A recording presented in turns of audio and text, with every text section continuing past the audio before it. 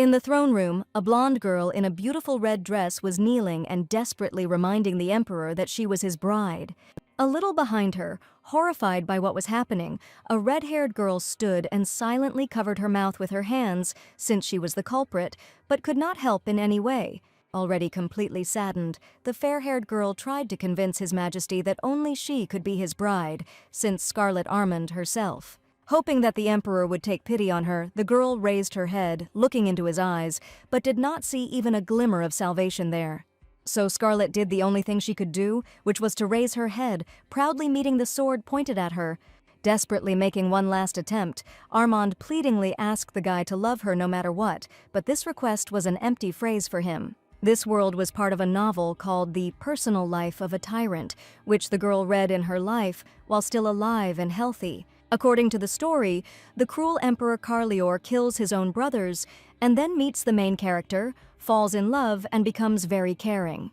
Since the advisors kept the tyrant's personal life a secret, now, being in the body of Scarlet Armand, the girl did not know how the tyrant becomes polite. In despair, because she did not want to die, Scarlet cried into her pillow in her room, trying to come up with a plan to escape.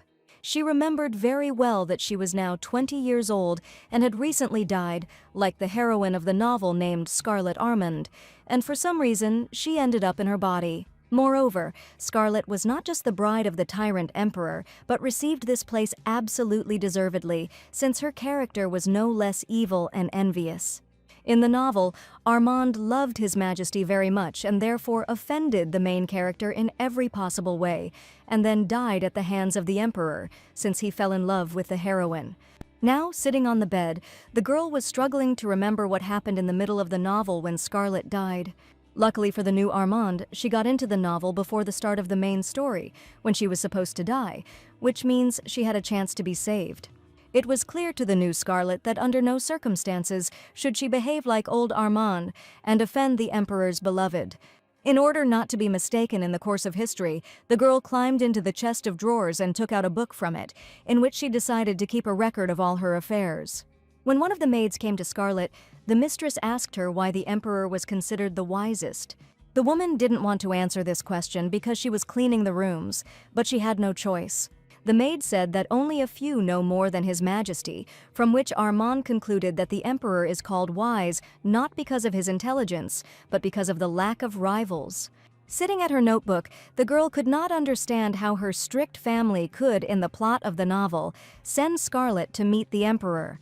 The new Armand did not understand how one could be so cruel as to condemn one's own daughter to a marriage with a tyrant. Although the girl was reborn in Scarlet's body, she retained Armand's memories and knew that her father was very strict towards her. It often got to the point that the Duke beat his daughter, punishing her for the slightest offense, and the girl could not defend herself. Many times her father left the now adult Scarlet in complete darkness, forcing her to wait alone for the morning. And Armand obediently remained in place, locked in some room, and thought about her behavior and the Duke. Always at such moments, the girl remembered that, beating her at home, at social events, her father always made sure that everything was okay with her. However, now Scarlet wrote down all the memories of hers in a notebook, and they were far from pleasant and supportive. So the girl seriously thought about the fact that she needed to leave the Duke's family as soon as possible, but now there was no such opportunity. Thoughtful, Armand analyzed her entire past life, trying to figure out what to do next. But another big problem for her was her engagement to a tyrant, which led to the death of the past Scarlet.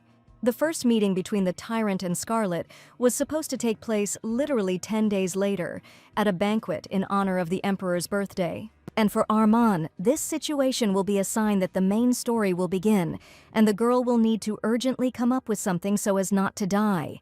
And right now, looking at the invitation letter, Scarlet tried to remember why in history she fell in love with His Majesty, because she herself did not like him. If Armand's life was simply an engagement to a tyrant, then she would not worry so much, but she will have to die when the main character appears. One of the girl's ideas was an ordinary escape, which was accomplished many times by heroes in films and books. But she understood that if, according to history, her marriage with the Emperor took place, then it was all meaningless. Moreover, Scarlet could not break off the engagement, because this would also entail consequences in the form of her death.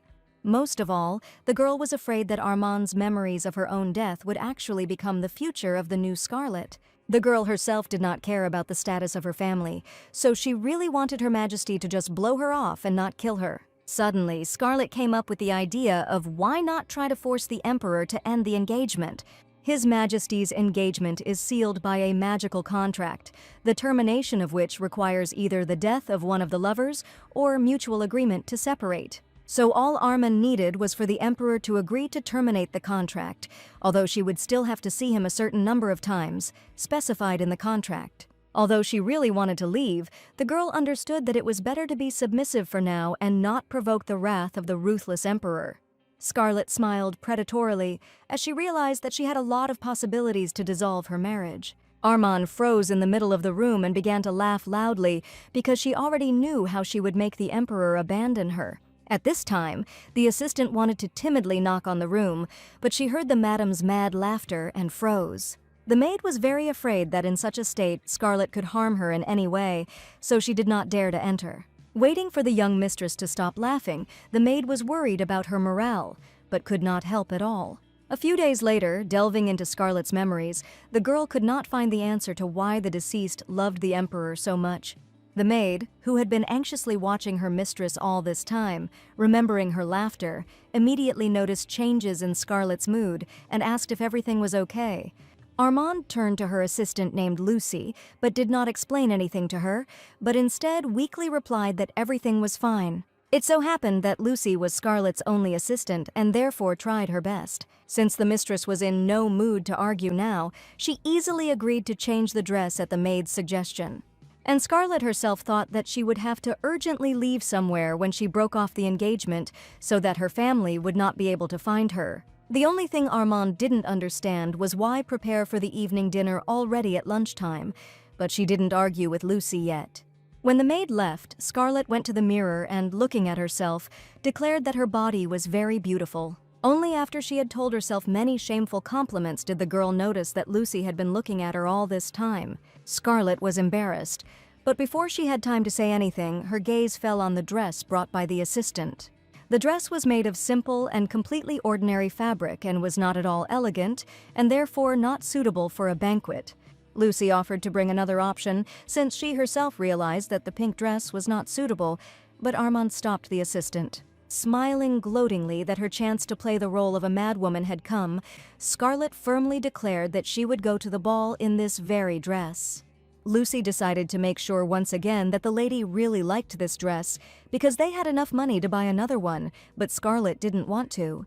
Armand said that jewelry could be added to the dress, as she wanted people to whisper viciously about her behind her back about the outfit. When Scarlet walked to the carriage, everything came out like that, and the girl heard absolutely all the quiet ridicule around from the servants, but she was fine with it. The lady knew very well that no matter how she decorated this dress, it still looked too simple for a banquet. However, Scarlet was going to tell everyone that even modestly dressed, she would still be beautiful, and would not change anything.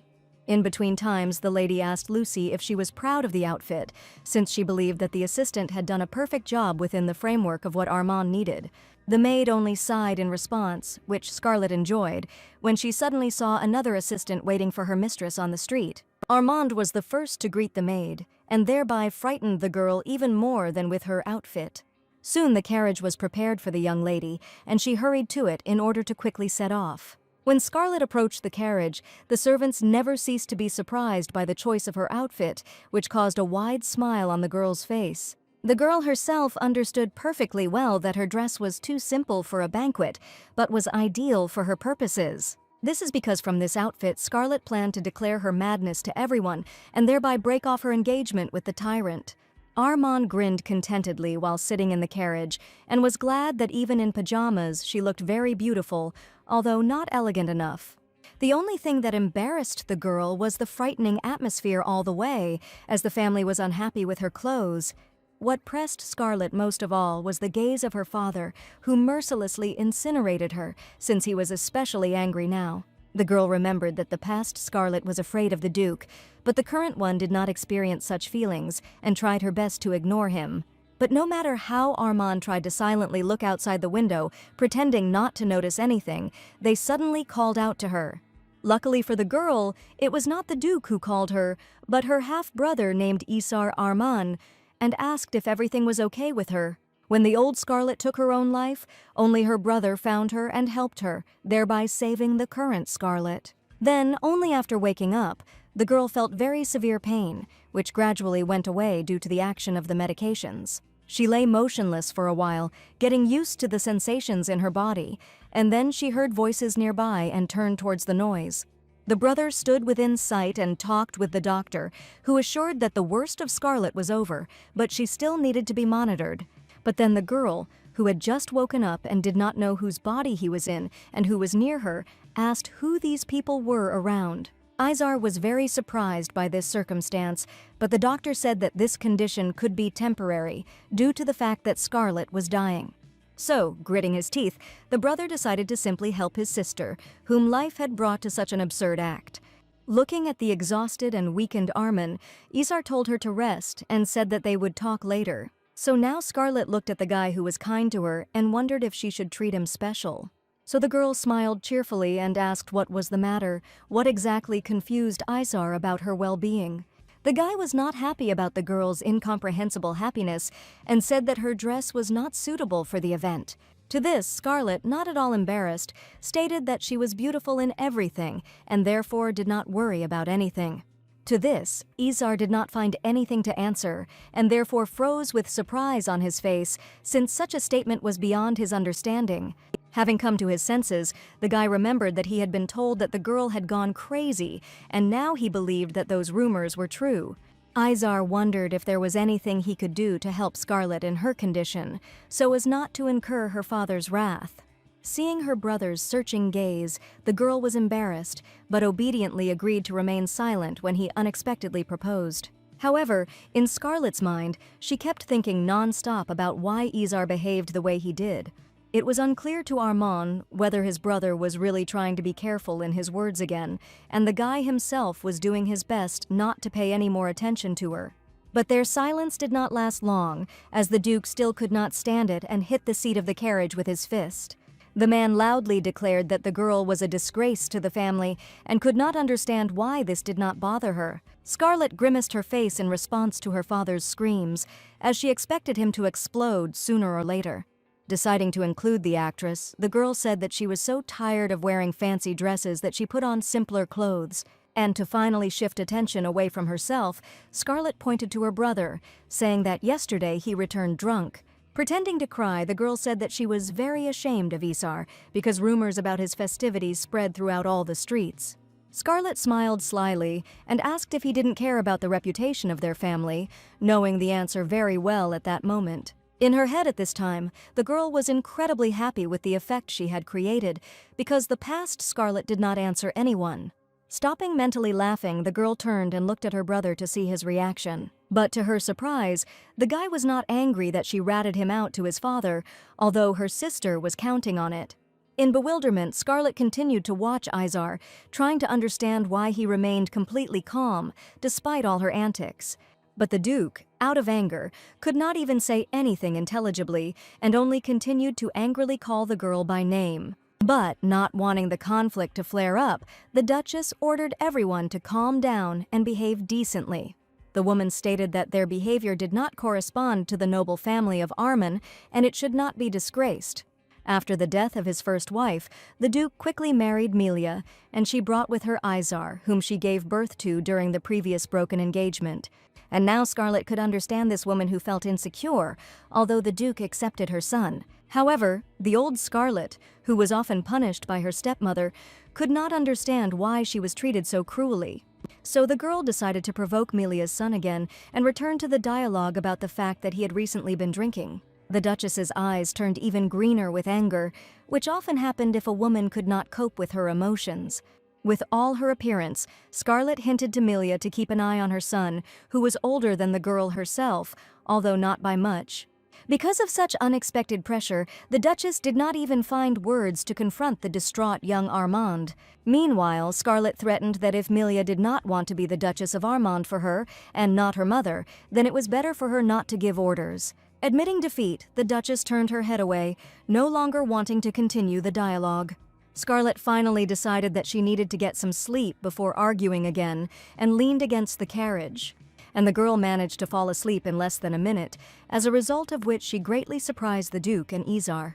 The guy could hardly believe that this wild girl could sleep so sweetly and soundly, although she had recently argued with everyone. But Scarlet really slept so deeply and sweetly that she did not notice anything happening around her. But her dreams were far from being as peaceful as the girl's appearance, since she dreamed that someone was crying.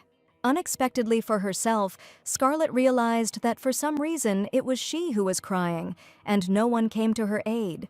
While she was sitting helplessly in place, black magical clouds of smoke suddenly began to swirl around the girl, not allowing her to escape.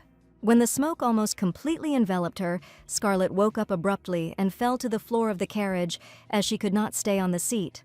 Angry that no one woke her, Armand, swaying slightly after sleep, left the carriage. Subconsciously, something in this dream greatly disturbed the girl, but she could not understand what it was. But in the end, Scarlet decided that it was just a dream, and she shouldn't think about it since there was something to worry about. This is because now the girl stood in front of His Majesty's palace, and very soon she was to meet her tyrant fiancé for the first time. There were guards at the entrance to the palace, and one of the guards almost immediately noticed the silhouette of Scarlet in the distance, who was slowly approaching the entrance. The fact is that the girl was very tired while covering the distance from the carriage to the gate, and therefore she barely got there and was not in a good mood. But coming close to the security, young Armand turned on the actress and quite easily asked to open the door for her. To the girl's surprise, she was suddenly refused, which made Scarlet freeze in place in surprise. However, the poor guard explained that he could not announce the girl's name because His Majesty had already started the event.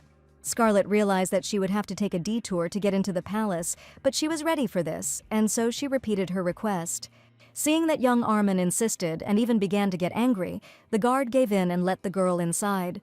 Scarlet, who had never been to the palace before, was amazed by its beauty as soon as she entered. The girl remembered the Duke's words that the current decoration was more modest than the previous one, which made her think about how much money the tyrant had. While Scarlet was looking for her fiancé to greet her, everyone around was looking at her and discussing. The courtiers and invited guests could not understand what had come over the girl and why she was dressed so simply. Looking around, Scarlet realized that she had made exactly the impression she wanted, to shock everyone. The girl didn't know exactly what the Emperor looked like, so she took a closer look at the handsome guy with many girls around him. The unfamiliar guy caught the girl's gaze and smiled puzzledly, and she realized that he was not a tyrant. In the novel, the Emperor was described as a silver-haired guy with violet eyes, but so far Scarlet has not seen anyone like him around. Armand was disappointed that there were so many people in the hall, and she could not find His Majesty. Walking among the people, the girl suddenly heard someone address Lady Fleda and began to discuss Armand's outfit with her. The ladies gathered in a circle and loudly declared that they had heard rumors that Scarlet had gone mad, and now they were sure of it. Turning around, the girl saw the colorful hairstyles of the speakers and wondered what they reminded her of. While Scarlet was thinking, the green-haired girl noticed her gaze, and she felt embarrassed because of it, so she fell silent. Suddenly it dawned on Armand that in front of her were all the colors of a traffic light, which did not exist in this world, since it was the world of a novel. Hearing an unknown word, Fleda again began to claim that the girl was simply crazy, when suddenly she squeezed the lady's shoulder. Feigning anger on her face to further scare poor Fleda, Scarlet ordered her not to spread any more rumors if she did not want to regret it. Armand stated that the lady herself was apparently out of her mind, since she was talking about some unknown words in front of everyone. Lady Fleda immediately fell to her knees in fear, and Scarlet left the girl alone, realizing that she was morally weak. Armand was unhappy that some girls forced her to enter into a conflict, since she was already on edge without them. After looking around the hall, Scarlet realized that for some reason all the people were trying to stay apart, as if they were avoiding her. The girl suggested that this might be due to her notoriety, which she earned about a month ago. According to the novel, the old Scarlet was already visiting the palace and meeting her future groom. According to the official version, the girl fell in love with the tyrant because he was very polite and courteous to her. But in fact, the old Scarlet quickly realized that the Emperor was simply perfect for her as a husband, and that's why she chose him.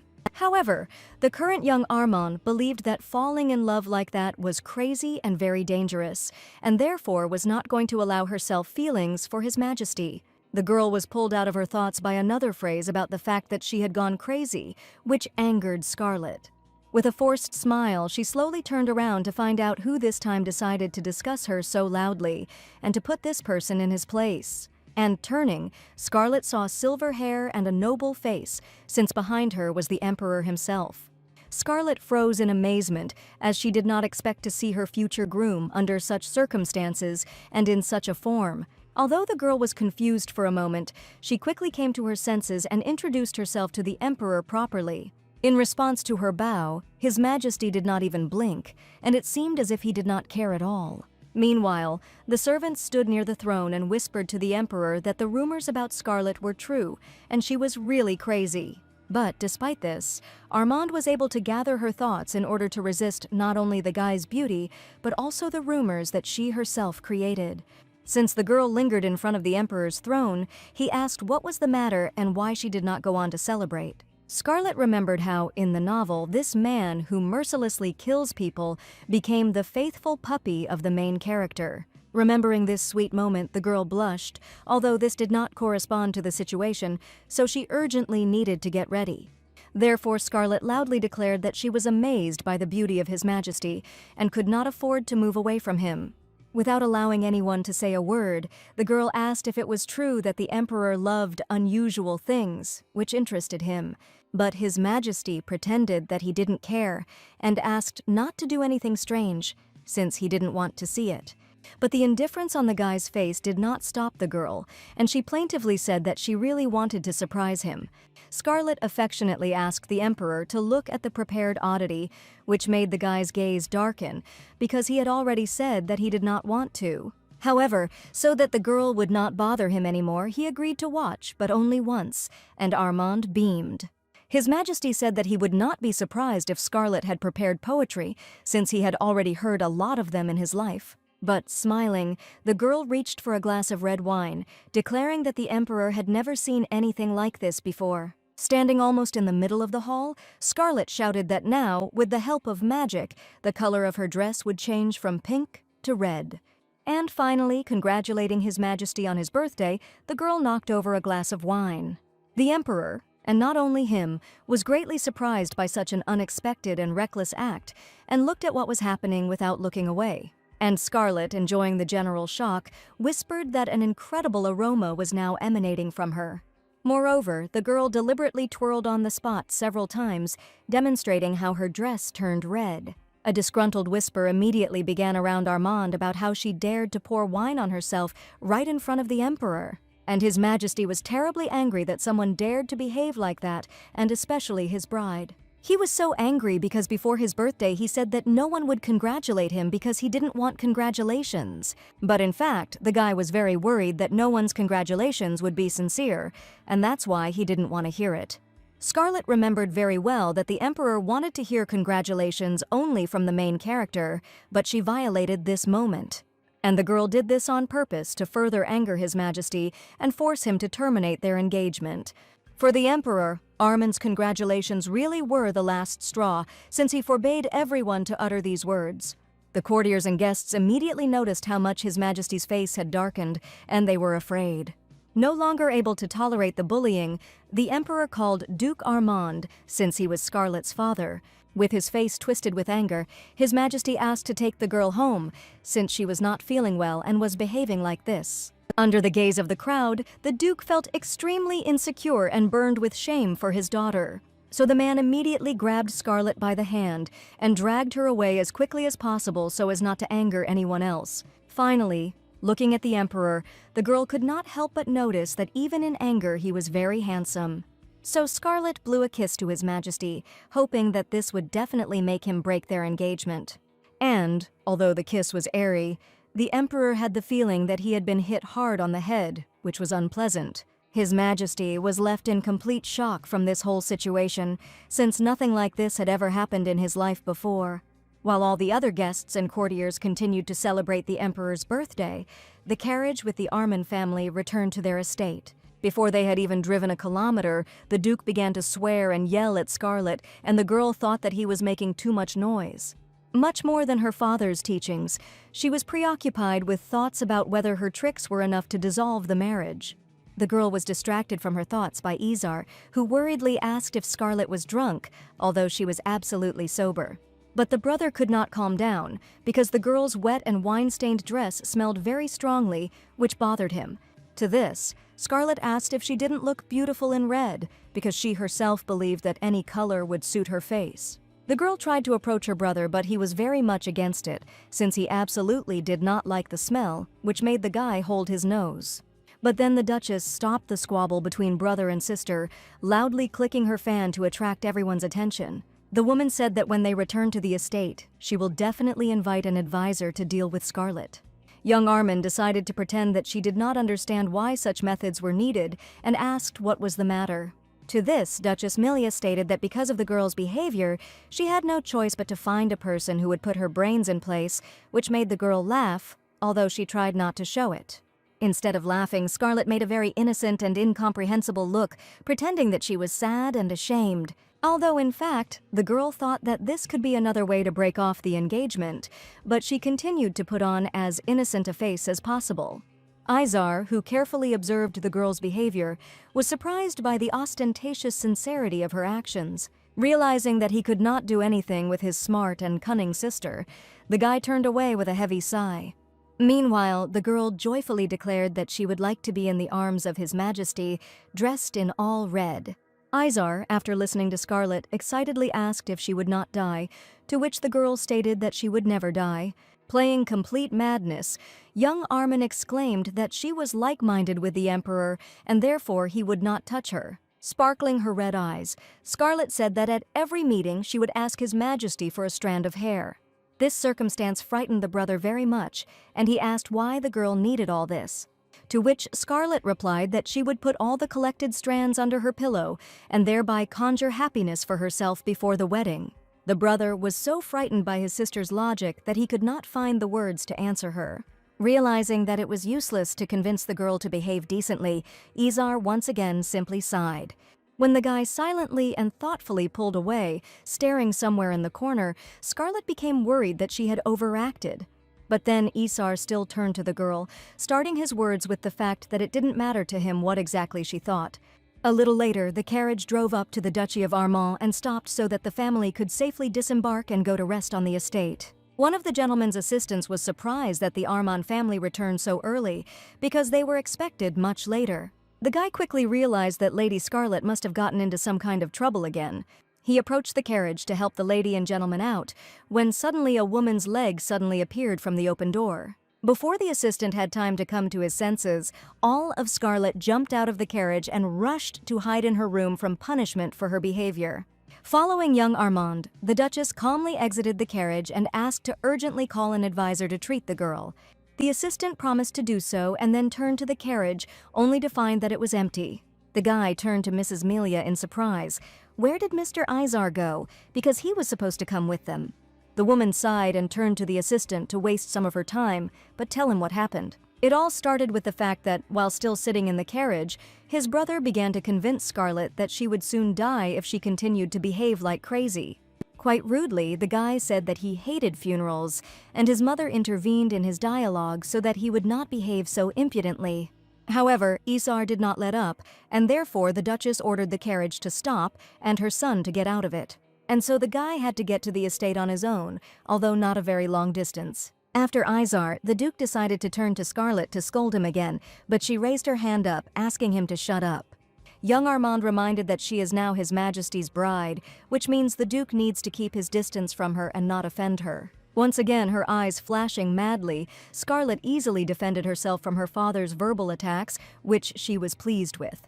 The next morning, when the sun was at its zenith over Carliora and the birds were chirping cheerfully outside the window, Scarlet was busy. The girl, on the orders of her family, wrote a letter to the Emperor, asking for forgiveness for her behavior. Scarlet herself was terribly sick of this situation, but she had to listen to the Duke so as not to cause even more anger towards herself. The girl really hoped that she would get engaged as quickly as possible and would no longer worry about it all. In the meantime, young Armand had to decide on the time and place of meetings with His Majesty, as was required according to their marriage contract. Moreover, each such meeting of the bride and groom had to be recorded and registered according to all the rules. For Scarlet, this relationship was no different from a relationship in public, so she let the Emperor choose when they would see each other. Armin came up with the idea to show all her madness in feigned modesty and expected the engagement to be dissolved in the near future. In order not to go alone, the girl called her maid Lucy and asked her to bring the accounting book. According to the plot of the novel, because of her small inheritance, Scarlet humiliated the main character in every possible way. And now the girl had already spent all her money, so she had to borrow from her parents. Unexpectedly for the lady, the maid suddenly brought and barely audibly placed a cup of tea on the lady's table. Scarlet looked at the dining table and discovered that, in addition to tea, Lucy had also brought her something tasty. So, out of joy, young Armand, with a sincere smile, thanked her assistant for the food she brought. The maid was quite frightened by such a polite attitude towards her, because this was not at all customary. Tasting the really nice tea, Scarlet grinned as she liked the fright of her assistant, and she even decided to continue to address her affectionately. Therefore the girl, after drinking tea, thanked Lucy again, to which the maid once again shuddered suspiciously. Quickly turning on her heels towards the exit, Lucy said that she had to go, but she would come if she needed anything. Young Armin very cheerfully saw the girl off, once again hoping to scare her properly with her kind behavior.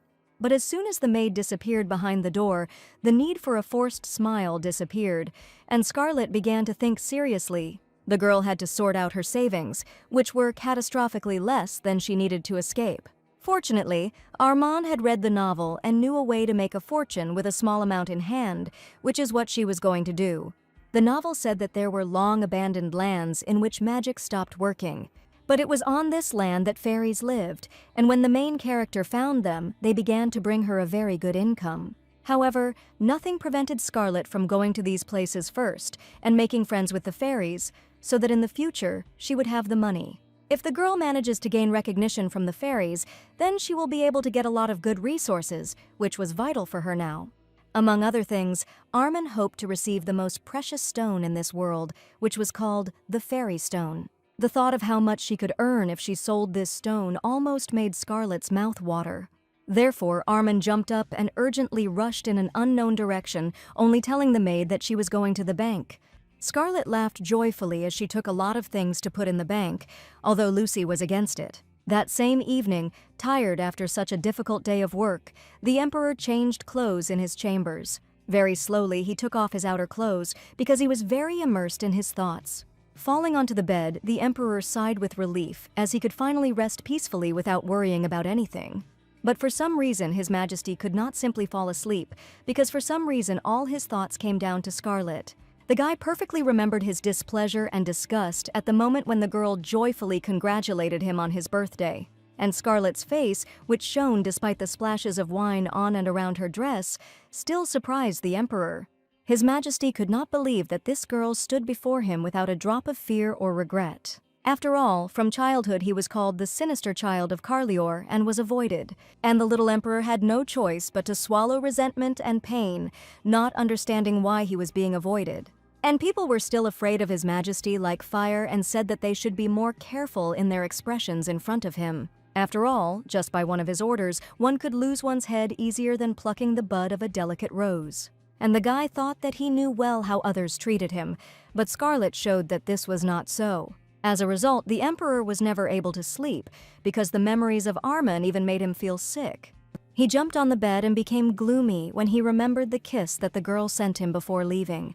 After thinking a little, His Majesty realized that he felt a feeling of dirt from Scarlet's behavior, which was unpleasant for him. However, the girl was from a noble family, so it was beneficial for the Emperor to maintain his engagement to her no matter what. When His Majesty's assistant learned about Scarlet's character for the first time, he said that she was evil and merciless. The servant was very worried whether such a ruthless girl was really suitable to become an empress. But this time, His Majesty only grinned when the assistant once again called Scarlet evil. After all, this girl did not at all resemble the one who could be incredibly cruel. It seemed to His Majesty that Scarlet might be mad, but she was not completely crazy. Therefore, after thinking a little, the guy decided to wait and watch Armin's behavior in the future. As Scarlett calmly ate breakfast after waking up the next morning, Lucy politely distracted her. The maid said that an answer had arrived from the palace and handed the lady an envelope with a letter. Young Armin immediately happily began to print it out, as she was sure that she was now free from marriage. But instead of refusing the engagement, the emperor sent the girl his schedule for the whole month, which she did not expect. But Scarlett didn't get upset, because for her, this letter became a motive to show something even more crazy. Suspecting nothing about the plans of the restless girl, the emperor calmly sat in his chair and read letters with business. Suddenly, one of the servants distracted him as he knocked on the door and asked permission to enter. It turned out that it was an advisor who had arrived by order of His Majesty, and he had some news to report. The assistant brought so many working documents that would need to be read that the cup of tea on the emperor's table swayed. At the sight of this pile of papers, the emperor instantly became dissatisfied, as he was already tired of dealing with the documents. And the advisor, who was Earl Clover, meanwhile said that a lot had happened during the morning, but he would try to tell it briefly. Grinning terribly, Clover said that since His Majesty had breakfast, it was time to get to work. Obediently picking up the first papers, His Majesty only sighed, as he understood that the advisor was right, and it was necessary to examine the documents.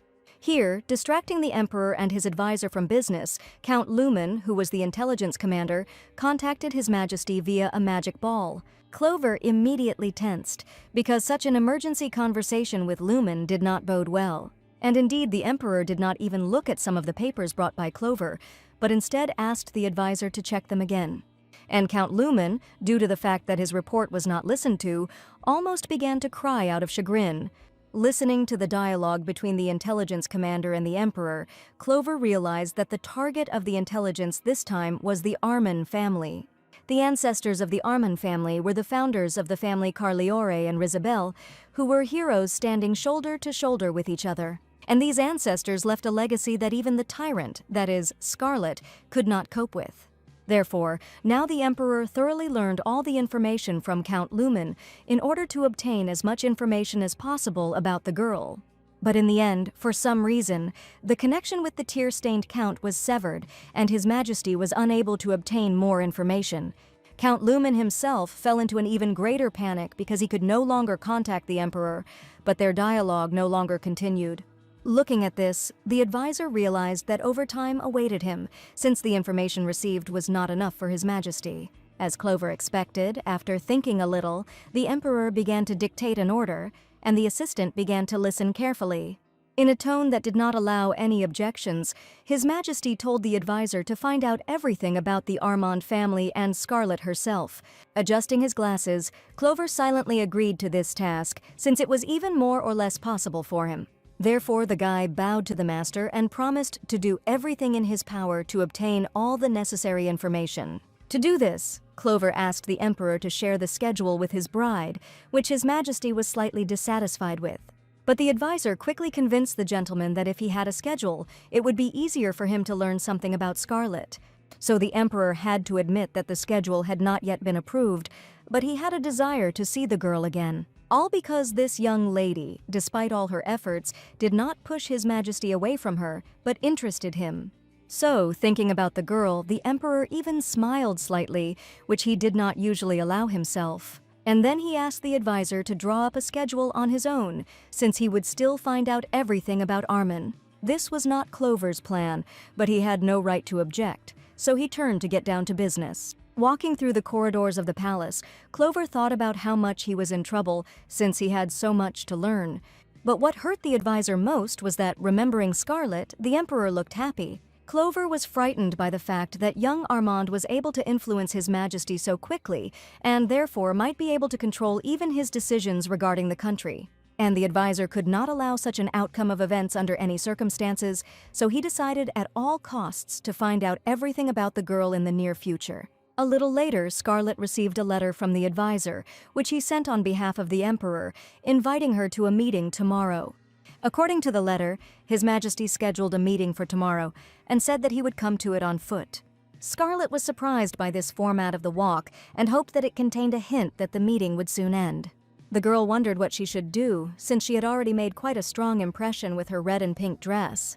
And if now Armin does something a little weaker, she will upset herself because she didn't want to lower the bar of madness. In the end, the girl came up with a rather crazy idea, which made her grin maliciously.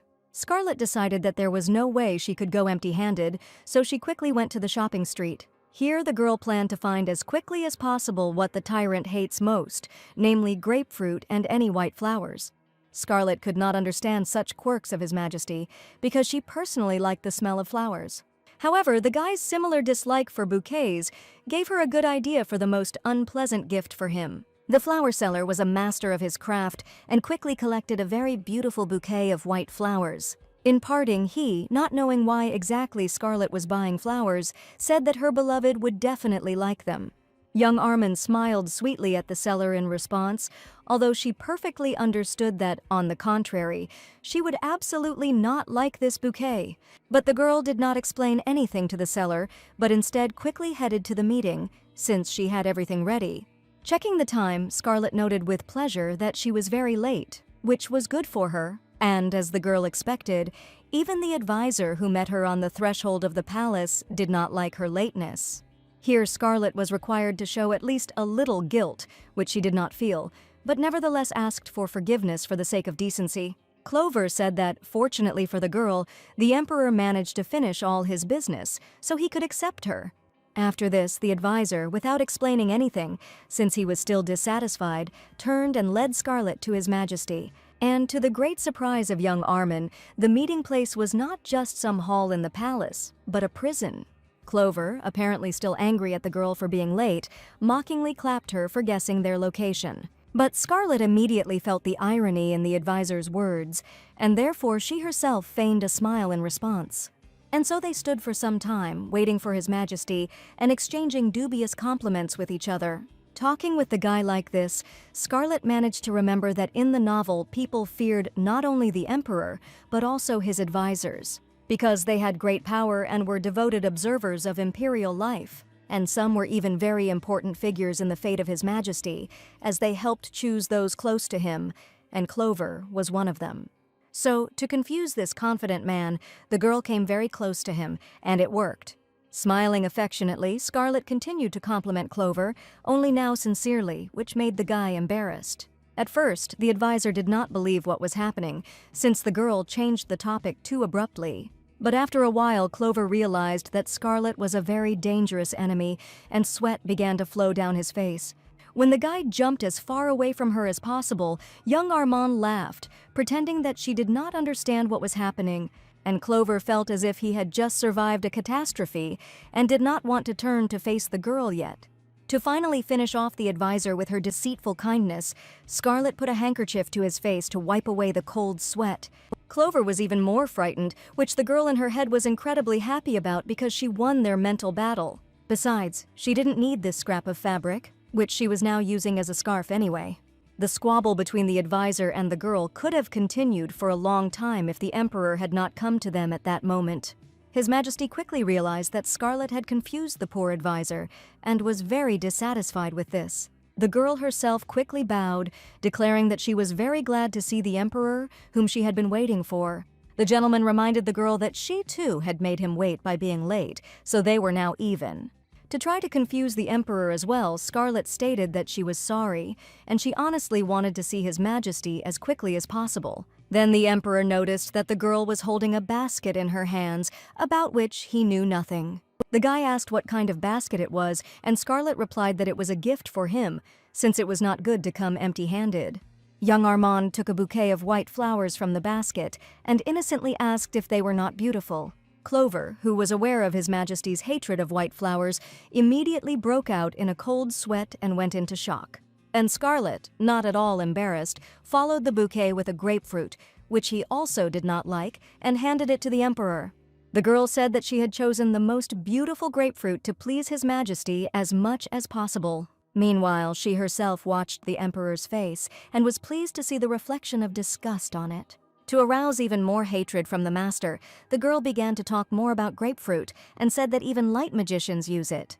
Without commenting on Scarlet's gifts, His Majesty suddenly darkened his face and turned to the advisor. Young Armand was puzzled by the fact that the Emperor noticed that Clover looked very tired, although this had nothing to do with it. Peering into the face of His Majesty, the girl noticed that he himself was quite pale. Meanwhile, the Emperor asked the advisor to go and rest so that he could leave him alone with the girl. And after that, the gentleman turned and went to the door to another department of the prison, and Scarlet had no choice but to follow him. Approaching the door, the guy turned to Armin and said that he would give her a tour, since this was the purpose of his meeting with her. The girl didn't understand how it was possible to choose a prison as a meeting place, but she didn't dare object. They walked in silence for a while, and Scarlet began to feel awkward because of this, so she decided to turn to the Emperor. For the dialogue, she chose a neutral topic so as not to encounter rudeness after her gifts, and asked why the gentleman ordered the lanterns to be turned off. But without even listening to the answer, young Armin herself suggested that it was so that she would seem brighter in the twilight. But this was not at all the goal of His Majesty, which he immediately informed the girl about, so that she would not think of anything else. The Emperor also added that he was still at work, so the order about lanterns was an ordinary everyday decree. Scarlet wondered how she could turn such simple words from the master towards madness in order to continue to live up to her image of a madwoman. So the girl boiled it down to the fact that when His Majesty speaks in such a tone, she cannot help but admire him. This somewhat angered the Emperor, so he hastened to turn away and continue on his way in silence. Then young Armand interested the gentleman, unexpectedly offering to help him with his work, which made the guy turn to her. Noticing the Emperor's interest, the girl realized that he really was not against her help, so she assured that she would try to help. With a hint of a smile on his lips, His Majesty said that he needed to talk to someone, and he would like Scarlet to also participate in the dialogue. For young Armand, talking to someone was a simple thing, so she easily agreed. But passing by the prisoners' cells, the girl quickly fell into horror at the sight of them, and she lost the desire to communicate with one of the people behind bars. Wherever they passed, the hands of convicts reached out to them with requests for help, or better yet, for release. Seeing this oppressive atmosphere around, Scarlet wanted to quickly return to the surface and did not notice how the Emperor suddenly stopped, which is why she crashed into him. From the look His Majesty looked at the girl, it was clear that he was dissatisfied with this small incident. But before Armand could even open her mouth to apologize, the Emperor ordered her to move faster. So Scarlet changed her mind about asking for forgiveness and instead wondered who was so important to talk to in this prison. Because of the situation around her, the girl even began to doubt the sanity of His Majesty, even though she was the one playing the crazy one. After looking around, Armin decided that it would be easier for her not to look anyone in the eye anymore. But then the girl heard a voice that, piercing the silence of the dungeon, began to call her loudly. Turning around, Scarlet saw at first only the dirty and thin hand of the impudent owner of the voice, who was still calling her. Before Armin had time to come to her senses, she came too close and realized that it was absolutely not worth doing this. All because the prisoner grabbed her tightly by the clothes and was not going to let go until she helped him. And when the girl tried to free herself, the prisoner grabbed her hand, asking her to listen to him because she looked very kind. The Emperor watched this whole situation, and his eyes became increasingly filled with rage from the impudence of the prisoner, and Armand asked to let her go at that moment, but the prisoner only squeezed his hand harder, which made the girl even feel pain. Here His Majesty could no longer stand it and called Scarlet, so she turned to the master with a question in her eyes. The guy, his eyes flashing angrily, drew his sword and in an icy voice asked the girl to be more careful with her hands in the future. With one swing of his sword, His Majesty freed Armand from the prisoner's tenacious grip, but instead of gratitude for the help, Scarlet felt fear. This is because now the Emperor was very scary and different from the main character described in the novel. After listening, Armin heard the gentleman whispering something about dirty blood, unworthy of touching anyone. And then the Emperor, wiping the prisoner's blood from his face, turned to the girl with a smile, which is why she considered him a complete psycho. In surprise, Scarlet swayed and fell to the floor, staring in fear at the bloody sword. And His Majesty, as if nothing had happened, stepping on the hand that had been severed as punishment, calmly declared that the advisor now had more work to do. After that, still proudly and calmly, the Emperor called Armand to go further and put away the sword, and the girl silently considered him crazy. As soon as Scarlet got to her feet, she heard from the gentleman that the person with whom the meeting was scheduled was far away, which is why the guy said to hurry up. The girl could not understand why the Emperor had such a pleased face after everything that had happened, since she did not remember him acting like this in the novel. Then Armin felt that for some reason her hand, in which she was carrying a basket with gifts for the Emperor, felt lighter, and looked down. It turned out that the grapefruits that the girl had chosen with such diligence fell to the floor and fell apart almost completely. Seeing this, Scarlet understood why His Majesty was so happy and gritted her teeth behind his back in irritation, although she could not do anything. When young Armand, wanting to release herself emotionally and pretend that she wanted to slap His Majesty on the head, raised her hand to do this, the guy suddenly stopped. Since the Emperor turned and noticed her movement, the girl joked that she was just warming up. But her excuses were not interesting to the gentleman, since he decided to tell Scarlet a short story, which somewhat surprised the girl, saying that they had two paths. Remembering the insidious smile of the man who told him about this, the Emperor shuddered slightly and added that one of those paths was approaching. When Scarlet asked what His Majesty meant, he explained that the very man to whom they were going and who was a seer had told him so. But right now, the guy and girl stopped in front of the room of one of the prisoners, who seemed to be a very nice old lady. Despite the fact that the Emperor himself came to her, the woman continued to sweetly communicate as if with herself. Scarlet thought that this grandmother was the very person they were going to, and therefore she was somewhat embarrassed because of the old woman's insanity. The girl decided to try to talk to the woman no matter what, since they had come all this way here. The Emperor did not say anything to Arman, as he decided to follow her actions and draw conclusions about her character. And at that time the gentleman himself remembered the legend about the seer, who was imprisoned for 19 months, and was silent all this time, and then spoke. The seer asked to continue to keep him in prison, and in return promised to tell a prophecy, to which the Emperor agreed with interest. And then that woman said that there were two paths in the life of His Majesty, one of which was the most likely for him. However, this path was also the most undesirable, since it led to destruction and a difficult and long struggle. According to the prophetess, if the Emperor chooses the hard path, he will not be able to enjoy even a drop of happiness throughout his life. And right now, the words of that woman did not give His Majesty peace, which is why he decided to talk to the prisoner again. Not paying attention to the Emperor's thoughtfulness, Scarlet had already managed to ask her grandmother who exactly she was talking to. Looking at them, the guy thought about whether he could use the seer to find out all the secrets of the Armin family. Meanwhile, the girl was surprised when the old woman said that she was talking to fairies, since this was also her goal. Armand did not even suspect that right now the gentleman was also thinking about whether he could use her for his own purposes. Seeing that Scarlet managed to smile sincerely, the Emperor unexpectedly allowed himself a small smile, but did not notice it. But then the guy's face suddenly changed because the girl allowed herself to get too close to the bars. His Majesty tried to tell Armand to move away, but, carried away by the dialogue, she did not hear him. Instead, Scarlet continued to ask the old woman behind bars for any information about fairies. The Emperor even forgot that he wanted the girl to move away from the bars when he heard what she was asking the woman. And the old woman perked up noticeably when Armand showed such a strong interest in fairies, and said that only those with a pure heart can see them. Scarlet was somewhat disappointed by this statement, and abruptly rose from her knees, which her grandmother did not expect. At that moment, the girl approached the Emperor and hugged him, declaring that she had always had a weakness for him in order to prove the purity of her intentions. His Majesty could not at all predict such another crazy antics of Scarlet, and therefore he even froze in place. Instead, the old woman reacted very violently, who was very surprised that young Armin called the Emperor almost by name when she hugged him. But before the prisoner could ask anything, His Majesty finally recovered from his shock and looked angrily at Scarlet, who once again declared that they were together. The girl could not calm down, because she was greatly amused by the evil expression on the Emperor's face, and the guy was really very angry. While His Majesty and Armand were arguing with each other, the old woman decided to reach out to the girl to take her hostage, but the Emperor noticed this and immediately pulled out his sword. Now, all the powerful anger of His Majesty was directed not at Scarlet, but at the prisoner, who was only pretending to be crazy.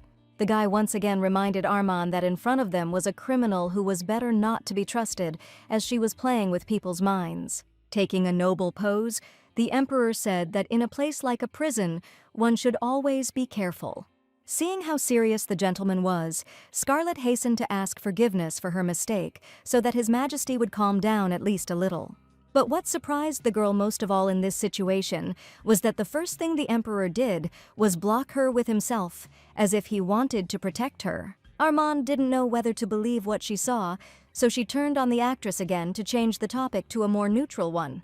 Making an innocent face, Scarlet said that she believed in fairies, which is why she was so interested in talking to the old woman. But, to her great regret, no matter what she does, she cannot see them, so all her efforts are in vain. His Majesty, who did not believe in small flying creatures at all, did not immediately figure out what to answer the girl. In the end, he simply grinned, turning away from her somewhat, since he considered all the rumors about fairies to be an empty fabrication. Still without saying anything, His Majesty moved on, and Scarlet concluded that this topic was closed to them. Walking behind the guy, the girl managed to be lost in her thoughts when she suddenly noticed that he turned to her for a moment. But just as quickly turning away, the Emperor only sighed, which puzzled young Armin, but she did not dare ask anything. However, Scarlet really didn't like His Majesty's reaction, so the girl began to think of something else she could do for him. After some time on their silent journey, when Armin had finally calmed down, the Emperor suddenly stopped and turned to her. With a gallant royal movement, His Majesty extended his hand to the girl and stared at her expectantly. Scarlet was embarrassed that the guy was forcing physical contact on her, but still reached out her hand in response. Although the girl still had questions in her head about why His Majesty suddenly offered her his hand, she decided not to ask them. And as soon as the Emperor grabbed Armand's hand tightly enough, he sharply pulled her towards himself. As a result, Scarlet stood right in front of the gentleman, who still continued to hold her, although his gaze said to point him behind bars right in front of them. Peering into the darkness of the prison, the girl saw a silver-haired silhouette right in front of them behind the bars. Armin asked the Emperor whether they were supposed to meet with this person, since she was somewhat frightened by the silence from the prisoner. His Majesty leaned over and whispered in the girl's ear that she had thought correctly, and this woman was the same person. Moreover, the Emperor added that one could ask the prisoner anything, and if she did not answer, she would die looking at one of the Armins. Scarlet now didn't know exactly what scared her out of everything around her more than this unknown woman. Meanwhile, the prisoner raised her voice and asked how His Majesty was doing, to which he replied that he was fine. The Emperor told a woman named Fran that they had not seen each other for a long time, and she confirmed it. After talking a little more with the prisoner, His Majesty turned to Scarlet and invited her to talk to Fran on her own. But Armand was in such a strong stupor in front of this woman that she could not find words. As if sensing the girl's fear, Fran flashed her green eyes and smiled very predatorily, although she did not move from her place. Then, with a very hesitant step, Scarlet herself approached the seer, since she was still interested in talking to her. Extending her thin hand to the girl, the seer declared that she could see everything perfectly, although this time it was not easy for her. As soon as Armin extended her hand in response, she almost immediately felt a little dizzy. As the dizziness gave way to a tingling sensation on her fingertips, Fran suddenly announced that the girl had to make a choice. But instead of explaining what kind of choice, the seer suddenly grinned and declared that the changes had already begun. Bending Scarlet beside her, Fran wished that the girl's choice would be blessed and that what had once broken would be corrected. Perhaps the woman would have said something else, but then the Emperor pulled Armand towards himself, asking the seer to stop. In response, Fran did not resist at all. She just grinned once again, partly understanding His Majesty's motives. The gentleman felt a little awkward under the woman's gaze, but he was not going to admit it to anyone. Here the Emperor was distracted from his thoughts by Scarlet, who asked to let go of her hand, since she was already in pain. Having quite rudely pushed the innocent girl forward, His Majesty told her to return. Watching the small squabble between the guy and the girl because Scarlet didn't like how the Emperor rushed her, Fran laughed quietly. A little later, when Armand and the Emperor, who had come to terms with the fact that she periodically called him by name Charles, managed to leave their prison, the girl immediately went home, as Clover informed the gentleman. Since His Majesty was tired, he thanked the advisor rather sluggishly and returned to his thoughts. Clover was worried about the Emperor, so he asked what happened in the dungeon and whether Fran had spoken. And Charles answered honestly that the seer really began to speak, which greatly surprised the advisor.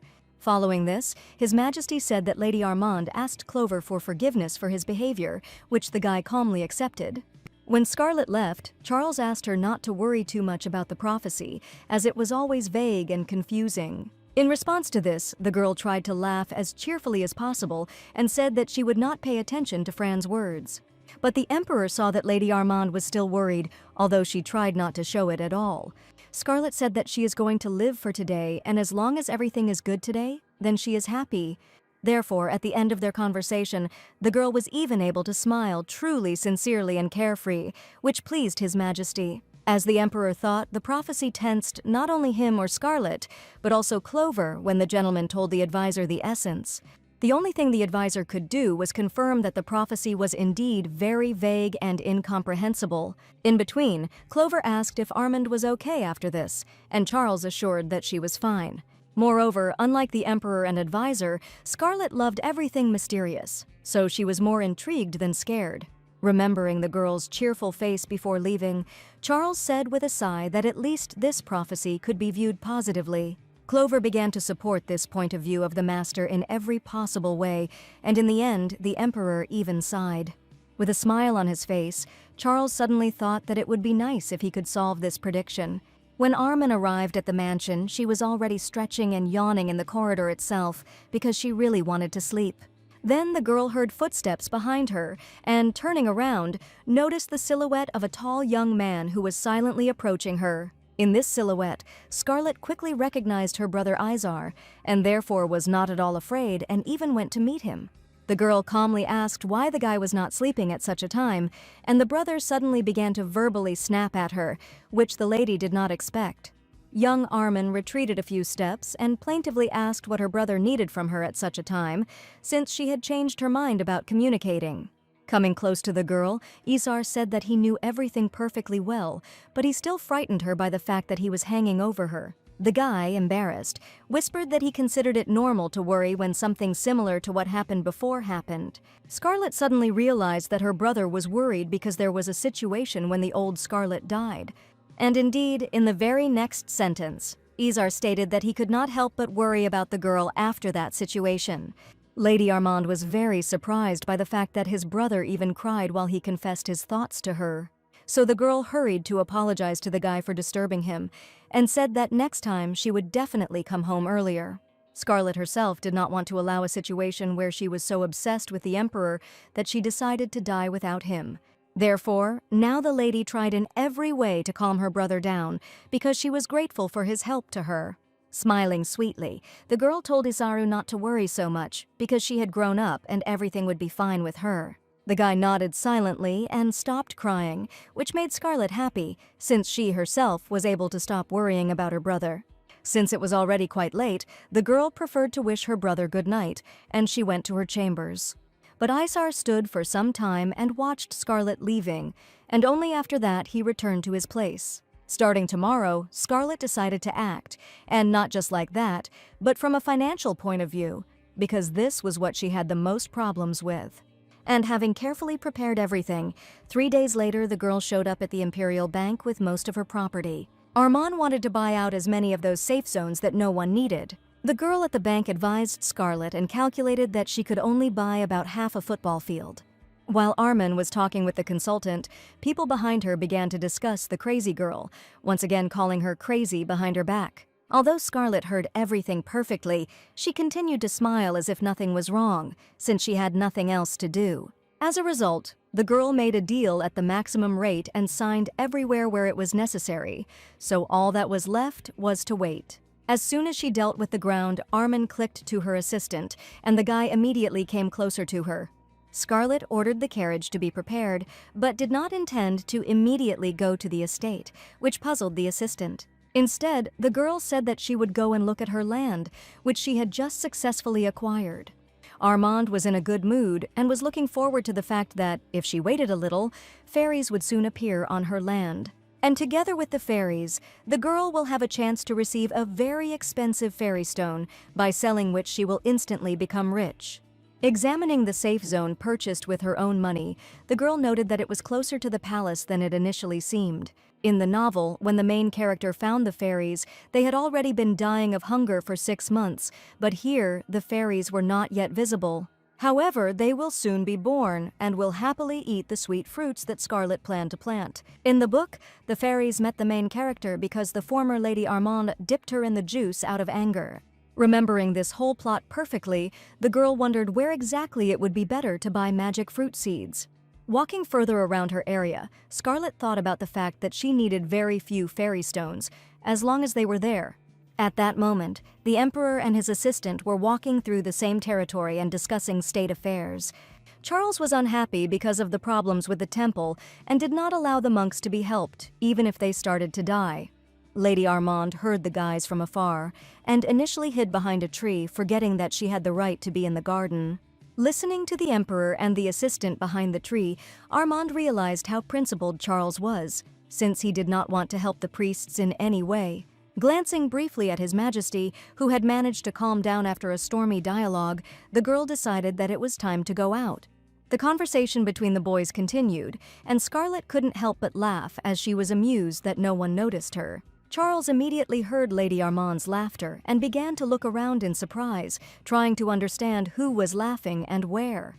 But the Emperor did not have to search for long, since Scarlet herself came out from behind the tree and cheerfully declared that she missed His Majesty. Then, unexpectedly for herself, Lady Armand felt that she was beginning to tilt to the side due to the fact that she could not stay on her feet. The assistant was the first to notice this, but did not have time to react in any way to help the girl. He was only afraid for her. However, Charles caught Scarlet with a deft movement and thereby prevented her from painfully touching the ground.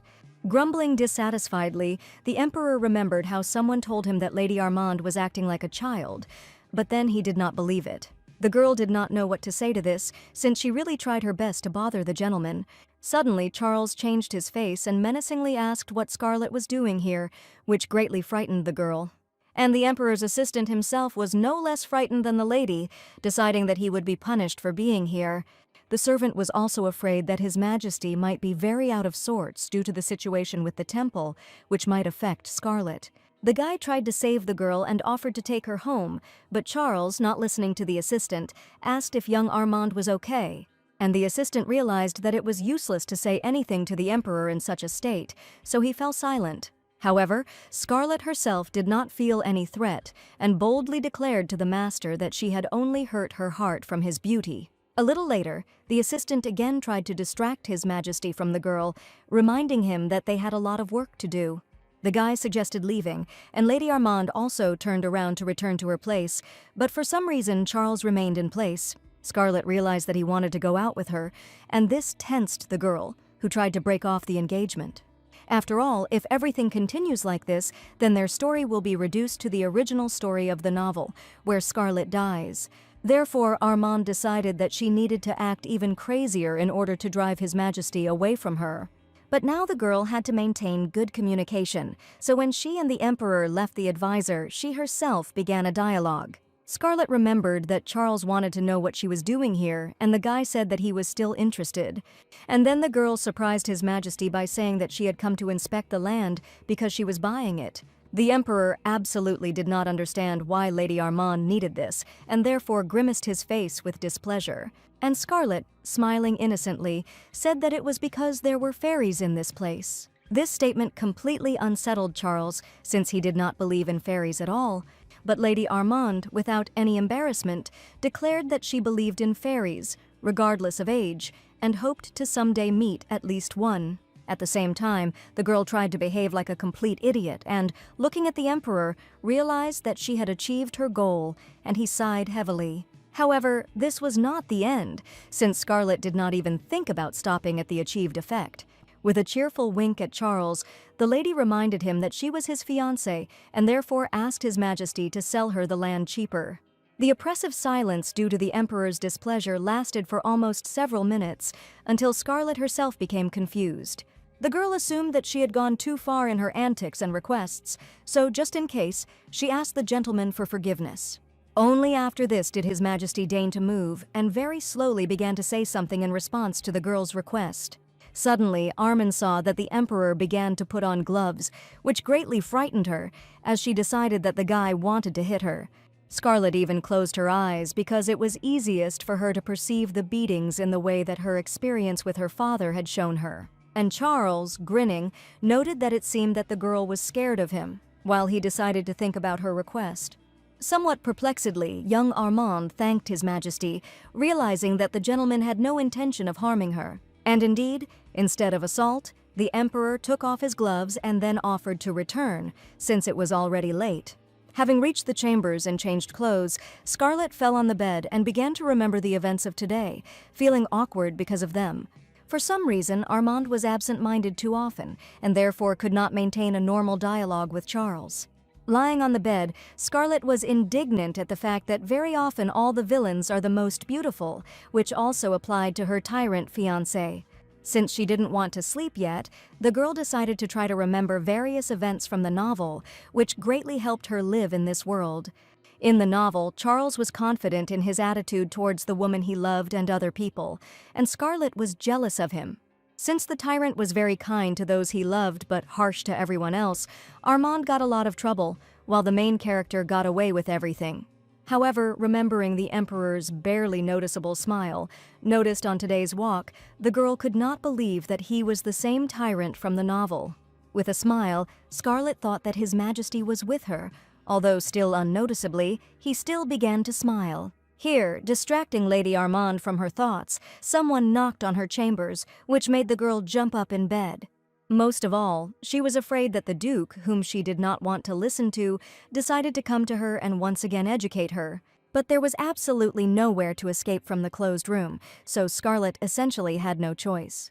Still, Armin decided to ask who came to her, and from behind the door came the voice not of her father, but of her brother.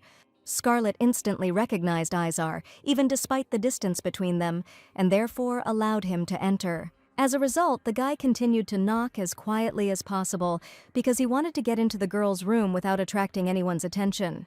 Scarlet had literally a few seconds to decide whether to let her brother in at that hour or not.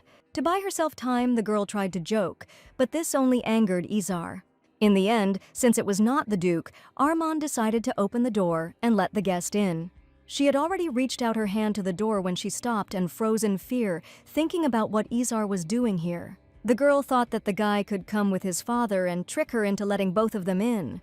Therefore, Scarlet said from behind the door that she would not open it because she was upset that her brother was trying to come in so late. However, Izar still insisted that the girl let him in, and she said that she might not be dressed, which he did not believe.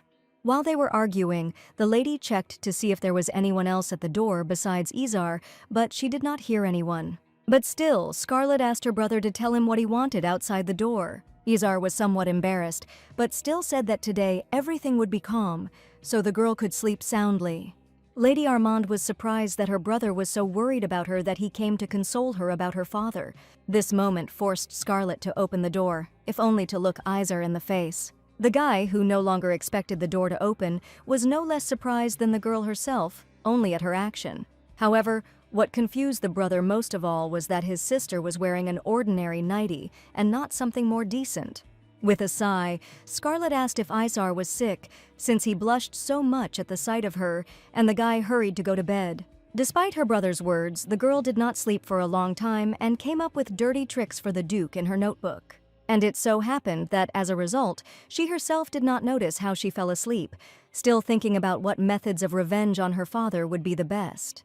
At the same time, the tyrant did not sleep because he was thinking about Scarlet and her fearlessness towards him. Very often, as a child, the Emperor was told that he was destined to destroy the entire empire, which was not true. But although His Majesty's plans did not include destroying his own house, few people believed in this, and they tried hard to prevent his coronation.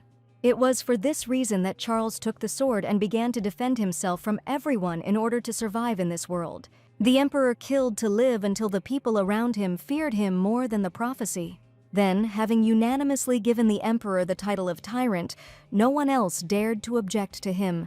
However, now Charles met Scarlet, who was not at all afraid of him and therefore treated him differently. These emotions were new to His Majesty, so he carefully thought about everything, which is why he did not sleep, but then the guy's gaze fell on the table.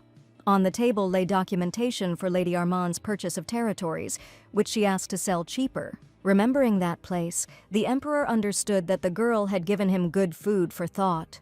His Majesty could not tell whether Scarlet was frightened or embarrassed at the moment when he said he would think about it. But right now, Charles was bent over the documents and actually reading them and thinking about his fiancée's request. The guy understood that if he refused Armand's request, then there was a high probability that the girl would get angry. And His Majesty was interested to see what else this young lady could do. Therefore, when the next morning Scarlet listened to the Emperor's decision on the lands, a surprise awaited her. The guy, who was His Majesty's advisor but undercover, handed the girl documents so that she could familiarize herself. Having received all the necessary papers in her hands, Lady Armand began to read them impatiently in order to decide how much land she would take. And then Scarlet noticed with great amazement that land prices were exactly the same as before. Noticing the lady's thoughtful look, Shadow, which was the name of the undercover advisor, asked if everything was okay. Without answering the question, the girl instead asked if the Emperor had said anything else, but the advisor answered in the negative. The guy suggested that Scarlet request an audience with His Majesty so that she could ask all the questions that interested her. But, trying to control herself, the lady tightly squeezed a piece of her dress, which helped her calm down a little. The girl remembered very well how Charles promised to think about her request, and now she was eager to take revenge on him for the lack of a price reduction. At the sight of Scarlet's fierce gaze, not only Shadow but also Lucy felt awkward, although the maid was almost always next to her mistress and got used to her. The advisor realized that he was at a disadvantage, since the Emperor asked to remember everything that the girl said, but she was silent. After a few more moments of remaining angry, Scarlet suddenly changed her face and smiled affectionately at Shadow, asking for forgiveness. The advisor thought that the girl was much stranger than they say about her and suggested that they sign the papers. While the lady obediently signed everything, the guy could not believe that Scarlet and Charles were really dating. Dreaming, Shadow realized that he was mentally crossing the line in his fantasies and therefore even turned away from the girl. And the proclaimed love of His Majesty herself carefully signed the documents for some time and then completed this matter. The advisor said that, after confirmation by the imperial family, this deal would be completed and hastened to leave. When the girls saw Shadow off, Lucy invited the mistress to set the table for her to have a snack. But Armand's plans included something else, so she asked to prepare a carriage for her trip. Lucy didn't argue with the lady, but instead asked where she was going, and Scarlet said to the bank, but she couldn't help but put food on the road for Mistress Lucy, so Scarlet still ate during the trip. And the delicious food, carefully collected by the maid, significantly lifted young Armand's mood. The only thing the girl couldn't understand was why the Tyrant didn't lower her price if he promised to think about it. But since the lady was going to take care of the magic garden, she did not have time to think about the Emperor for a long time.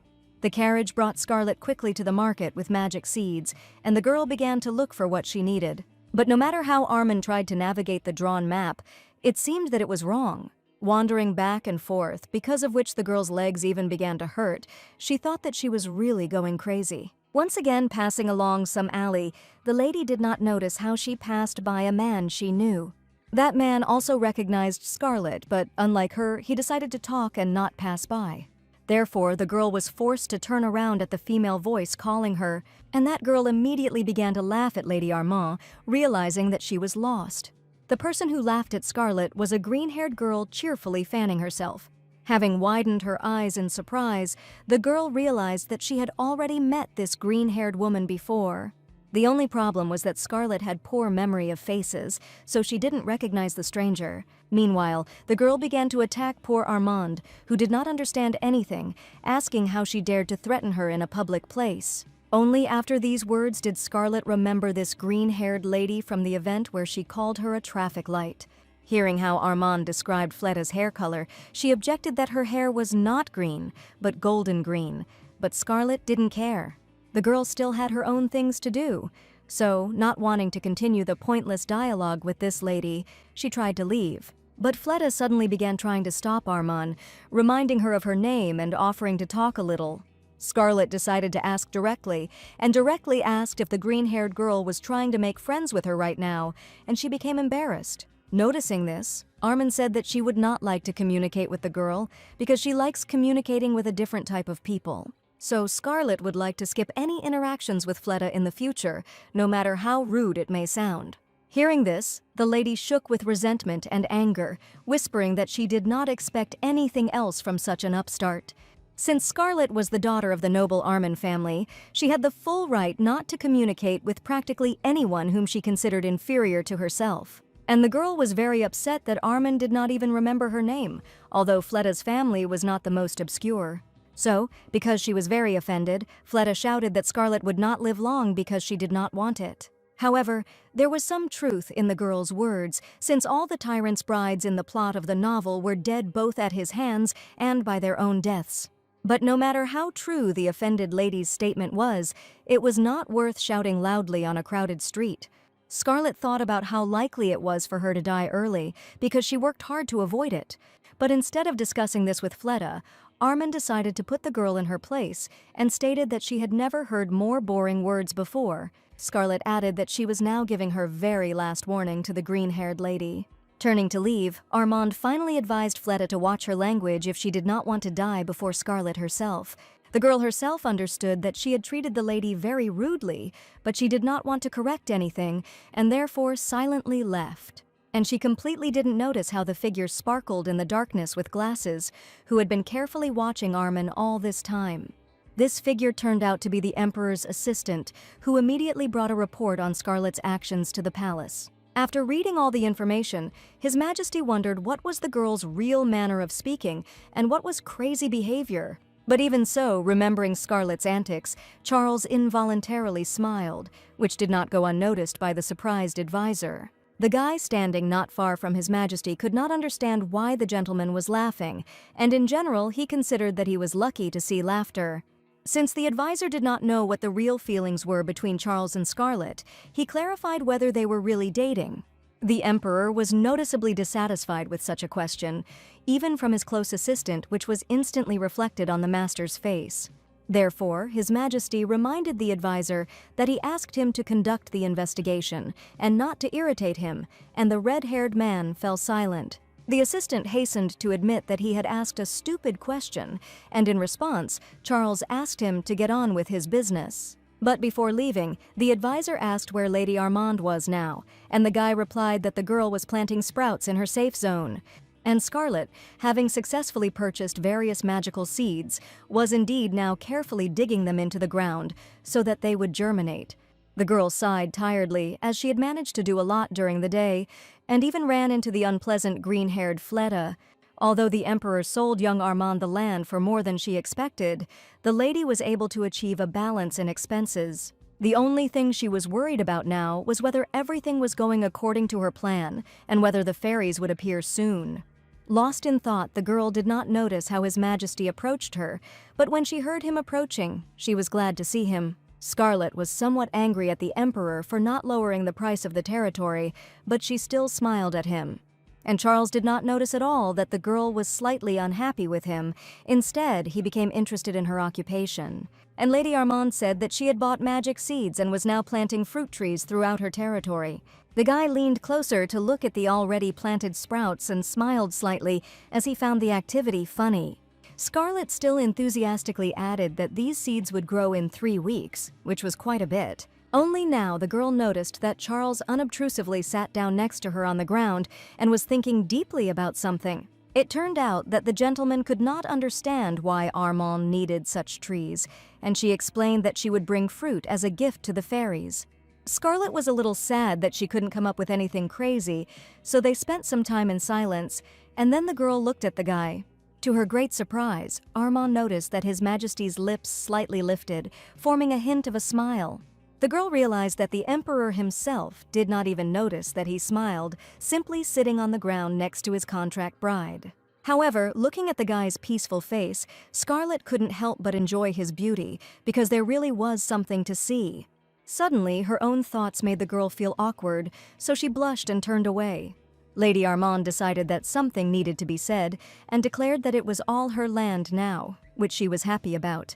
Hearing this statement, His Majesty quickly returned to his usual face, which somewhat upset the girl. Nevertheless, Scarlet decided to continue the dialogue and said that since this was her land, she would like to receive a fee. His Majesty thought a little and realized that he could not help but come to this territory, and therefore the girl's demand was reasonable.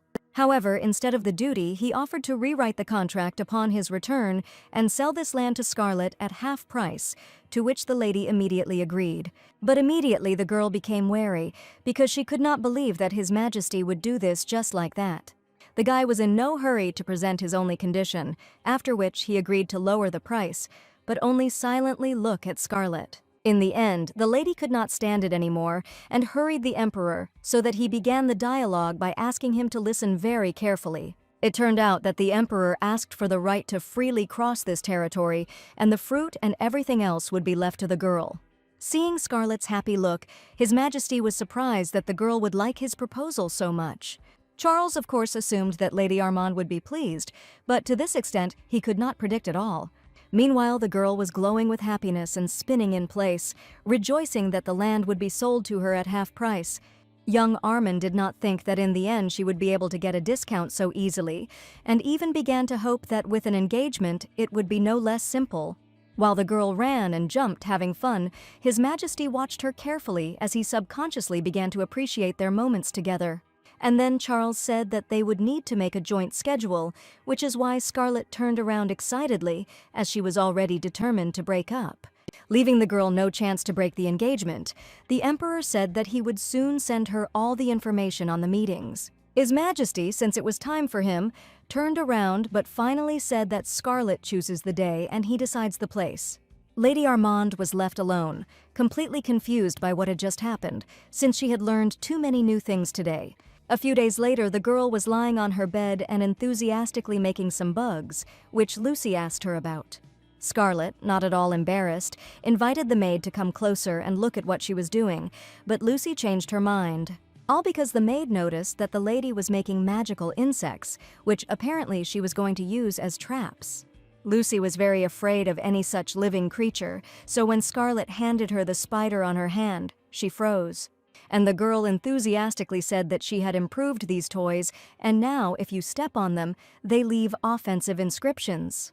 Lucy asked somewhat anxiously why the lady needed all this, when suddenly a loud male scream was heard throughout almost the entire mansion. Following this, the Duke, and it was he who shouted, flew out of his chambers with displeasure because he was very angry. The Duke called Scarlet throughout the house, knowing full well that the inscription on his face was her handiwork, and wanting to punish the girl for this. Since just yesterday the father swore at the girl and even hit her a couple of times, now she was glad for such a small revenge. Lucy warned that the Duke was already coming here, and Scarlet asked to prepare a carriage for her, and also for the maid to dress up. The maid was surprised that she too should have put on a beautiful outfit, but she did not ask, but obediently did everything. Scarlet at that moment explained that she would like to escape from her father with Lucy and have a tasty meal somewhere. The maid sighed with a smile since this was not usually the case, but she didn't mind. Meanwhile, the Duke, who had never found his daughter, stood in front of the mirror and wiped the inscription from his forehead when the butler approached him.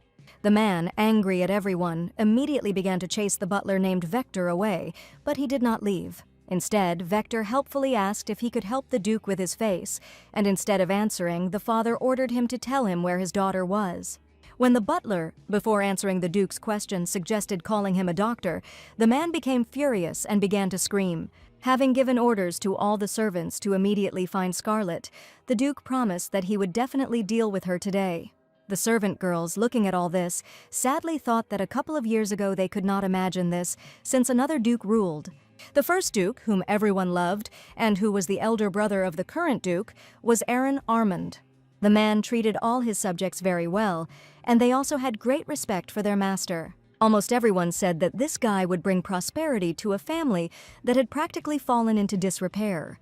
And even when Aaron fell very much in love with a simple and poor girl, people accepted the Duke's choice, and absolutely no one interfered with the love and happiness of two young lovers who doted on each other. Unfortunately, the life of the first Duke, although ideal, did not last very long due to an accident. Aaron's death at the age of 22 was considered highly suspicious by many, but there was no evidence of this. His lover was left alone at such a young age and grieved greatly over the loss. But Scarlet's mother was not alone for long, as Aaron's brother very quickly made her his first duchess, pushing Melia and her son into the background. The poor girl, who had just lost her husband, did not at all want this outcome of events, but she had absolutely no other choice. And now, when Scarlett's mother was already dead, the girl herself continued to cause trouble for her father, as the butler watched with light sighs. Vector remembered very well how much little Armin suffered as a child because of the antics of her cruel father, and this continued to this day, which the butler noticed very well and was very worried, although he could not help in any way. Suddenly, Scarlett herself appeared near the old man, whom he had just been thinking about but had not noticed at all. Vector immediately said that the girl needed to leave as soon as possible, since her father was looking for her, to which Armin replied that she was going to do just that. But before leaving, Scarlett came close to the butler and whispered that she could help him if he wanted to tease her father. And also Lady Armand asked the kind old man who always helped her not to tell the Duke about anything. Vector nodded in agreement, and the girl beamed happily as she liked the butler and the fact that he was on her side. That evening in his palace, Charles again recalled Scarlett's behavior and laughed a little, since her actions were different from his expectations. The guy did not expect that the lady would run around the garden so strongly and joyfully when she heard that he was selling it to her at half price. The Emperor had long ago figured out the plan of the girl, who wanted him to break off the engagement with her because of her supposed madness. But Scarlett had no idea that her behavior, on the contrary, attracted the Tyrant because he was having fun with her. However, breaking off the engagement, which Armin so wanted, was possible only in one way, which was too cruel. This required the death of either Charles or Scarlett herself, which neither of them wanted to allow. But until there was a need to think about it, His Majesty wanted to continue to pretend that he had no idea about the girl's plans. Moreover, this ordinary observation would not cause harm to anyone, as the Emperor himself believed, and he was right. But the guy couldn't know that literally in a month he would do everything to get Scarlett Armand. The next morning, Izar Arman calmly walked through the mansion, walking about his business, since so far everything was calm. But then a cheerful female voice called out to the guy, and he looked around curiously to find out what was the matter. And it was Scarlett who called him, who saw her brother and decided to have a nice conversation with him, since they had not seen each other for several days. The guy immediately began to grumble at the girl for arriving too late, and they had an important event ahead of them. All the servants prepared the estate for this event in advance, elaborately decorating it with flowers and ribbons. And all because today was one of the main days in the duchy, namely a dinner with the elders, which no one could miss. Before entering the hall with the elders, Izar decided to check with Scarlett why she listened to the Duke today. However, Lady Armand was never able to find a clear answer for her brother, although she initially did not want to take part in the banquet on her father's orders. And the reason was that the girl was simply very interested in what all these important elders looked like. Scarlett caught up with her brother and immediately began to brag about the acquired safe zone, and Izar asked not to talk about it with the Duchess. Then they both heard a sharp female voice, which called out to the guy and girl because he was dissatisfied with them. Turning, Scarlett and Izar saw the same Duchess about whom they had just spoken, and who was Izar's mother. Lady Armand, as was proper etiquette, greeted her stepmother with restraint, not wanting to speak to her in any other way. In an important voice, in response to the greetings, the woman said that the children should enter the hall, since the elders would soon arrive. At the same time, the Duchess looked at Scarlett inquisitively, as she noticed that she had a more dangerous look. Therefore, the woman could not help but turn to the girl, saying that she constantly does some useless things because she wanted to see a reaction. Moreover, the Duchess deliberately crossed the line and brought up Scarlett's mother in the dialogue, which made the girl instantly angry. Turning to the woman, Scarlett began to sort things out, asking if her stepmother was once again scolding her for something. Izar tried to restrain his sister, but that was not the case, as the girl became seriously angry after the mention of her mother. Young Armin reproached her stepmother for losing all her wisdom, since she teases the orphan about the absence of his parents. The Duchess was greatly offended and therefore angered by the girl's words, and she even changed her mind about ending their argument. But the dialogue had to be suspended, as behind them one of the arriving elders importantly tapped his cane. The two arrivals heard part of the dialogue and were surprisingly supportive of Scarlett, although they were unhappy with the argument as a whole. Just by looking at Mr. and Mrs. Boken, the girl immediately understood why they were called elders. Meanwhile, a couple of old men offered to go inside the hall in order to finally smooth out the conflict between the family. They slightly shamed the stepmother and daughter for starting to quarrel in front of everyone, but they did not scold them too much for it. Izar, who was initially against this dispute, and now the elders also saw him, just sighed, and the Duchess and Lady, looking at each other, decided to really stop swearing, since it looked very ugly from the outside. When everyone had gathered and even had time to eat, Scarlet sat contentedly at the table and carefully wiped her face with a napkin. The brother, who was sitting next to him with a dissatisfied and worried face, asked the girl if she was better now. Scarlet realized that her brother was worried about what she had heard from the Duchess and told him that it was not he who should ask for forgiveness for this. Only after that the girl said that she was fine, so he should eat and not worry about her. Not having calmed down much, Izar at least tried to pretend that he was participating in the banquet and not thinking about the situation with Scarlet. And Lady Armand deliberately turned the conversation in a different direction, drawing attention to the elders sitting proudly almost in the center of the table. Izar immediately switched gears and said that most likely the girl is important to the elders since she is very similar to her mother. The girl learned from her brother something that was not described in the novel, namely about the interaction of the entire Armin clan and the elders who fought together against monsters. Moreover, their cooperation occurred regardless of age and country, which the old people also took into account. Since the connection between the family and the elders was strong, it is on the Armans that they have the most influence. Therefore, in order to become the true head of the Arman family, it was necessary to first gain the trust of the elders.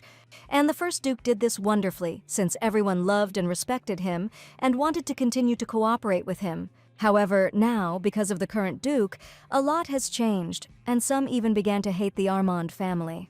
Therefore, Scarlet's existence was important to the elders, since she was the daughter of the first Duke's lover.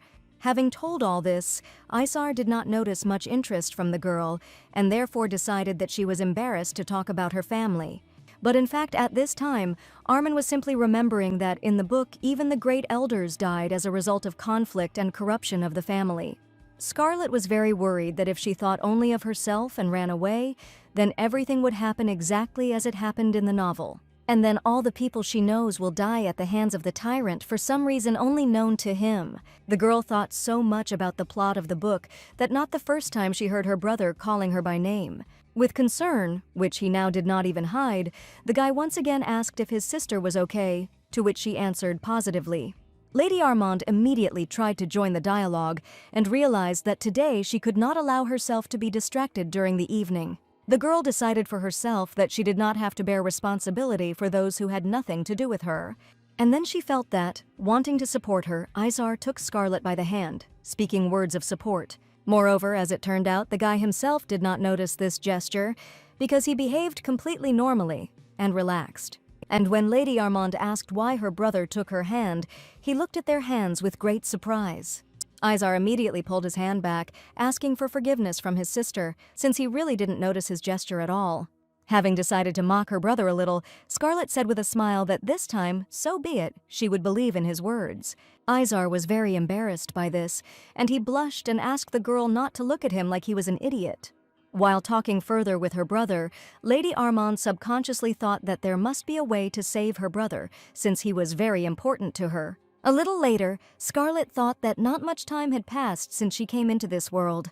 Someone in this world treated her well and cared for her in every possible way, like the maid Lucy and her similar assistants. Or, for example, like the only half-brother Isar, who even saved the girl from death, carefully monitoring her. Therefore, according to Lady Armand, at least in this estate they should have survived for sure, no matter what happened to her. The girl thought that the elders could arrange this. The only question was how to negotiate with them.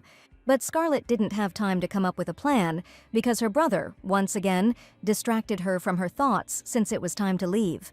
The guy reminded them that they needed to go to a further meeting with everyone else since they had already come.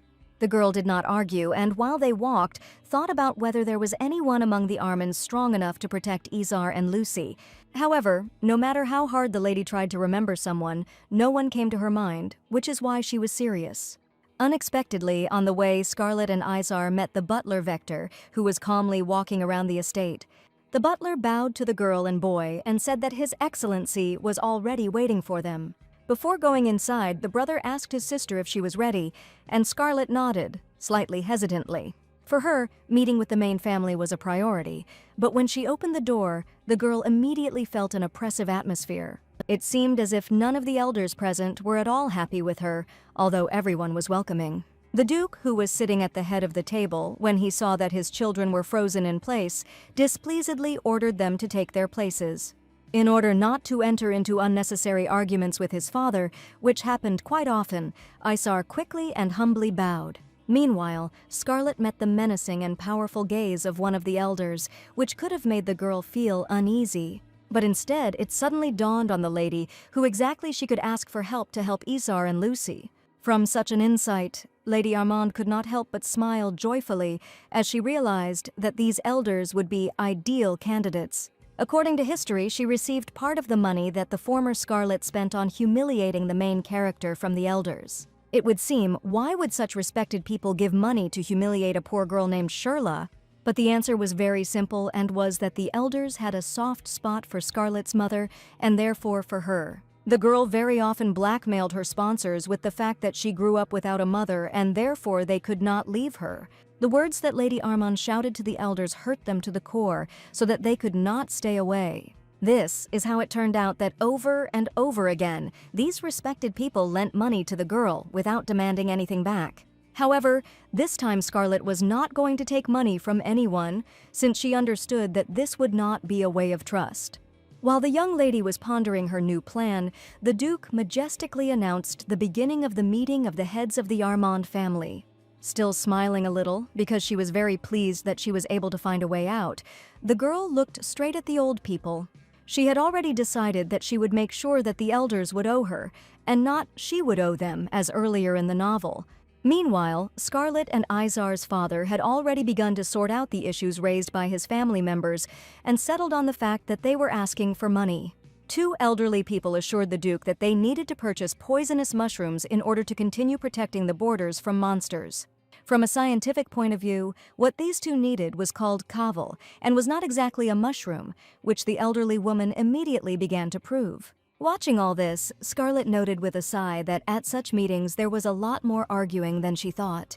The man at this moment continued to try to get money to implement his plan to contain the monsters. He said that last month they dealt with the goblins, but now their place was taken by minotaurs, who were much more terrible. Therefore, the old man convinced that the cave was the only way out that could help deal with the monsters once and for all.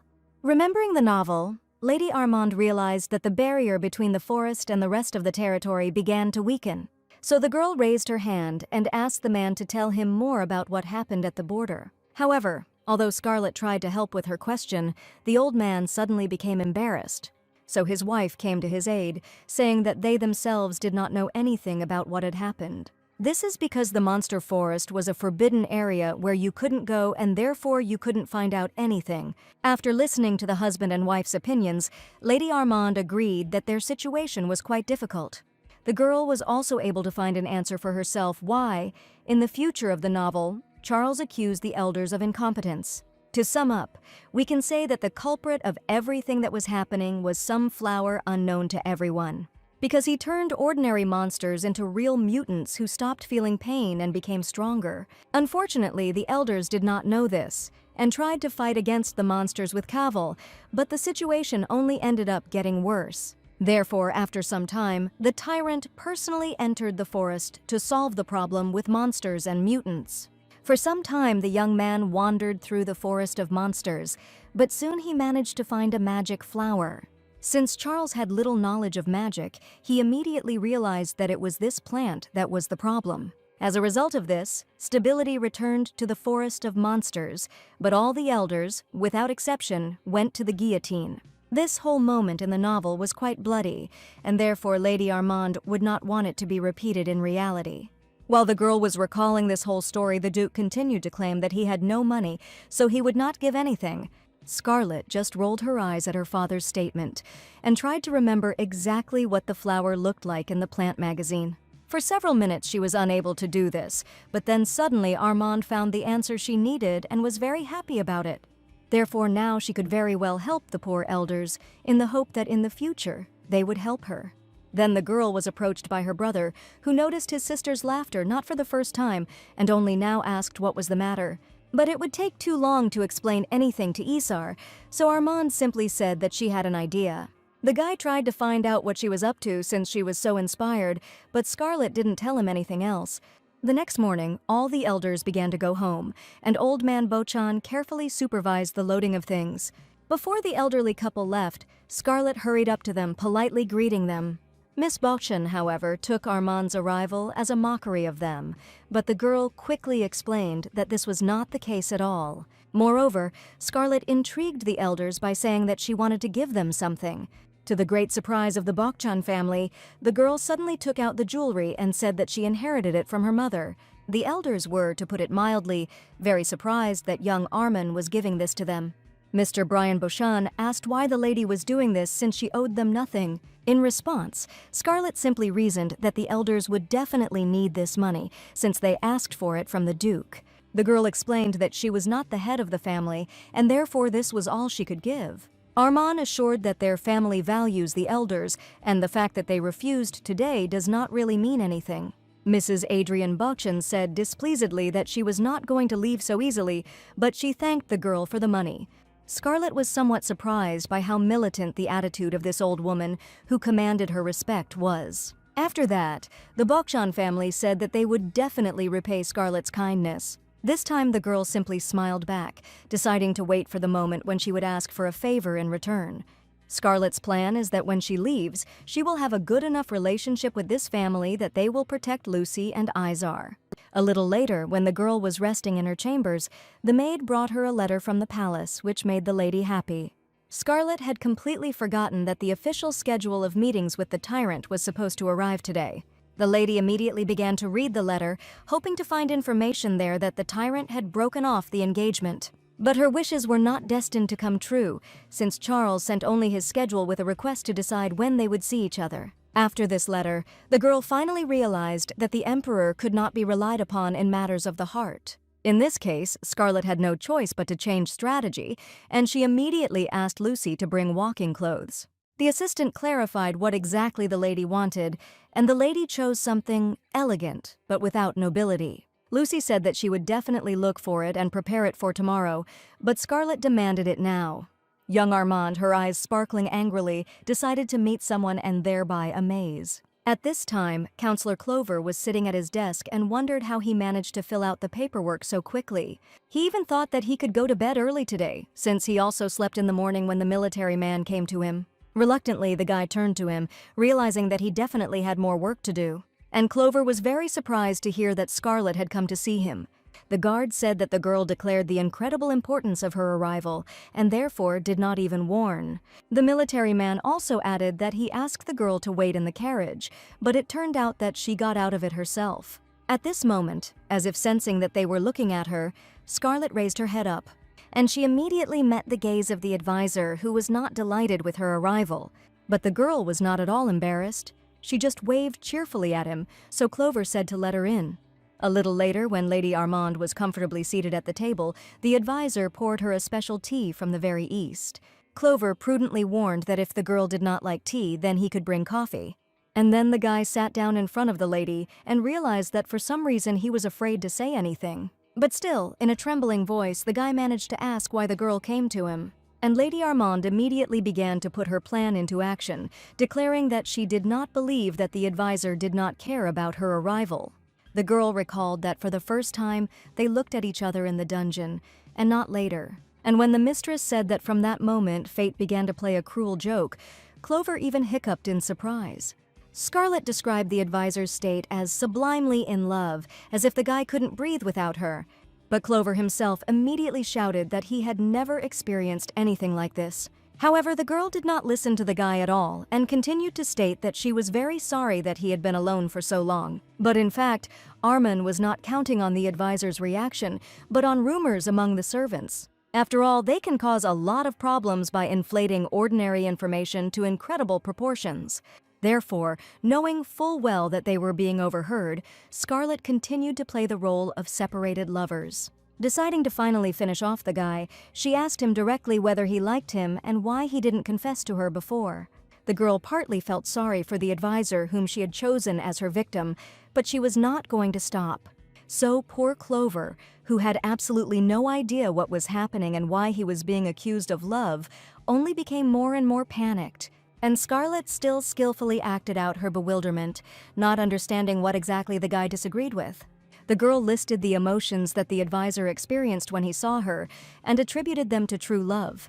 And at the end of her speech, Scarlet smiled tenderly and said that the guy could not deceive her. Only now did Clover realize how much he was in trouble by finding himself in such a situation. The guy, to put it mildly, was dumbfounded and still did not understand what Lady Armand was talking about. The advisor could never have imagined that his actions could be assessed from such a point of view. He began to worry very much that everyone else could think exactly the same as young Armin. Until the end, Clover could not believe that one of the smartest people in the kingdom could get caught so easily. The problem for the advisor was that he was single and had never been in a relationship, so he was expectedly confused. And Scarlet took advantage of the fact that the guy was blushing and specifically loudly asked if he would admit that he liked her. The girl was greatly benefited by the fact that Clover spent his whole life working and did not know what love was. And right now the advisor believed that he had feelings for her, which was impossible to do because she was the Emperor's fiancée. Clover weakly tried to remind Scarlet about her engagement, to which the girl said that this did not prohibit him from loving her. The guy immediately imagined what would happen if His Majesty found out about this incident. After all, His Majesty will be so furious that he will not spare even his best advisor. Therefore, under no circumstances should he love this girl who insisted on this. Suddenly, Scarlet noticed with great surprise that Sir Clover not only blushed, but even began to cry. The girl was afraid that she had gone too far with her plan to embarrass the Emperor's close associate, and the advisor, noticing that the lady began to calm him down, asked if she was just laughing at him all this time. Clover's harsh tone greatly angered Scarlet, who even stopped sympathizing with him, although she herself was confused. So, after gallantly walking around the room, she returned to her game of cat and mouse, where the advisor was the mouse. As a result, the guy fell silent again and wanted to cry, because he thought that Armand would retreat, but she continued. Then the girl turned and asked the guy for forgiveness for offending him, because he does not accept his feelings. As a result, the guy completely stopped objecting, deciding to try not to react to everything the lady said anymore. Quite quickly, Clover accompanied Scarlet to the carriage and, already returning home, the girl thought that it had turned out worse than she had planned. She could only hope for rumors that the Emperor's bride was having an affair with his advisor. If everyone around her hates Scarlet, then there is a high chance that the Tyrant will have no choice but to break off his engagement with her. This is because, as a king, Charles must very carefully save face, and Armand understood this very well. When Scarlet went home, after some time, an assistant came running into the advisor's room with a message. But as soon as he looked inside, the guy got scared, feeling the oppressive atmosphere emanating from Clover. And the advisor had indeed been sitting for several tens of minutes, practically motionless and increasingly immersed in painful thoughts. Unexpectedly for Count Lumen, Clover suddenly asked if the guy was popular among people, and he answered yes. Then the advisor continued his thought, asking if the Count then knew what love was. Lumen was somewhat confused, because he had never had to talk to Clover about something like this before. However, the guy decided to help his friend and began to describe the feelings of love as he understood them. After listening carefully to Lumen, Clover, still in a depressed mood, flashed his eyes but ended the dialogue. The next morning, completely uninvited, Scarlet decided to visit the elders, but for some reason she did not find them there. The girl did not take this moment into account at all, since it was not even lunchtime yet. Lady Armand was worried that she would never meet the elders and that the cookies that Lucy had baked would be ruined. Clutching a basket of food in her hands, Scarlet was already beginning to feel sad that her plan to introduce Lucy to old people and then start helping them was already beginning to fail. But then, fortunately for the girl, the soft clicking of heels and canes was heard, and Miss Balkshan appeared behind her. Armand was very glad to see Lady Adrian, but the old lady did not understand what the girl was doing here. Scarlet stated that she was just passing by and decided to come and visit before the elders left for their place. As if by chance, Lady Armand introduced her maid Lucy to Miss Beauchamp.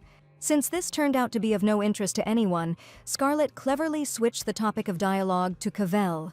And then Lady Adrian had something to say, because she was choosing 3 types at once, not knowing which one would be better.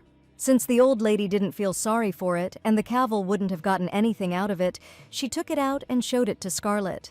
The girl immediately called the mushroom cute and asked if it really repels all monsters. While Lady Adrian was talking about how the scent of mushrooms temporarily paralyzes monsters, Lady Armand suddenly felt that something was wrong with her. The last thing Scarlet remembered was the thought that for some reason her body was not listening, after which she lost consciousness. And, since the girl could no longer stand on her feet, she predictably fell straight to the ground. The mistress's fall was almost immediately noticed by the maid, only she was a few meters away, and moreover, she had food in her hands. Therefore, although Lucy rushed to Scarlet, as soon as she began to fall, she did not have time to catch her. And the cavil that Armin was holding in her arms fell out of her hands and rolled on the ground, causing an alarming sensation. Scarlet woke up without knowing where. She only felt that she had a very bad headache. The girl's last memory was of talking to Lady Adrian before the addition to their estate. However, now the girl had a complete feeling that she had managed to teleport, since she did not recognize the area at all.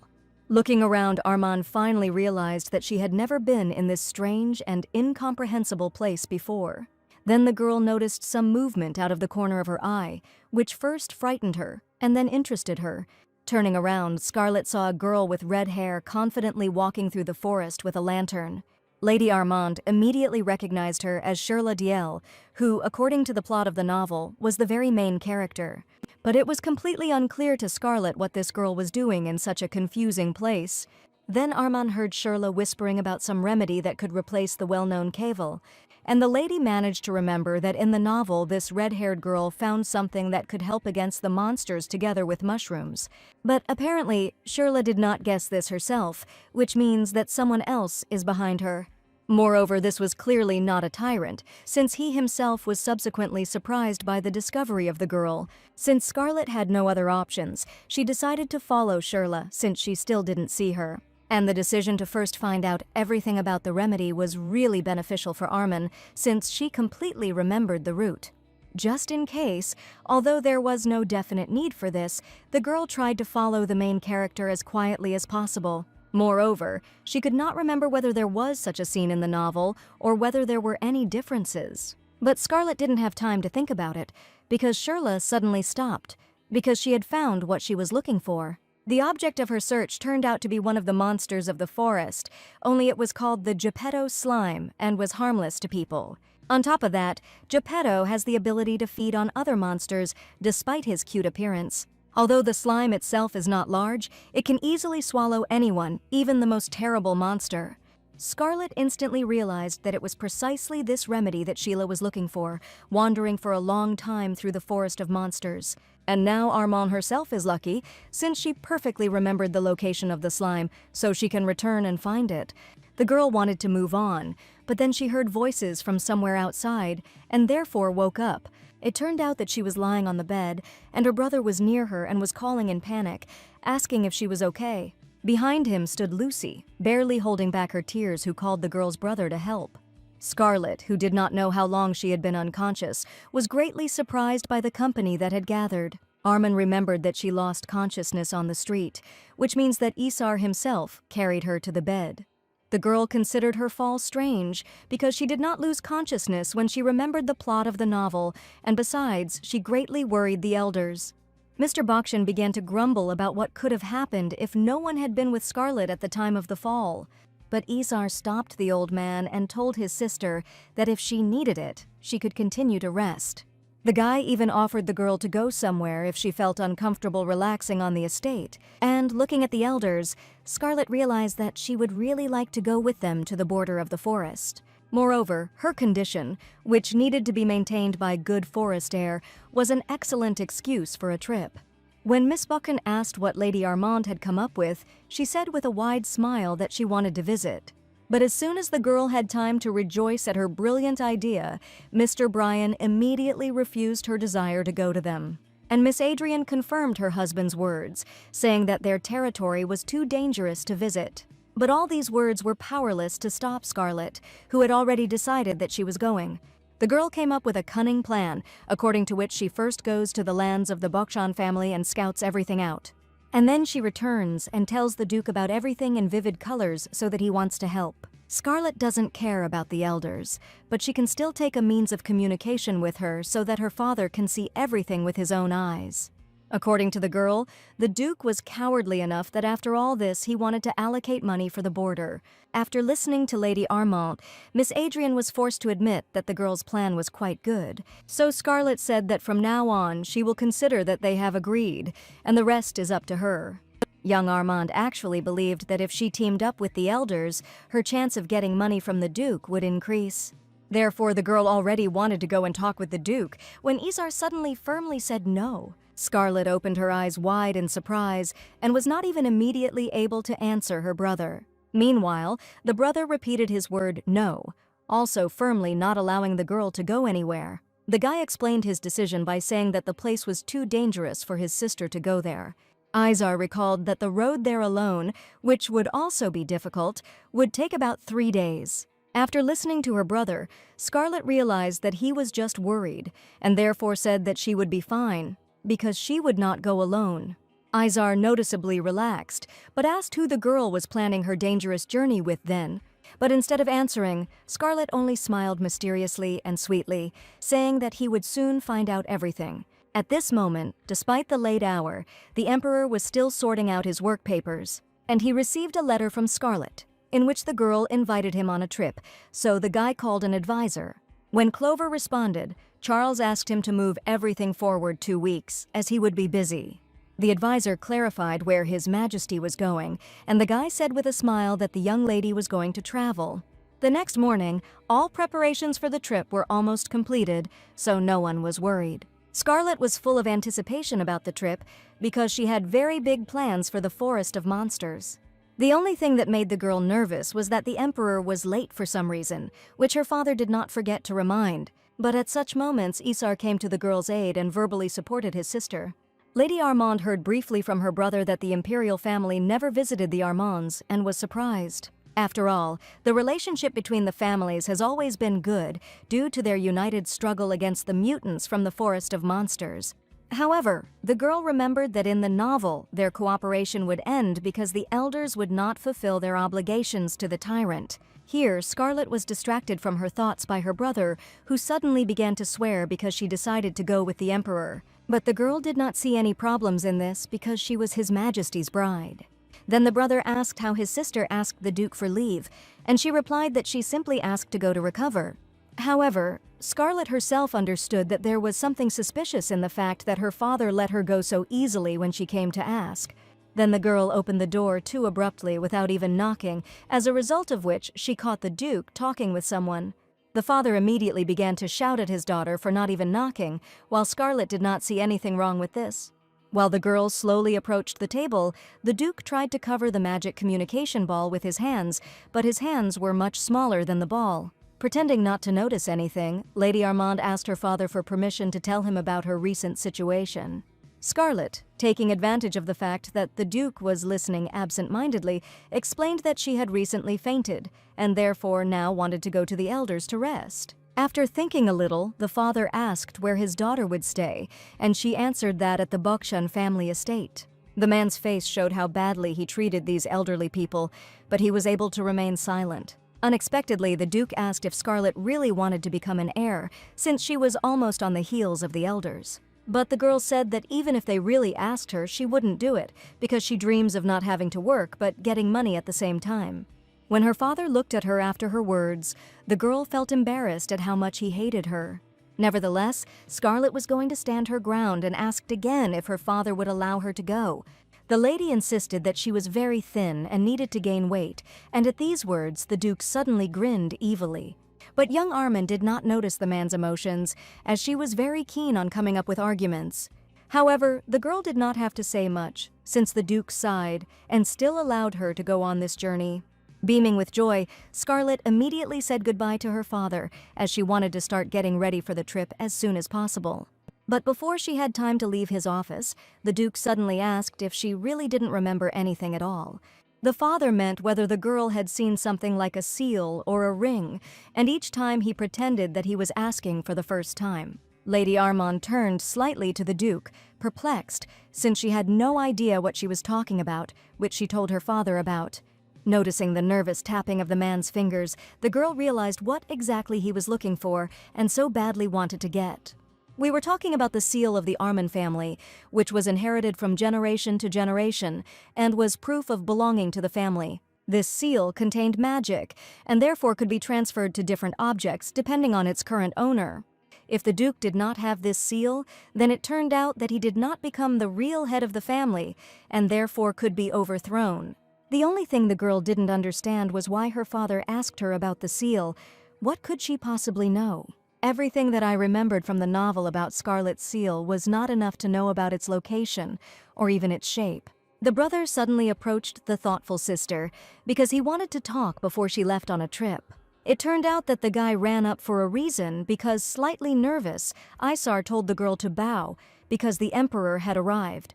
And indeed, the majestic figure of Charles and a huge number of his retinue appeared near the gate. The Duke was the first to jump up to the young man who had arrived and began to compliment him in order to attract all the attention to himself. His Majesty, as always, was magnificent, even despite his usually gloomy face, which also managed to become part of his image. Watching her father try to select compliments for the Emperor, Scarlet whispered to her brother that the Duke was so excited. But apparently, despite all the man's tricks, His Majesty turned a deaf ear to the Duke's words. Isar laughed a little at this situation, and then, leaning slightly towards the girl, asked who the people standing not far from them were. Scarlet looked where her brother was pointing and saw two powerfully built figures of high-class military men. The lady knew very well that the blonde was a count named Lumen and was in charge of all the intelligence departments of the Emperor. And next to him was the commander of all His Majesty's knights, whose name the girl, unfortunately, did not remember. But Scarlet knew all this information from the novel, and therefore she lied to her brother that she had no idea who these guys were. Isar noticed that for some reason, these military men looked at the girl and smiled, which was strange.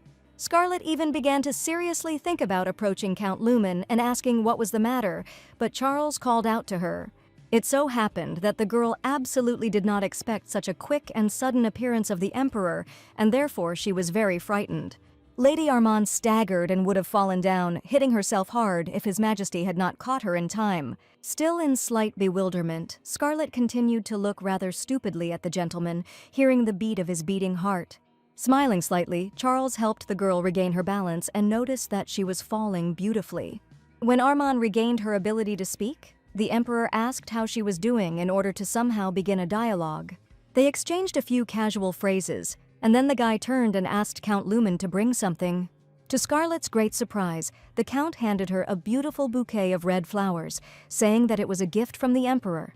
The girl suspiciously asked Charles why he was suddenly giving her flowers, although she was secretly happy about it. In response to the lady's question, the Emperor said that he simply saw the flowers, thought about her, and therefore bought them. Unexpectedly for herself, Scarlet felt embarrassed and blushed because in fact His Majesty compared her beauty to flowers. But then Charles ruined all the romance, adding that these flowers very much reminded him of the girl's head. Under the quiet laughter of the military behind her, Armand began to resent His Majesty with dissatisfaction, but did not throw away the flowers. And the soldiers, whom the brother and sister had seen before, knew in advance about such a joke by the gentleman, which is why they laughed. Looking at the Emperor, they concluded that he really fell head over heels in love with this girl, although he himself would not admit it. When the girl finally forgave the Emperor because of his prank, she was offered to sit in the elder's carriage. But just looking at this cart, which could hardly be called a carriage, Scarlet was horrified. But the lady did not dare to tell the elders face to face that she was simply disdainful of riding in this carriage. Instead, she wanted to get into the carriage with the Emperor. The guards immediately ran around in fright, since there was no agreement that His Majesty and Lady Armand would travel together. The girl wanted to be offended by the Emperor for not preparing a place for her next to him, but her brother suddenly ran up to her.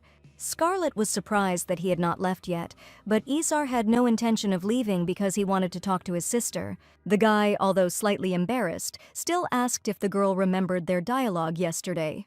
Sighing, the lady answered the guy with a smile, as she once again realized that he was very worried about her. Yesterday afternoon, they played chess together and drank tea, talking about everything. And at some point, when it was Isar's move, instead of just leaving, the guy asked an unexpected question. He asked if the girl liked the Emperor, and Scarlet almost choked on her tea, as she had not expected such a question at all. The first thing the lady did was to deny and claim that she didn't like His Majesty at all. Noticing that Scarlet had a rather mixed reaction, Izar was unhappy, since Charles was known for his cruelty. And again, Armand almost choked on her tea because, in her opinion, the Tyrant was far from just cruel, but insane. Scarlet knew very well that a whole mountain could be made of the people the Emperor killed. Since the girl confirmed her brother's words about Charles's cruelty, the guy asked what her sister thought about it, which puzzled her. Young Armin wondered whether this mattered, and Isar insisted that it did. The guy wanted to hear whether Scarlet wanted to marry Charles, but the girl said that she was uncomfortable talking about this topic. Then the brother decided to change the method of dialogue and directly said that he would like to discuss something. Scarlet realized that since she was the younger sister, she would have to listen to the guy now. She tried to predict the subject of the dialogue and suggested that Isar was afraid that the Tyrant would be cruel to Scarlet.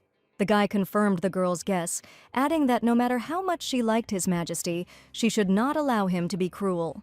Listening carefully to her brother, the lady tried not to make a sound so as not to throw him off his thoughts. But, looking at the embarrassed and somewhat offended Isar, she could not stand it and burst out laughing. Laughing completely harmlessly to the point of tears, Scarlet asked what was wrong with Isar's face, since she was so amused. Only when Armand was able to calm down did she sincerely thank her brother for helping her. At the end of their dialogue, the guy handed the girl a magical device for sending messages so that she could take it. Isar asked to tell him if suddenly she was in danger so that he could have time to save his sister. Scarlet still remembered their dialogue very well, but she reminded her brother to continue watering the sprouts on her territory. In parting, giving Isar a cheerful smile, the girl promised to soon return safe and sound. The guy, pleased that Scarlet understood and remembered everything, calmly smiled back at her. Soon everyone sat down in their places and hit the road, as expected. The first to get bored on the way was the head of the Emperor's intelligence service, as he didn't like that they stopped so much along the way. For some reason, their not-so-distinguished carriages were attacked by robbers over and over again, which made the journey very difficult. Even being the chief intelligence officer, the guy had no idea where all these attackers were coming from, which irritated him. Listening to the young man, Scarlet suddenly realized that he was just a count and was riding in an imperial carriage, so the girl asked him about it. In response to this, Count Lumen said that he definitely did not have the right to ride in the same carriage with His Majesty, so they distributed it this way. And so that Lady Armand would not have time to ask anything else, the head of intelligence turned to the window again and started talking about the bandits. Scarlet began to grumble about the robbers that they were being attacked when suddenly the elders turned to her. They bowed low to the girl since this was their territory, and the old men were ashamed of attacking them. Since Lady Armand treated the Bokshan family well, she changed her anger to mercy and even began to support the elderly couple. She reasoned that the robbers were trying to rob the imperial carriage, but there were too many guards around for them to succeed. But the girl didn't know that right now one of the escaped robbers was approaching them. The guy tightly clutched a knife in his bandaged hand, which he intended to use not only for self-defense, but also for attack. Just as Scarlet finished her conversation with the elders, it became known that one of the robbers had escaped. The commander of the Emperor's army immediately ordered all the soldiers to disperse and find the fugitive. But it turned out that the bandit did not think of running away anywhere, since Lady Armand heard a knock on the carriage, which should not have happened.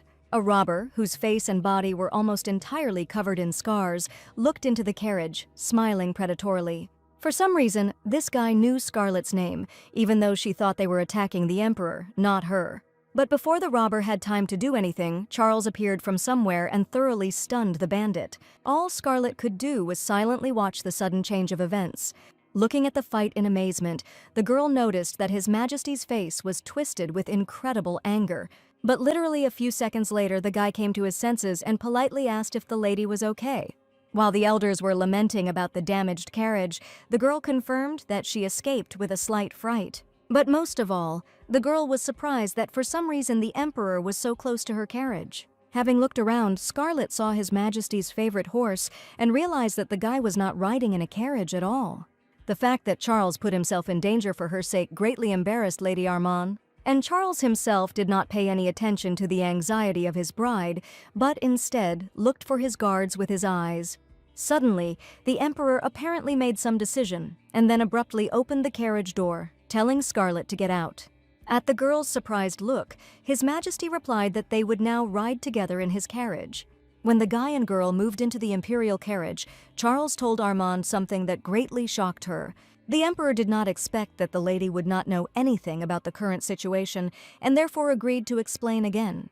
In a calm and reasonable voice, His Majesty said that these bandits were not looking for him, but for Scarlet, which could not fit into the girl's head. The guy asked if the young lady had heard anything about the assassins from the Pan group, but she just shook her head in shock and negatively. Then, Charles said that there is a group called Pan, which is the imperial family in another empire, and produces many assassins. There are many rumors about this group, but the most popular is that they appear wherever they are mentioned. And no matter who you are, if the assassins find you, then soon you will inevitably and inexorably be dead. However, Scarlet could not have any relation to this group, since she had never even heard of them. In addition, the Emperor doubted that the bandits were from the Pan group, since their skills were too low for this. However, His Majesty quickly came to the conclusion that, no matter what group these guys were from, they were still assassins. Having looked carefully at the frightened girl, Charles asked if there was anyone who wished her death. And the only one who immediately came to Scarlet's mind was her own father, who often beat her and kept many secrets. But the girl understood that even making such assumptions towards the Duke was fraught with consequences, so she became sad and remained silent. To at least clarify the situation a little for herself, Lady Armand asked the Emperor whether the assassins would return, and he thought about it. When the guy answered that, most likely those guys would return, the girl anxiously clenched her hands into fists. This worried gesture of Scarlet did not escape His Majesty's gaze, and he became even more serious. Charles said that he did not consider the return of the bandits to be a big problem, which surprised the young lady. Armand couldn't believe her ears, because she decided that the Emperor didn't care whether she died or not, since he said so. Getting excited, the girl raised her voice and said that maybe her situation didn't mean anything to the guy, but for her, it was all no joke. Realizing that the girl had misunderstood him, the Emperor sighed and asked him to listen, which was difficult to do, since Armand cursed non-stop. When Scarlet finally fell silent, Charles explained that he meant that she did not need to worry about anything since he was nearby. Hearing this, the girl realized that it was in vain to scream and curse so much, because His Majesty did not even think of leaving her to her fate. A little later during a halt, Lord Benzer, who let the bandit pass, sincerely apologized to the girl. The guy begged to be spared this time since everything was fine in the end and everyone arrived safe and sound. Scarlet, for whose sake there was all this plea for forgiveness, said that she was so calm that she even managed to sleep. So Lady Armand did not hold any grudge against Lord Benzer, who accidentally missed only one person out of several dozen. Although the Lord was pleased that the girl forgave him, he understood perfectly well that he should expect punishment from the Emperor. Scarlet, who was listening attentively to the commander, caught his excited glance directed at His Majesty. And Charles stood silently and listened as his devoted and strong warrior asked for forgiveness because he did not want to be fired. Although the girl was not strong in army rules, she was able to understand that something was wrong and asked the Emperor about it. However, His Majesty suddenly said that this time he would release the assistants, since the lady was in perfect order. Seeing Benzer shaking in fear, Scarlet wondered if pardon was really that rare. The Emperor at that moment was noticeably gloomy about the fact that he himself had cancelled the punishment, when suddenly Count Lumen called him. The guy came running very quickly, and therefore was very out of breath and could not immediately report that he had found something that His Majesty would need to check. Scarlet quickly realized that Charles was being taken away on his own business, so she did not detain the guy, but said goodbye to him before dinner. Before leaving, the Emperor asked the girl to rest, which she was going to obediently do, waving his hand after His Majesty. All the way that they were together, Armand felt completely safe and therefore believed that it was she who should thank. Towards evening, when everyone had time to sit comfortably and relax for their own pleasure, Scarlet decided to make a splash. Having found the necessary utensils, the girl carefully tapped the glass with a fork, attracting everyone's attention. Some of the military men, who had been free for a long time and did not know what to do with themselves, almost immediately turned to look at the lady. And the second part, which still had work until the evening, only slowed down a little to listen to what Scarlet had to say. The girl deliberately waited for some time, waiting for the maximum number of her listeners to gather. When almost everyone's eyes turned to her, Lady Armand happily announced that she would like to thank everyone for today. The military did not know the young lady well, but the elders had already seen some of her antics and therefore were wary. And Scarlet quite seriously stated that she wanted to thank everyone for their good security and help with a wonderful serenade. Looking around before singing, the girl looked for the Emperor, for the sake of breaking the engagement with whom this whole plan was started. Catching the gaze of the unsuspecting Charles, Scarlet smiled predatorily, already anticipating the emotions from her prank. His Majesty sensed some kind of catch, but had not yet realized what exactly was the matter, since the lady was behaving this way. Having asked everyone, without exception, to listen carefully, the girl took as much air into her lungs as possible, preparing to sing. The sounds of Scarlet's voice, although not the loudest, immediately began to spread throughout the clearing, and everyone could hear them. Immediately all the military men were disappointed in what was happening, as they were expecting a beautiful serenade, but it turned out that the lady did not quite know how to sing. Moreover, some especially sensitive guys not only could not listen to the girl's singing, they even felt sick from it. Meanwhile, Scarlet was incredibly pleased with the impression she made on everyone. But this whole performance was played out for one person, so the girl decided to see what kind of facial expression the Emperor had now. In fact, Lady Armand really hoped that she would finally be able to anger His Majesty, but turning around, the girl realized that this was not so. To Scarlet's great surprise, His Majesty did not frown, but smiled, slightly covering his mouth with his hand. The grin on Charles's face itself was a rarity, but here the lady was able to observe a full smile, which amazed her. And it so happened that for some reason, the Emperor not only smiled, but almost laughed, which was not part of the girl's plans. Already at night, lying in the bed prepared for her in the forest, Scarlet felt how tired she was, but could not sleep.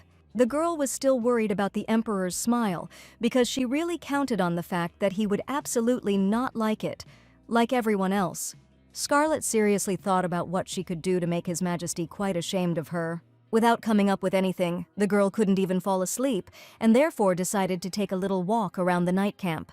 Coming out into the clearing, Lady Armand suddenly noticed a familiar silhouette nearby, dismounting from a horse. It was a complete surprise for the girl to meet His Majesty completely alone at such a time. To talk to the guy, Scarlet went straight to him and asked what he was doing here. Charles explained that he was returning from a patrol and asked if everything was okay, to which Armin answered in the affirmative, as she just wanted to get some fresh air. His Majesty, having heard this, was noticeably dissatisfied that the girl went out into the street at such a late hour all alone. Scarlet stared at the guy in disbelief, while in his head he saw reasons not to walk alone at night. However, contrary to all his thoughts, His Majesty suddenly said that he would not stop the girl if she wanted to go for a walk. Noticing that for some reason the Emperor went in the opposite direction from the camp, Scarlet asked if he would not return back. Turning to face the girl, Charles reminded her that she wanted to go for a walk and offered to go with him. As a result, although this was not initially part of Scarlet's plans, she rode on horseback through the forest with the Emperor. Even though they weren't touching each other, it was still too awkward for the girl to even just sit behind the guy. Lady Armand tried to understand why His Majesty changed his plans and decided to take a walk with her. Since it was painful for her to ride in silence, Scarlet asked about the Emperor's plans for tomorrow. Charles, after a short silence, said that he would go to Rachel, and the lady immediately realized that this name was not in the novel. The Emperor, meanwhile, revealed his exact schedule for tomorrow in order to fully satisfy Armin's curiosity. The fact that Charles was leaving on diplomatic business meant that Scarlet could be left to her own devices, which suited the girl very well. The girl liked that when the guy was away, he didn't ask for much, and when he ascended the throne, according to the novel, there was less tyranny in other countries. The only thing that Scarlet could not understand, analyzing the whole situation, was why she was upset when she heard about the guy's departure. It seemed that the two of them were driving through the forest absolutely calmly, when suddenly Charles heard something and therefore became sharply alert. Ordering the girl to hold on tightly to him, the Emperor spurred his horse and they quickly rushed through the forest. Since Scarlet had nothing to hold on to before, she almost fell while driving fast and grabbed His Majesty to hold on. Charles felt how tightly the lady was gripping his body as she quickly began to warm him with her warmth through his clothes. Noticing His Majesty's gaze on herself, Armand was embarrassed, but she had no opportunity to let go of her hands because otherwise she would have fallen, But they had no time to talk about the unplanned hug, because now they both heard some kind of sound. Scarlet was instantly frightened so much that she forgot about all the rules of decency and clung tightly to the guy. Suddenly, the same noisy object ran out of the bushes, which turned out to be an ordinary cute forest animal. The girl was greatly shocked that such a small creature could make so much noise in the bushes. Meanwhile, the wild boar did not pose any threat to any of the people. It could only make people laugh with its grunting. As a result, Scarlet could not resist and took him in her arms to stroke him, but the animal, as it turned out, was all for it. Most of all, the girl was now afraid of running into thieves, even though she was under the reliable protection of the Emperor. His Majesty, watching the lady, noticed that she was very relaxed now, which he was pleased to see. Scarlet, in turn, noticed that Charles, on the contrary, seemed to be heavily loaded with something and realized that he was thinking about the robbers. She watched the guy's gloomy appearance for a few more moments, and then decided that this was not the case. As if casually, the girl asked whether His Majesty owned a sword, to which she received an affirmative answer. So Scarlet took her own knife out of her pocket for protection, which greatly surprised Charles. Since Charles was dissatisfied with the girl's weapon, she explained that she bought it specifically for self-defense. Following the sword, Scarlet took out many more different devices, which were useless, but she bought them. Out of this whole heap of objects unnoticed by the lady, the communication device that Isar had given suddenly fell. Since His Majesty knew a little about magic and similar things, he immediately drew attention to the fallen object. At that moment, Armand also noticed the loss and began to watch in fear as the Emperor bent down to pick up the figurine. Taking the communication device in his hands, Charles realized that he was not mistaken and this object was magical. The guy asked if he understood correctly that this figure allows you to ask for help from a distance. Scarlet confirmed his guess, and the guy wondered whether a girl really needed such things. To this, Lady Armand confidently replied that yes, since her brother gave her this particular item. And after that, she added that she would like to be able to defend herself even when Charles was not around, which made him think. The girl remembered that the main character in the novel is very harsh, but kind to those he loves, and right now, the Emperor allowed her to have a weapon with her. Scarlet didn't even believe what she heard and asked again, to which Charles said that he was satisfied with her answer. In order not to linger in the forest for a long time, the guy reminded that the boar has a mother, and it is better for them to leave before she appears. Listening to His Majesty's speeches, Lady Armand was glad to feel like the main character at least that night. The girl was lost in thought and did not notice how Charles gave her his hand, but the voice with which he called out to her was almost affectionate. Therefore, Scarlet, without hesitation, nevertheless came closer to the Emperor as he wanted it. Young Armand extended her hand and covered His Majesty's palm, noting with amazement that Charles's hands were warm. The next morning, the girl slept so soundly and sweetly after a night of walking that she did not want to wake up at all. But no matter how she tried to continue lying with her eyes closed, the girl felt someone touching her hair, which woke up the lady. Moreover, that man brought Lady Armand's strand to his mouth, tugging it slightly, as if to wake up the owner. Since the girl did not open her eyes but felt a silhouette above her, she suggested that it was the Emperor. However, as soon as Scarlet opened her eyes, she realized how wrong she was because she did not know this man. A few minutes later, Lord Benzer burst into the room with his guards, but it was too late. The bandit had already put a knife to the girl's throat and ordered the bandits to retreat.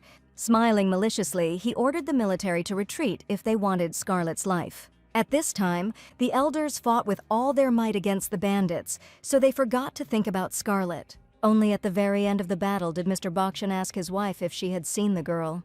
Miss Adrian suggested that Lady Armand might still be in bed, since she had been walking at night. But the husband was unhappy that Scarlet was without protection, which is why a dispute broke out between the spouses. At the same time, the elders continued to fight against the bandits without giving up their positions at all. And in Scarlet's chambers, the red-haired robber was in full command, since he had such an important hostage. The bandit pressed his subordinates, pointing to the Lord, who had already bowed his knees, and urged the others to do the same. In fact, this captivity was very difficult for Lord Benzer, but he could not resist. The girl was very worried about the Emperor even in this situation and asked Benzer where he was, to which the guy said that Charles would not return soon. Of course, the bandit heard their entire dialogue and therefore began to mock and say that help would not come. It was clear to the red-haired guy that the prisoners still behaved as if they were waiting for His Majesty to arrive. Meanwhile, Scarlet was trying to figure out what was happening and whether this unknown person needed to kill her. In response, the guy, laughing, asked what he would get if he killed such a noble lady, from which the girl concluded that murder was not his goal. While the red-haired man was commanding everyone and was sure that he would succeed, Scarlet was desperately trying to contact someone using the magic stone. Izar gave a really good binding stone, and therefore the girl's letter soon gave a sign to the recipient. Charles, although he was busy with the meeting, took literally a few seconds to hear the call for help. But his assistant, Count Lumen, was not so sensitive to magic, so he did not understand that the Emperor began to look out so carefully. Then His Majesty gave the order to the advisor to check the garden, to which the guy was surprised, but obediently went outside. And indeed, a dove made of magic familiar to Charles was flying on the street as it touched Scarlet's communication device. Meanwhile, in the camp, the bandit gathered everyone who had previously offered any resistance as he threatened to kill Lady Armand. The guy said with a grin that it was cold outside, so they would stay in this house for now and no one had any objections. The red-haired man was not a bandit for nothing, since he ordered all his soldiers to thoroughly search the property of the prisoners and take the money. Since Mr. Beauchamp was not far from Lady Armand, he crawled up to her and asked if she was all right, and the girl replied that she was. Miss Adrian asked her husband not to relax or let his guard down just because everything was fine. The old woman understood that the guys who captured them were not like ordinary bandits, which alarmed her.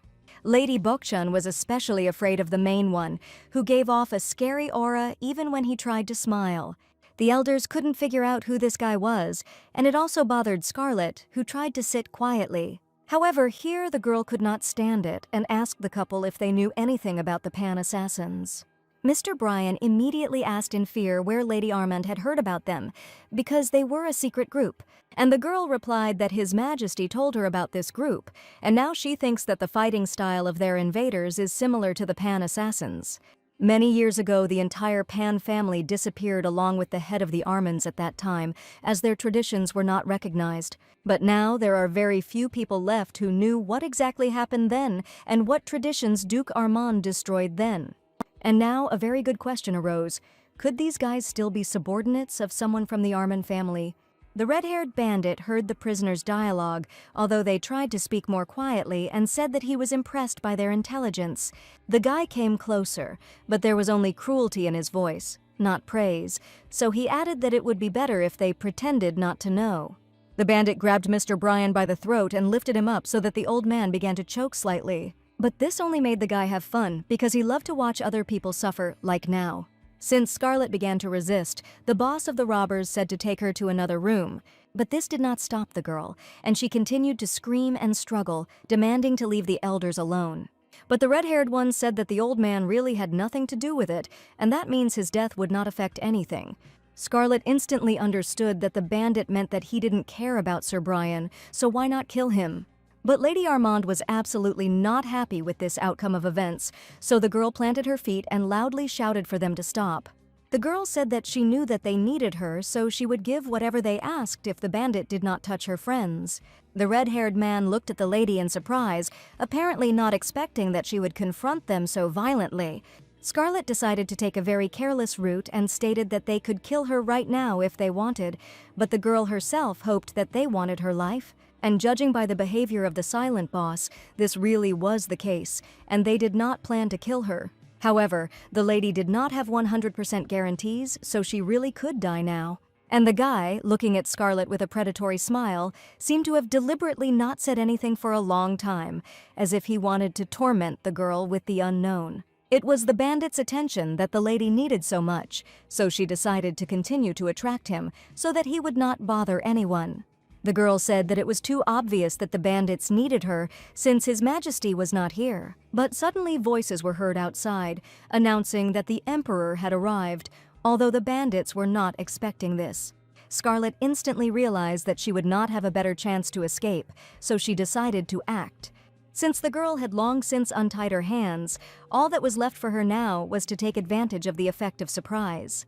Therefore, Lady Armand tensed her whole body and pushed the bandit who was holding her away from her. The red-haired man immediately reacted and shouted for his assistants to grab the girl because it was impossible to let her go. However, Scarlet thought through this moment. Otherwise, she would not have tried to escape at all, so the girl suddenly took out a knife. The elders, who did not know that Lady Armand had weapons, were greatly shocked by this. And the girl herself did not even think of attacking anyone, but instead she stuck the dagger to her neck. The bandit could not have expected such a turn of events, and therefore stood frozen in place in amazement, afraid to move. And Scarlet, smiling contentedly, noticed that the guy now looked as if he had never been in such situations before. But the guy sharply pulled her back, saying that a well-mannered lady should not hold any weapon in her hands. However, the bandit did not know that Lady Armand had never been stopped by the rules of etiquette, and now she only smiled at his words. The girl noticed that the red-haired man did not like what was happening, and hit the nail on the head, which only made the guy angry. Smiling even wider, the young lady raised the dagger above herself, preparing to hit herself since this was the only way to resolve everything. Although Scarlet was afraid to carry out her plan, she still hoped that Charles would have time to save her. And help came much faster than the girl could have thought, as someone's hand caught the dagger and prevented Lady Armand from hurting herself. It turned out that, while presenting ultimatums to the bandits, the girl did not hear the steps of the Emperor, who was approaching from behind. His Majesty gently grabbed her arms, protecting her from any harm as he wanted everything to be okay with the girl. To meet Charles's eyes, the lady looked up and said in surprise that he had returned quickly. However, after releasing Armand after taking the dagger from her, the Emperor said that they would talk later. At first, His Majesty had a completely different task, at which he glanced angrily, his eyes sparkling. And this very task was the bandit, who had already managed to properly arm himself for self-defense, since he was afraid of the arrival of the Emperor. Before starting the battle with the red-haired man, Charles asked Count Lumen to take Scarlet to a safer place. The advisor immediately listened to the gentleman and carefully grabbed the girl, leading her away, but Armand resisted. The lady was worried about His Majesty, but he, without turning his angry face to her, calmly asked not to worry about anything. Charles asked Scarlet to leave and close her eyes and ears so as not to see or hear anything, since he was going to look into it seriously. The Emperor immediately warned that he would not give forgiveness to any of the bandits, so they would all have to fight for their lives. And His Majesty also said that there would be nothing fun in the way they would look after the battle with him, which frightened the robbers. Somewhat later, when Charles quickly dealt with the bandits, everyone got into the carriages and moved on. The only one for whom Scarlet was most worried about in this situation was Lord Benzer, who was the head of the security. Fortunately, after long and persistent conversations with His Majesty, the girl was able to ensure that the Lord avoided cruel punishment. As a result, after the end of the trip, Besner was only sent to one of the disputed borders of the Empire. Since Lady Armand managed to persuade Charles not to execute any of the advisors, they enthusiastically thanked the girl for this. The guys promised that they would definitely repay her in kind for her kindness, to which Scarlet just smiled. Young Armand, smiling slyly, said that she would remember these words, and they could cost the advisors dearly. But the guys were only too happy to repay the help in any way, so they weren't at all upset by the lady's words. Communicating with the Lord and Count, Scarlet suddenly realized that they were much simpler and more pleasant to communicate with than they initially seemed. Yes, Count Lumen still cries constantly, but he no longer seemed like a blonde upstart to the girl. And Lord Benzer himself, who only looks stern, is actually an excellent, kind guy and a pleasant conversationalist. And so, chatting, they continued on their way, and when they stopped, Benzer began to worry about Scarlet because it was supposed to be cold at night and she didn't even have a cape. The girl thanked her for the cape given to her, and she noticed a strange look from Lady Armand, who was simply peeping. And even Sir Brian also looked askance, because to the elders the lady's behavior suddenly reminded her of the deceased Duke, which irritated her. So Scarlet tried to ignore the elderly couple and talked with the advisors, when suddenly she was called out. It turned out that the Emperor called the girl by name, who decided to come up to visit her. Charles immediately asked if Lady Armand was okay, to which she replied that she was just tired from the long ride in the carriage. Then His Majesty suggested taking a walk, which greatly surprised the girl because this had never happened before. To Scarlet's surprise, the Emperor responded with a smile and confirmed that he would like to take a walk only with her alone. The girl noticed that every day His Majesty became more and more playful, but could not understand the reasons for this. After the walk, they set off again, but soon arrived at the place, so the coachman said they could get out. And despite the gloomy appearance of this territory, which had many problems, Scarlet was still glad that she had arrived in the forest of monsters. In fact, the girl brought His Majesty to this place because she had her own ulterior motives for this. She hoped that, having learned about the real problems of the elders, the guy himself would decide to provide them with some kind of help, because the lady remembered very well that it was almost impossible to discuss the affairs of the magical forest with Duke Armand. So she was very angry with her father, and that's why she wanted to act using slightly different methods than his. And His Majesty was a great way for Scarlet to fix the situation with the monster forest, as well as save the elders. Peering into the depths of the forest, the Emperor concluded that the monsters were somewhere nearby, so it was necessary to strengthen the borders. Then, turning to the elders, he asked how they had been protecting the perimeter from the monsters all this time. And Mr. Bryan took the floor, briefly telling the whole story of their battles with the monsters from this forest. At the end, the man added that he has no excuse for the fact that monsters continue to cross the borders, which puzzled Charles. However, he agreed that the elders' efforts were getting nowhere and said that he still didn't believe in them from the beginning. While His Majesty and the Bochan family were communicating, Scarlet did not distract them, but as soon as they finished, she called out to Charles. Smiling cheerfully, the girl suggested going into the forest of monsters on her own to explore it. The Emperor stared at the lady with suspicion, since according to the official version she came here to recuperate and not to walk through the forest. Scarlet defended herself, saying that she just wanted to check out her domain, but Lord Banzer was too concerned. So the girl cheated and said that she wanted to visit the border of the forest only together with His Majesty. No one could object to this, except that Mr. Bochan became thoughtful and nevertheless turned to the girl with a question. The old man, who knew very well what the forest was like, asked if the girl had to go there. But Lady Armand still continued to insist that she would like to personally verify everything herself. In addition, the Emperor himself supported the girl, saying that he had long wanted to go to the forest, so he went with her. Before leaving, Charles poked Lord Banzer, saying that something could happen to him and Scarlet. At this point, the guy and girl took their leave, as they wanted to quickly go for a walk and be alone. Charles finally gave everyone instructions over his shoulder, and when everyone understood what they needed to do, the Emperor calmly left. When they entered the forest, Scarlet immediately began to try to remember the road from her vision about the main character Shirla. Unexpectedly, for Lady Armand, His Majesty suddenly asked if she had been here before, causing the girl to shudder. She immediately said that of course she had never set foot in the forest because even the elders did not go into it. When Charles said that she was walking too confidently through the area, Armand did not find what to answer and simply smiled. As a result, the girl came up with an argument that she simply liked such adventures, to which the guy asked her to be careful. After walking a little more, Lady Armand realized that they were there, as she recognized this territory from her dream. Since Scarlet ran forward for some distance, she had to wait until His Majesty came closer to her. Approaching, the Emperor grumbled about the fact that the lady ran ahead too much, but fell silent when he saw the same as she. Armand beamed with joy because she was able to find what she was looking for, despite the fragmentary memories from her dream. And the girl was looking for a place dotted with yellow flowers that attracted demons. When Charles and Scarlet returned to camp, a large crowd of people immediately gathered around one plucked flower. The guys claimed that this flower was extremely rare, but remembering how many of these flowers were in the clearing, the lady did not think so. Count Lumen finally looked away from the flower and turned to Scarlet as he had another question for her. The guy wanted to know where the girl also got the strange blue slug in her hands. Scarlet happily told the Count that she found this cutie in the forest and decided to keep it as a pet. Since the head of intelligence had knowledge about monsters, he said that this was not a cutie, but a slime that ate monsters. The girl immediately realized that this meant that the pet would have to be returned to his home.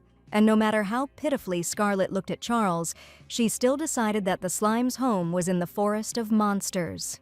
Lady Armand sighed and released the slime into the wild, and then joined the research of the yellow flowers. If initially the work was very difficult, then it became easier to examine the soil and mucus in the area. Of course, as soon as all the research is completed, the flowers will be burned so that they will no longer attract monsters. It was decided that in order to connect the emperor and the Arman family, these studies would be carried out by Count Luman and the Bokchan elders. Scarlet, who had done everything she could only hope that her efforts would not be in vain.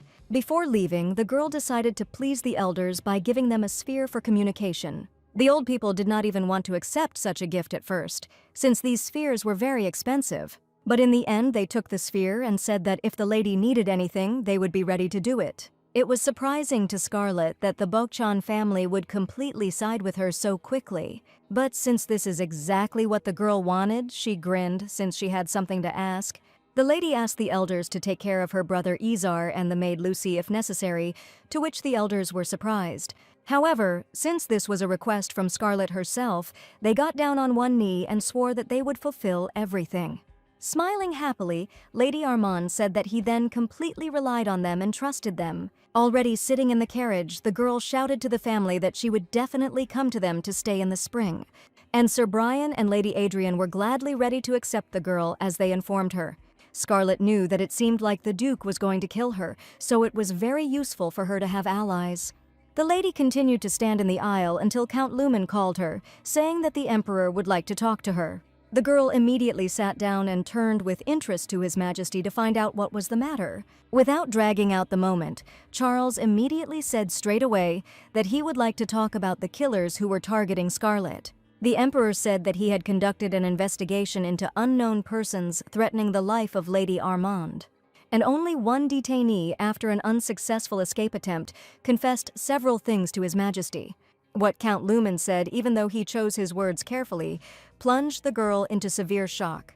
The guy told the girl facts that could shock any morally strong person, so the lady thought a lot. Scarlet decided that immediately upon her return, she would urgently need to get rid of the Duke by any means available. The reason why her father tried to kill her was not clear, but the Count sympathized with Armand, so he asked if she was okay. The young lady replied that she could handle it, but the Emperor and the Count did not really believe it, but did not say anything. Looking at the girl, who was trying hard to pretend that she was not angry and was smiling, the guys decided to remain silent. Meanwhile, Izar carefully watered his sister's garden at her request before leaving. Since the guy now spent a lot of time in the sun watering the plants, his hands were burned in places. But Izar mentally grumbled not because of this, but because remembering Scarlet, he understood how many problems she could create. The brother refused to understand why the girl grows fruit plants in this place. The guy absolutely did not believe that since his sister planted everything here with fruit trees, fairies would appear in the safe zone. And Armand herself, since she was still on her way home, tried to remember the plot of the novel and approximate events. Looking at Charles, she was able to figure out that, in theory, he should now kill the main character's boyfriend. But it did not seem that events were developing according to the plot, since Count Luman again mentioned a city about which nothing was said in the novel. Scarlet heard that the Emperor had already traveled to Yahello and therefore did not understand why dialogues about him were being conducted again. Count Luman said that the fact is that this name was also used to refer to the currently disappeared family. The girl was very surprised by this because she thought that only the city was called that way, and Luman replied that this was a common misconception. Lady Armand nodded, thanking her for the information, and concluded for herself that she did not know much about this world, although she had read the novel. Including the girl will have to find out information about the 3 oldest families on the continent and about their creators, who were Carlior, Rashakel, and Arman. And the Count began to tell that, according to legend, Charles's ancestor was the deceased god of the winter winds, which was rarely spoken about. The fact that a god who could cross dimensions died meant that he decided to become human for some reason. Then the girl asked if the founders of the other families were also gods, which the guy confirmed with a smile. He said that the ancestor of the Arman family was the deceased god of prophets and travelers, which partly helped him. And according to the same legend, the Yahello family was founded by the deceased goddess Clover, who was very beautiful. Lady Armand immediately remembered His Majesty's close advisor named Clover and asked if he was named after the goddess. But the Count explained that the advisor's name was not real, so he was not named after the goddess. Scarlet was amazed by this fact, and Luman added that no one actually knows what Clover's name is. But this no longer surprised the girl, since nothing was said about this in the original work. Returning to the story, the advisor said that the first clan to become extinct was Rashakel, so much so that its territory was erased from the world map. And now, after the almost complete disappearance of the family, it was very difficult to find the blood of those who still belonged to it. Lady Armand asked, puzzled, if there was really no way to find the successor of the Rachel family. But there was no answer to this question, since the only thing that was known was about blonde hair and ruby-colored eyes. The girl immediately realized that this was not the information that could help, and noticed that the Emperor silently stood up and looked out of the carriage. A few minutes ago they stopped, and His Majesty decided to find out if anything had happened. In response, the coachman told him that he could not move because there was a person lying on the path of the carriage. Scarlet got out of the carriage a little later to also ask what was the matter, but she never asked her question when she saw the silhouette ahead. The girl was very amazed that a small child was lying in a place that shouldn't be, and the child himself slept absolutely peacefully, not paying attention to anything, although he fell in the middle of the road. But then, apparently hearing the voices of people, the child slowly opened his eyes as he needed help. Lady Armand ran to the boy, lifted him up and asked if he was okay and could breathe. It seemed that the baby was very surprised at the sight of the girl, and it was not clear what was the matter. He suddenly and unexpectedly grabbed Scarlet by the sleeve of her clothes, as if he was afraid that she would leave. Then, very worried, the child asked loudly if there were other survivors. Young Armin did not understand at all what was being said, and therefore silently stared at the boy who was asking about such a thing. As the Emperor approached, Scarlet tried to find out the child's name, where he was from, and where his parents were. The boy, noticeably weakening and therefore falling back to sleep, whispered that his name was Glenn Mashiar. After these words, the baby completely weakened and therefore fell to the ground and again fell into a deep sleep. Charles explained that there was no need to worry, as it seemed that the child had fallen asleep this time because he had calmed down. Nodding to the Emperor, the lady looked at the baby again, noticing that he had blonde hair, ruby eyes, and even such a name. It was because of this boy that the main character Shirla ground her teeth with anger in the original work. Glenn Mashiar was the former lover of the main character and accepted his death at the hands of a tyrant. But His Majesty tore the girl from her thoughts, saying that in theory the Mashiar family had already died out, so it was surprising that they came across this child. Charles added that this family was destroyed by witchcraft, and the consequences of their destruction looked the same as Rachel. However, Count Lumen did not allow Charles to finish speaking further, as he reminded him that information about the fall of the Mashiar family should not be shared. However, the Emperor added that this boy was a difficult child, which interested Scarlet very much, which she asked about.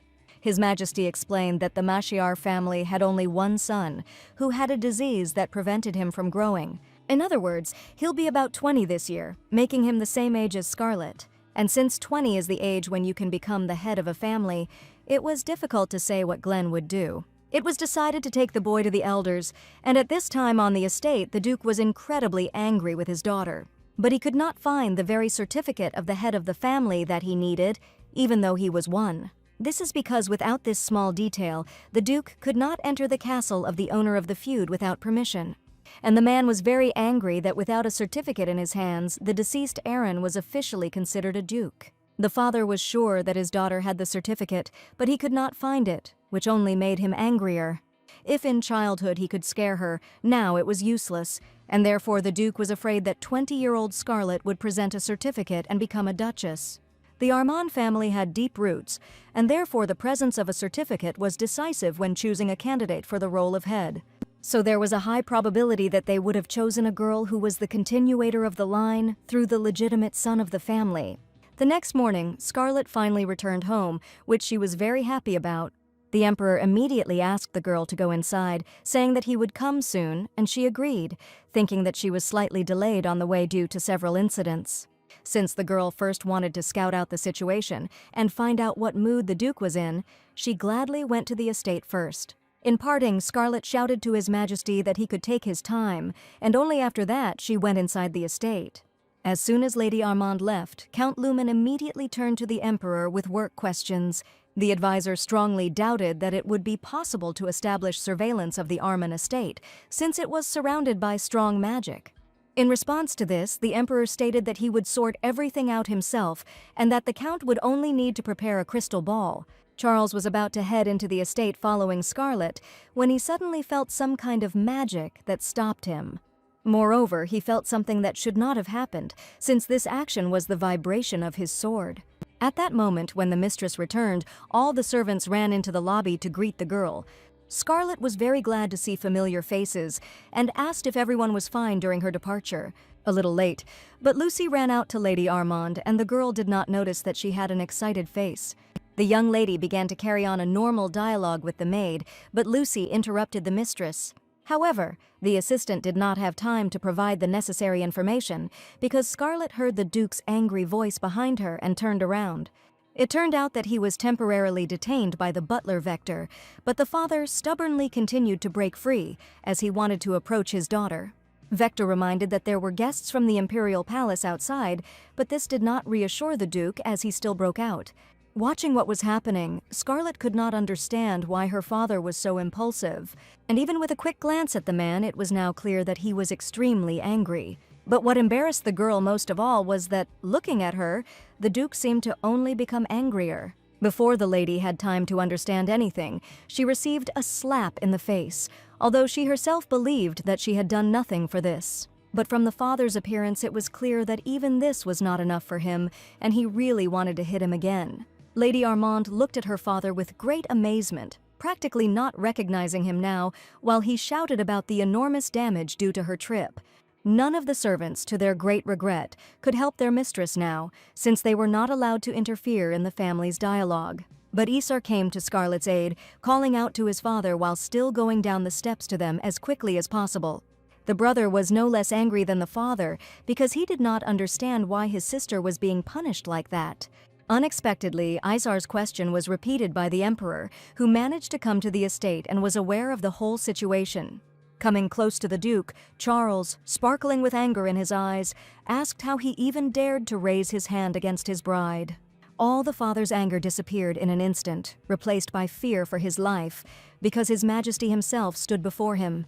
The emperor, being very angry, asked whether the Duke had not thus neglected not only his bride, but also himself. Realizing that Charles attributed his actions to treason, the Duke felt himself break out in a cold sweat. Therefore, he immediately knelt down, begging His Majesty for forgiveness and assuring that he did not want this at all. Scarlet, being taken away by Lucy to have her cheek treated, could not believe that the emperor was so angry on her behalf. The girl remembered that she tried very hard to annoy Charles for several days and did not know if he suddenly decided to hate her. And His Majesty himself still could not calm down, even despite the fact that the Duke was on his knees asking him for forgiveness. Barely restraining the desire to send Lady Armand's father to the gallows, the emperor said that this time he would forgive him. Then he turned to the maid and asked to help the mistress, and he would wait outside for now so as not to interfere. Lucy nodded in agreement and looked angrily at the gentleman still standing on the floor, since now she did not respect him at all. The maid turned to the lady to ask if she was okay, but fell silent when she saw the smile on Scarlet's face. And the girl laughed at her father, who appeared in such a humiliating form before those whom he himself humiliated. Lady Armand thought that this was very shameful for the Duke, and therefore could not help but smile gloatingly. A little later, when they went up to the mistress's chambers, Lucy began to treat her face, and Lady Armand, chatting cheerfully with the maid, felt both delight and anger emanating from her. Even despite her beaten face, the girl was glad for the humiliation of her unloved and evil father, and now shared this with her assistant. But Lucy could not smile back since the Duke, who hurt her mistress, made the girl very angry. So all that the maid said in response to Scarlet's cheerful speeches was that she was listening to her carefully. To change the subject to a more pleasant one, Lady Armand suddenly remembered that she had brought a gift for Lucy from her trip. The maid was very surprised by this, and therefore even asked again, not really believing what was happening. So Scarlet had to reassure Lucy of this again, although the lady said that the assistant would receive it not now but sometime in the future. Therefore, for now, the young lady invited her assistant to go into the city and eat sweets together, to which she happily agreed. Looking at Lucy, the mistress realized that she had done everything right, deciding to protect her because she was very dear to her. Since the girls were getting ready longer than planned, Scarlet was afraid that His Majesty might have already left, but he stood and waited. The girl was very happy about this and asked for forgiveness for being a little late.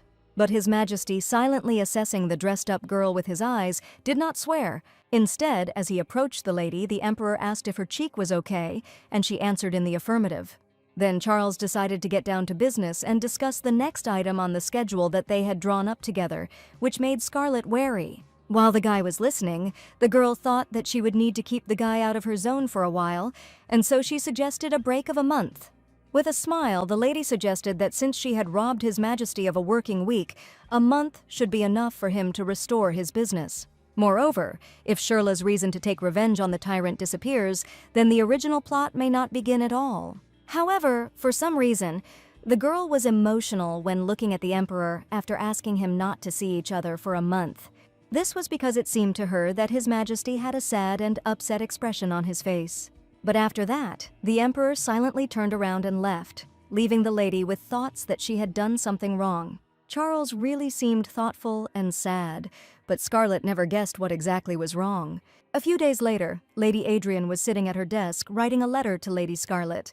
The woman told how things were going with the exploration of the Forest of Monsters, that they were doing well. She also mentioned that she was trying her best to get the boy on his feet, that he might wake up soon. As soon as he woke up, Miss Bokshun promised to immediately inform Lady Armand about this so that she would be aware of all matters. Having finished the letter, the woman exhaled with relief and thought that it was not so bad that Scarlet was engaged to the Emperor. However, she decided to talk about this only when the young man woke up and the lady came to visit them. Meanwhile, Lady Armand decided to visit her garden once again, since the fruit trees had already grown. She noticed that in her absence, her brother took very good care of this place, so the trees grew wonderful. So now the girl could only wait for the fairies to appear and get to know them. Then she saw how one fruit on a tree branch began to wobble suspiciously and decided that a parasite was gnawing on it. But suddenly, right in front of the girl, the fruit came off and flew into the air, and a little later, a little fairy appeared from behind it. Imagine Lady Armand's surprise that the meeting with the fairies turned out to be much earlier than she thought. The girl looked in amazement at this baby who moved like a doll. But she didn't understand whether it was a fairy from the novel, because they were thin and mature young men. In any case, the girl decided to try to talk to the baby and asked if there were fairies here besides him. And the kid cheerfully replied that there were his good and close friends nearby. But Scarlet did not share his joy, since she guessed that the fairy's friends were just as small. But the lady did not lose hope yet, and therefore asked if the fairy knew anything about the fairy stone. However, failure awaited her here too, since the child said that he had never heard of such a thing. Seeing that the girl began to cry upset, the baby decided that she was angry with him, and Scarlet at this time was wondering if she had really chosen the wrong time or place to plant plants while the fairy's stomach was growling. The lady was sad to realize that she had simply thrown away the money that she already had little of. But looking at the baby, she noticed that he looked bad because he was hungry. The girl realized that she could not ignore the fact that the fairies were hungry, also because she noticed the glow of several more babies in the bushes. So, turning to them, Scarlet in a sweet voice called the fairies closer to her, saying that she would give them fruit. As the fairies approached joyfully, Lady Armand asked what their names were, but they themselves did not know. Then the young girl decided to name the fairies herself, and gave the name Tropka to the one in the blue cap. She also came up with names for the other babies, and called the red one Belle, and the yellow one Stream, which the fairies were pleased with. Having received the names, the fairies changed them a little as they themselves wanted, but Scarlet did not mind at all. Looking at how happily the kids were playing in the air and how contentedly they were eating fruit, she smiled. Scarlet understood that these guys were not to blame for the fact that she had spent almost all her savings. However, upon returning home, the girl was shocked that only crumbs remained from her mother's inheritance. Lady Armand was worried because she believed that she spent what she had sparingly, but apparently not. The maid laughed slightly at her mistress, but it was with evil intentions, so Scarlet was only crying because of the lack of money. Lady Armand relied entirely on money from the fairy stone, but now she will have to look for other means of earning money. Approaching the window, the girl saw the Duchess in the courtyard, who had returned after all the things she had done. Since the maid was in the palace all the time, the lady asked her if she knew where the Duchess had gone. Lucy said that she heard that Melia went to a meeting on the effective management of the guild and on the opening of new trade routes. Then Scarlet suddenly remembered that the Duchess was an entrepreneur before marrying the Duke. Therefore, the girl told the maid that she would be back soon and ran away, leaving her in bewilderment. But before leaving, Lady Armand still said that she decided to greet Lady Melia, so she ran down to the first floor. Thinking about the money issue, Scarlet understood that if the engagement to the Tyrant broke off, she would have to urgently look for work. Now drinking tea, the girl realized that she had acted stupidly, having spent almost all her money in the hope of a fairy stone. Therefore, now Lady Armand invited Melia to dialogue, since she considered her her only chance. The Duchess, although she came, immediately said that she was not going to give Scarlet money. In response to this, the young lady said that she was not going to ask for money, but wanted to earn it herself with the help of the advice of a wise woman. But the Duchess said that she did not understand what the girl wanted, since they were not in the right relationship to talk about personal income. However, Scarlet came to the conclusion that she could have a constructive dialogue with Lady Melia, since she never tried to kill her. Therefore, the girl honestly said that she knows that Melia does not like her, but considers her competent enough for dialogue. Lady Armand admitted that she also did not like this family, but the Duchess coldly said that they should not talk about it. Then the girl immediately pretended that she was sorry and promised from now on to conduct the dialogue in a different direction. Scarlet openly said that only from the Duchess can she now get the advice she needs. The girl understood that she could not always rely on the plot of the novel, since she did not know either the economy or the social structure of the empire. And even she could not say about fashion trends among nobles and servants. That is, she knew almost nothing at all. So the lady said she wanted to learn how to run a business and the basic etiquette and all the knowledge of a nobleman. In response, Melia said that if at that age she needed a teacher, then she could assign him to her.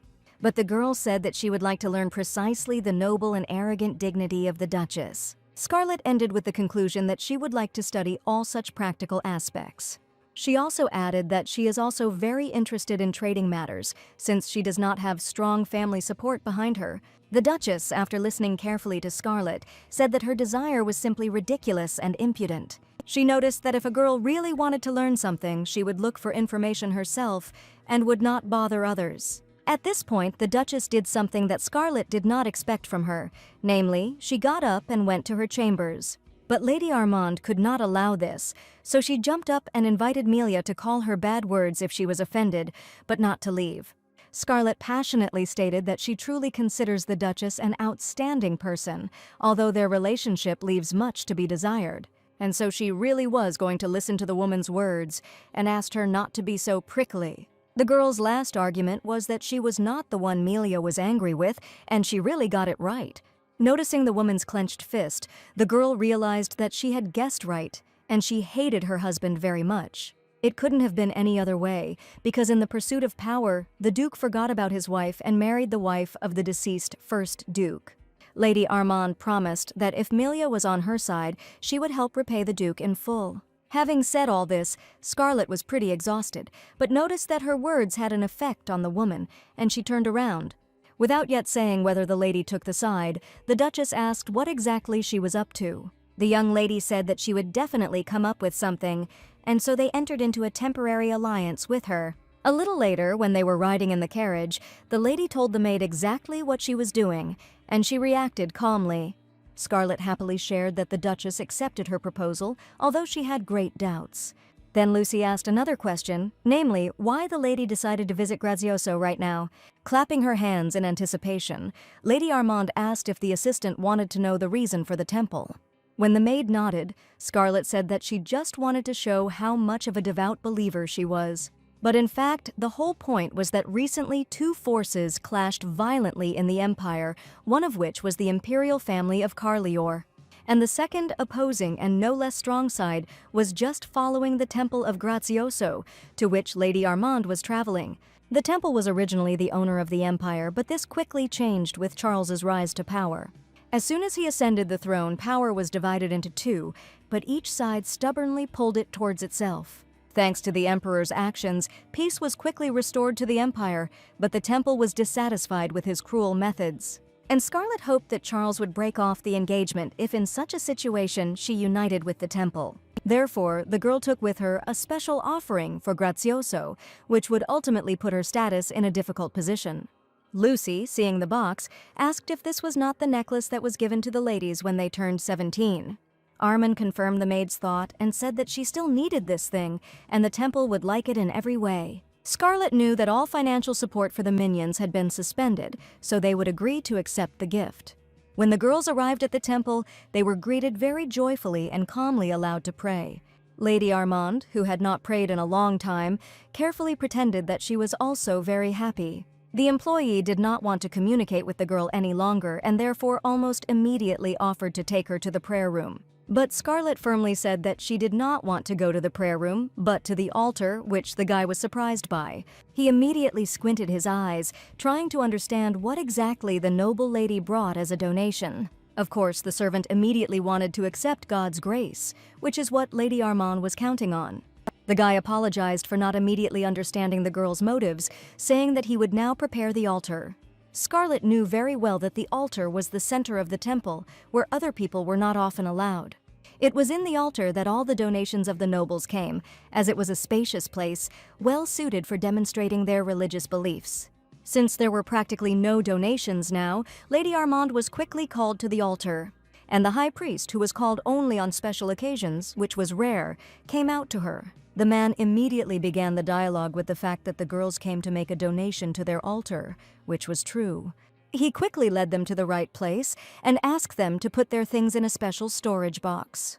Lady Armand immediately noticed that the box was completely empty and asked if she could pray. But the high priest immediately said that the prayer could be skipped for such an occasion. The girl did not understand what the man meant, and he explained that such an empty box did not need prayers at all. Armand didn't like the fact that the priest openly told her to empty her pockets, but that's what she came here for. So she asked the maid to open the box, and Lucy obediently did so. Scarlet decided that since the donation was her idea, then she herself should do it with her own hands. Approaching the altar, the lady began to say that she would make a donation to the temple, but suddenly stopped short when she saw something. Lady Armand was so amazed by what she saw that she froze in place and forgot about the purpose of her coming to the temple. And the girl was now very much looking at a drawing of a black hyena, which should not have been here. Lucy, noticing that the mistress was lost in thought, called out to her, as she wanted to return to the estate as quickly as possible. The lady replied that she was just thinking, and she herself remembered that this drawing is a symbol of dark magicians, with whom it is better not to mess. But it remained a mystery to her what this mark was doing on the temple's donation box. The priest, meanwhile, reminded that one should not stand idle, but should make a donation as quickly as possible. But the girl had already changed her mind, since she did not want to have anything to do with dark sorcerers. The man could only watch in silence as the lady and maid turned around and left, leaving nothing behind. However, he quickly woke up and said that he couldn't just leave the altar without bringing him anything. Scarlet replied that she was very sorry that Grazioso did not take her wealth, but this was God's providence. The lady lied that she urgently needed to rush to a business meeting, so she dared to leave the temple, but they just didn't want to let her go. At this time, in the same temple, Clover was arguing with an employee since he was sent by the emperor to say about the complete cessation of funding. To all the guy's cries, the advisor replied that there were no positions in the jurisdiction of the temple that required payments. At this point, Clover was about to leave, but then he heard a suspiciously familiar voice from below. Looking at the first floor from the balcony, the guy saw Lady Scarlet running away as fast as she could. The girl tried to convince the priests that right now they were engaged in robbery, trying to get a donation from her. To this, the chief servant shouted that she had already brought these jewels to give to them. At this moment, Clover, who was watching the girl, was called out by another familiar voice. But this time, he was approached by the first and second, who were the emperor's military men and were watching his bride by order. The advisor immediately asked to explain to him what was happening to Lady Armand and why this crowd was chasing her. To this, the second shadow replied that the girl came to the altar, but for some reason changed her mind about making a donation and simply ran away. As a result, the priest became furious and ran after her, and some of the clergy followed them, not even knowing what was going on. But even after the shadows explained, Clover could not understand anything, and the shadows confirmed that they themselves were surprised. The first shadow said that he did not know what the emperor's bride was doing, but he was having fun anyway. The second shadow nevertheless suggested taking action and calling Lady Armand's coachman to drive up to the entrance. He also asked whether the advisor would report what happened to the girl to His Majesty. To this, Clover replied with a smile that, of course, he would tell about everything in detail because such things cannot be hidden. The advisor was sure that the emperor would really like such a story about Lady Scarlet. When the lady managed to return to the estate, she looked at the mark's design and was in deep thought. Although the temple was something of a villain, it was far from the group of dark magicians that appeared later, who brought a lot of trouble. And therefore, Scarlet still did not understand how an almost harmless temple became associated with a very dangerous community.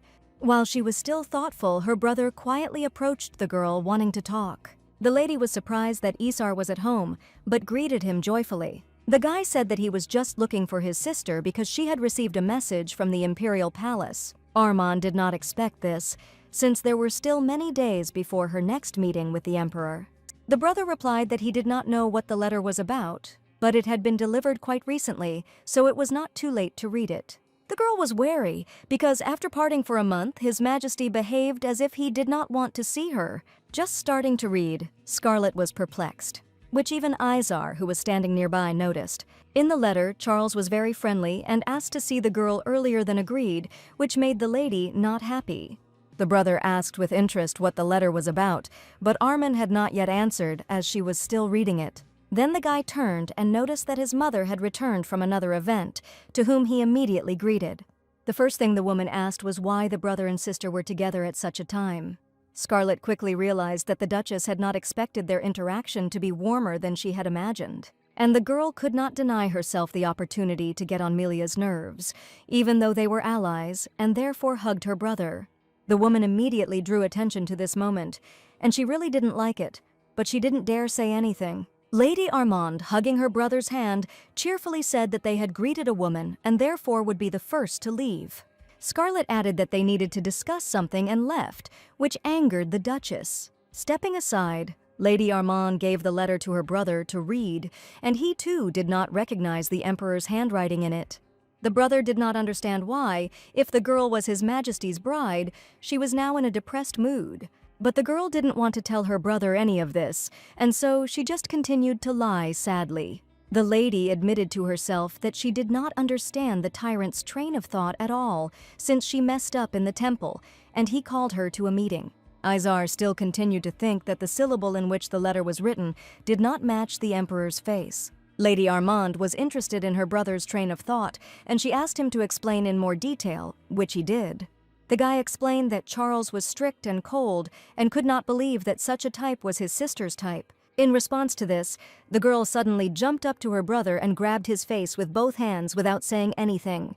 The guy asked in surprise what came over the girl, since this had never happened to them before. The brother began to struggle, but Scarlet immediately asked him not to move and sit the way he was sitting, and Isar, sighing, obeyed. And Lady Armand, still holding the guy's face in her hands, making a sweet face, asked if he really thought she was so beautiful. Isar expected anything from his sister, but not such behavior, so he was very surprised by the question. The guy immediately turned such a serious question into a joke and threw the girl onto the bed, shouting that she was ugly. Isar embarrassedly asked if the girl was sick, to which Scarlet replied that that was not the case at all. The girl said that she had always not been particularly modest and often spoke too directly, as now. But then she returned to the letter and asked why, after all her attempts to break off the relationship, the Emperor was still calling her to a meeting. The lady said that she was now simply sure that it was all about her beautiful appearance, which His Majesty liked. Listening to his sister's speeches, the brother was not delighted with her logic, but did not argue in any way. As a result, so that his head would not start to hurt from women's dialogues, the guy decided to leave her alone. Scarlet asked where he went, and his brother said that it was time to go to bed, including her. Armand said goodbye to Isar, and she herself thought that it couldn't be that she had caught the tyrant in her net. Therefore, the only thing the girl thought about was her beauty, which could really attract the Emperor. When the day of the appointed meeting arrived, Scarlet began to command the assistants, as she needed to look perfect. The lady wanted everything to be prepared as quickly as possible, and then she noticed a new face among the maids. Armand had never noticed the red-haired assistant before and therefore asked where she was from in the estate. The girl replied that her name was Nancy and she had been working in the mansion for about a year. So the lady apologized and repeated her request to make her as beautiful as possible today. When Lucy said that she would make every effort, the mistress said that they would not have to try hard since she was already very beautiful. Scarlett herself really wanted to achieve as dramatic an effect as possible. When Lucy began to ask what dress the lady wanted to wear, she thought about it and recently suggested a new blue one. Nancy listened quietly to their dialogue, wondering whether to offer her own idea for the already prepared garment. In the end, although terribly worried, she decided to give advice to the lady and called out to her. The maid offered an option for a beautiful and neat light dress with pearls, which the lady immediately began to examine. Nancy explained that she tried to alter the dress that they told her to throw out the other day, which Scarlett was surprised at. Meanwhile, the maid added that she was far from the level of atelier tailoring, but she was able to make slight adjustments. Unexpectedly for Nancy herself, Lady Armand came up to her and, taking her hands, said that she really liked the dress. The lady also said that she had no idea that she had such a good assistant with a sharp eye, and so she suggested that next time the girls should go with her to choose dresses in the hope that she would not mind. Looking at how such luck descended on the young maid, Lucy smiled contentedly as she liked the red-haired girl. Having dressed up properly, Scarlett went to the Imperial Palace, which was so huge that it reminded her of a city. So waiting for His Majesty among all this beauty of architecture was not boring for the girl. When Charles, who had been somewhat delayed, appeared near the lady, he asked if she was tired of waiting for him. The girl said that she was looking at the beautiful garden, and that's why time flew by for her, and she also asked what Charles was planning to do. But then the girl caught a barely noticeable smell of iron, which, however, she did not ask the Emperor about. Therefore His Majesty, as if nothing had happened, invited Scarlett to have tea with him at the table with desserts. The guy, out of habit, waved his hand at the girl, beckoning her to join as soon as possible, but this time his hand was in a glove. Without paying attention to this at first, Armand smiled and offered her hand to go to the table with the guy. Taking His Majesty's hand, the lady decided that she most likely simply imagined the smell of iron, so she should not attach any importance to it. However, approaching Charles, Scarlett again caught the same aroma of iron and realized that it smelled like blood. So the girl asked Charles if he had accidentally hurt himself because she thought she could smell blood. And since His Majesty pretended that he did not understand what she was talking about, Scarlett came close to the Emperor and once again repeated the phrase about the smell of blood. And indeed, in the morning of the same day, the clang of crossed swords was heard in the Emperor's bedroom and blood was shed. 4 first-class assassins sneaked into His Majesty's room while he was sleeping and tried to attack. Despite all his skills, Charles even had to try hard to kill them without even letting them make a final utterance. However, the Emperor still managed to cope in just a few seconds, regretting that they attacked precisely on the day of the meeting with Scarlett. His Majesty quickly realized that these were murderers from an organization called Pan, but this gave him nothing more. The Emperor considered it a very cruel coincidence that these guys attacked today. Moreover, he tried his best to avoid being subjected to the divine curse that these killers possessed. And right now, Charles, standing in front of the lady who demanded the truth, did not know how to tell her about all this. The guy's thoughts were in disarray because he didn't want to scare Scarlett again, but there was no way out. Therefore, His Majesty rather rudely asked, what if he was really wounded? What difference did it make to her? But Scarlett did not pay attention to the Emperor's tone, and instead asked to show where exactly he was wounded. The lady was so worried about the guy's possible injury that she immediately offered to take him to a doctor. It was very strange for Charles to realize that Armand was worried about him, and he even asked if this was really the case. Although the girl wanted to break off the engagement, she never wanted His Majesty to die, so she was worried. And only at that moment the Emperor said that there was indeed blood on him, but not his. However, seeing how the lady made such a big fuss, His Majesty admitted that he even regretted that it was not his blood. Hearing this, Scarlett froze, trying to understand the reason for the guy's words and his embarrassed behavior. Then the girl was indignant that Charles should have immediately been told that he was fine, otherwise she was worrying in vain. It so happened that these two, without noticing it themselves, were getting closer and closer to each other, and the Emperor smiled. A little later, His Majesty seated the lady at the table as he wanted to drink tea and desserts with her.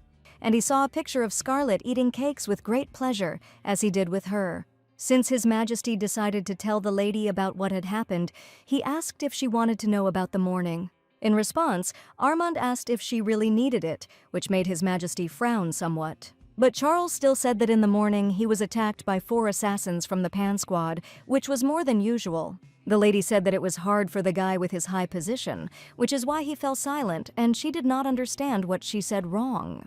Then Scarlet added that she was worried that we were talking about killers from such a serious organization. She explained that she was very scared when she encountered them last time, and the Emperor became serious because of the memories of the trip. After such a dialogue, Armand decided that it was time to finish eating, since she no longer had food going down her throat. His Majesty did not insist on desserts, but instead asked what the girl wanted to show him. Scarlet had already completely forgotten about her plan due to the situation with the smell of blood, so she was a little confused. But now everything has turned out just fine for the girl, since Charles has been walking around with a sour face for a long time. So Armand asked His Majesty to look carefully now, since she had been practicing this skill for a long time. What the lady had in mind certainly should not have been within any framework, so she rehearsed in front of the mirror. Reaching her hands to her face, Scarlet contorted it into a monkey face and showed it to Charles. Then the girl showed a pig and several other animals, and His Majesty sat with a shocked face and continued to sit exactly the same. A few seconds later, when the gift began to return to the Emperor, he asked what exactly young Armand was doing. A little later, when the guy and the girl separated, the first shadow could not calm down because of laughter. The second shadow was nearby and asked his friend to stop laughing at the antics of the Emperor's bride, whom they watched even at any moment and knew everything. The guys could have tried to calm down for a long time, but then the front door creaked and they had to look who came. The one who entered the room was none other than His Majesty, so the first and second politely greeted him. They wanted to ask how the meeting went, but Charles suddenly announced that he was going to clear out Pan. Having said this, the Emperor passed by his assistants, and they had no choice but to support his decision. The second, however, asked whether such a desire was not too sudden, because previously the gentleman had turned a blind eye to this group. His Majesty himself once said to respect Pan for their traditions and merits, but now he suddenly wanted to destroy them. But Charles did not explain anything, but instead asked his assistants to prepare everything for the attack. Therefore, the first and second had to agree with everything, and the guys immediately went to regulate the schedule of the Master and Clover. But to this, the Emperor said that he would not go anywhere, so his assistants would have to deal with everything on their own. The second began to worry about this, but the first quickly realized that they could handle it, and therefore told his friend to keep quiet. When His Majesty left, the second shadow asked what it all meant, because with the Master, it would be much easier for them to deal with everything. To this, the red-haired man replied that it was perfectly clear why the Emperor did not want to go with them, although he sent them for a difficult operation. The whole point was that Charles wanted to keep Scarlet safe while remaining close to her. The first reasoned that in the end His Majesty would still have to intervene, but for now he could be left alone. And at this time, Charles, going to his chambers, remembered the face of Lady Armand, who grimaced in front of him. And at the same time, for the first time, the Emperor had so much fun that he laughed heartily, even if alone. That same evening, returning home, the girl, remembering her grimace, experienced great shame, although she herself wanted it. In addition, the Emperor did not say anything more until the end of their meeting, which also worried the lady. Scarlet understood that this was not surprising, because she herself would not have expected to see a grimace on such a beautiful face. However, right now, Armand decided to put what happened out of her mind, as she wanted to quickly relax in her room. Then ahead she saw her brother running towards her and smiled joyfully at him because the guy was meeting her. But Isar was noticeably tense and suggested that his sister first take a walk and then go to the mansion. Armand did not immediately understand the reasons why her brother said this, and said that she wanted to go to her room to rest. Hearing this, the guy's face changed greatly, and the girl could no longer help but notice. And the lady suddenly realized that the atmosphere in the mansion had changed greatly. There was even a feeling that something terrible was about to happen. In confirmation of his sister's feelings, Isar reported that the Duke was very drunk, which worried the lady. Scarlet remembered very well that when her father drinks alcohol, drunkenness changes him greatly. Once drunk, the Duke becomes the embodiment of arrogance and demonstrates surprisingly remarkable strength. Therefore, the fact that her brother was now grabbing her hand and pulling her away from the estate was understandable to the girl. Izar wanted to go for a walk until the Duke went to bed and everything in the mansion was quiet. But the girl could not escape, because she understood perfectly well that if her father did not find her, he would switch to the servants. So even though she wanted to go with her brother holding her hand, Armand couldn't do that. Scarlet froze in place, which Izar immediately noticed, and also paused to find out what was the matter. The lady, plunged into despair, asked her brother when it all started and why they endured it. The guy wasn't sure what exactly the sister was talking about, so he decided to ask again. And the girl asked, since when did the father raise his hand against his brother, but like the last time, Izar began to deny it. And when the lady said that bruises like his brother's don't happen from simple falls, the guy couldn't find anything to object to. Scarlet began to blame herself for noticing the bruises on her brother's body too late. Gently touching the bruises on Isar's arm, she was sad that healing magic did not exist in this world.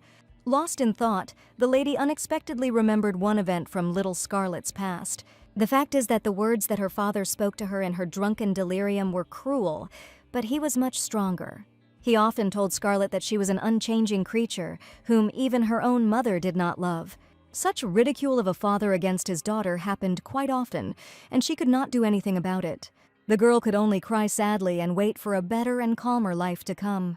And my father, under the influence of alcohol, was so violent that he absolutely did not understand when he should stop. But the worst thing began when the father got to the green bottle with the sign of the constellation Ricos. And then the Duke, forgetting about all decency, began to brutally beat his daughter. And right now, remembering all the past moments, the girl realized that she couldn't stand it anymore. However, Izar had no idea what was in his sister's head and what she was going to do, and Lady Armand decided to go to the Duke and tell him everything she thought about him. Since the brother could not stop his sister, she entered the estate and soon met the butler. Vector was very surprised to see the lady who was eager to meet her drunken father. The butler also tried to stop Scarlet, but it was useless, since the lady was directly torn. But as soon as Armand took hold of the door handle, she heard a question in the Duke's room about whether the sacrifice was ready.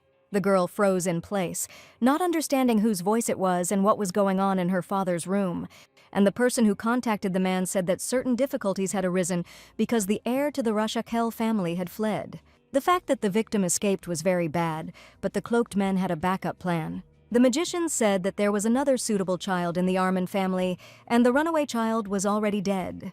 This is because Glenn Mashiar will not be able to survive without a direct descendant of the Ruthless family due to the collateral nature of his family. It was known that the boy died somewhere near the territory of the monster forest, so he would not cause any more problems.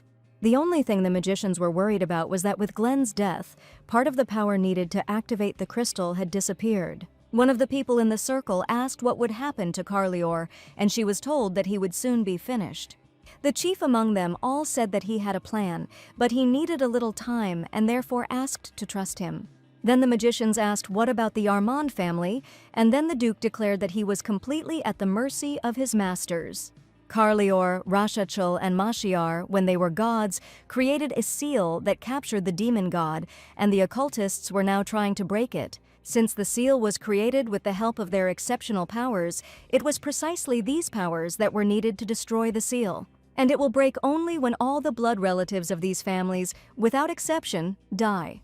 Then the very last strength of the deceased will return to the cave where the seal of the demon god was contained. And what the magicians wanted so much will happen, that is, their main leader will be released. Therefore, the occultists moved on to the next victim and asked the Duke to prepare his son Izar for this. The man said that his owners need not worry, as he would definitely bring his own son. Standing outside the door, Scarlet heard all this perfectly well and was horrified by the information she received. At that moment, the brother approached his sister and asked what was wrong with her, since she froze in place. Armin turned sharply because she was not ready to talk to Izar about what happened right now. The guy didn't understand what exactly shocked his sister, who didn't even go into their father's room. When, despite the late hour, they retired to talk, the brother did not believe this story. Izar was so amazed at the impudence of his father, from whom he already suffered too much. So now the guy was now cursing such a bad parent with all his might. Scarlet, seeing how her brother was being killed, did not touch him for now because she understood that he needed time. Therefore, after waiting a little, the lady asked how the guy thought about leaving this house. But the brother objected to this, that his sister was very naive, because we were talking about their estate as a whole, which without them would be in even greater danger. So he believed that escape was impossible for any of them, and that the problem would have to be solved while they were here. Lady Armand accepted Izar's point of view and began to think, since she had very little power to eliminate the Duke. The girl understood that she would need to work very hard for everything to work out in the end. Some semblance of a plan quickly formed in the lady's head, and she turned to her brother. Scarlet proposed to join forces and together destroy their father, who was unworthy of this title. However, Izar, although he was on his sister's side, was still embarrassed by her joy in such a context. Meanwhile, the girl was already offering to find out as much as possible about dark magicians and their possible weaknesses. In order not to upset Scarlet in advance, the brother suggested that they at least try, and then we'll see. But before that, the lady was going to take good care of protecting Izar, who was now the target. The guy noticed how much the lady's face suddenly changed, smiling insidiously, and he was even a little scared. The next day, the girl went to her safe zone and thought that she needed to find her brother some kind of job so that he would be protected. However, this was not an easy task, also due to the reputation that Scarlet herself had earned. But for now, the lady decided to put aside thoughts about it as she came to her little friends. However, looking around, Scarlet was not immediately able to find the fairies, which is why she was confused. But, having looked more closely, the girl was able to find them with her eyes and realized that they were just hiding. The kids looked out from behind the trees, and the lady did not immediately recognize them since they had already grown up. The fairies explained that they ate a lot of fruit, which is why this happened. Then Scarlet asked why they were not in the garden. And the kids said that they were flying to get a gift for their friend because she feeds them, to which the girl laughed, saying that she didn't need anything. Then the fairies took out the fairy stone and asked if Scarlet wasn't looking for it. It wasn't in vain that they flew after it. From what she saw, the girl was speechless for a moment, as she no longer hoped to receive such a gift. The kids also clarified whether their friend needed this thing in order to know whether to bring them more. And Lady Armand immediately hastily said that they were completely right, and she really needed this stone. Since Scarlet changed her mind about refusing the gift, the fairies handed the stone to her, and the lady was glad, since the problem with Izar's employment now disappeared. The young girl asked to bring her more similar gifts in the future, if it would not be difficult for the fairies. The kids agreed, but only on the condition that the lady would bring them lots and lots of fruit. Armand was completely happy with this option, so she allowed her little friends to eat as much fruit as they wanted. A little later, having said goodbye to the fairies, the lady immediately went to the palace with the fairy stone to bargain with the emperor. In exchange for the stone, the girl asked that His Majesty allow her brother to work under him. Scarlet assured that Izar passed all the exams at the academy with the highest scores and was generally a talented young man. Therefore, Armand wanted Charles to order her brother to leave for exactly a week to resolve very important state affairs. She also asked to keep Izar close to her until she said enough, and to provide him with security, which the emperor calmly listened to. Since the deal was too profitable for His Majesty, he immediately formalized it. But Scarlet was still surprised that all her demands were so easily approved. To which the guy explained that the very fact that he can buy a fairy stone is beneficial for him. Before moving on to the contract, Charles glanced sideways at his bride as he wondered why she was doing all this. But he did not ask questions himself, but instead convinced the girl that he did not enter into predatory deals. This is because he was an emperor and he already had plenty of everything. Only after this did His Majesty turn to his advisors and ask them to prepare the necessary treaty. The emperor wanted to complete the deal now so as not to owe Lady Armand anything later. When all the work was finished, Charles and Scarlet went for a walk, and along the way, she told him about Santa Claus. After listening carefully to the story, His Majesty said that if such a grandfather exists, he will exploit him as a gift giver.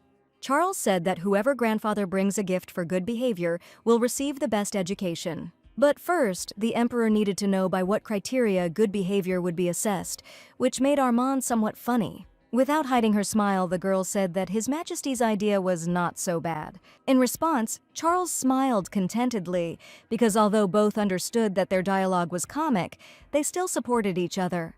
Therefore, continuing this topic, Scarlet stated that if Santa Claus senses the impure intentions of the Emperor, he will not help him. His Majesty was surprised by such an unexpected turn of events, so he even asked the girl what she meant. Smiling even wider, Armin explained that Santa Claus interacts only with good children and not with just anyone. And the Emperor, according to the lady, still had a lot to learn, so it was not a fact that Charles would be able to cooperate with him.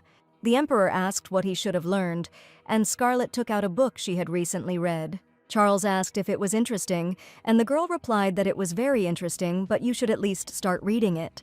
His Majesty clarified whether he really should read right now, since he was not eager.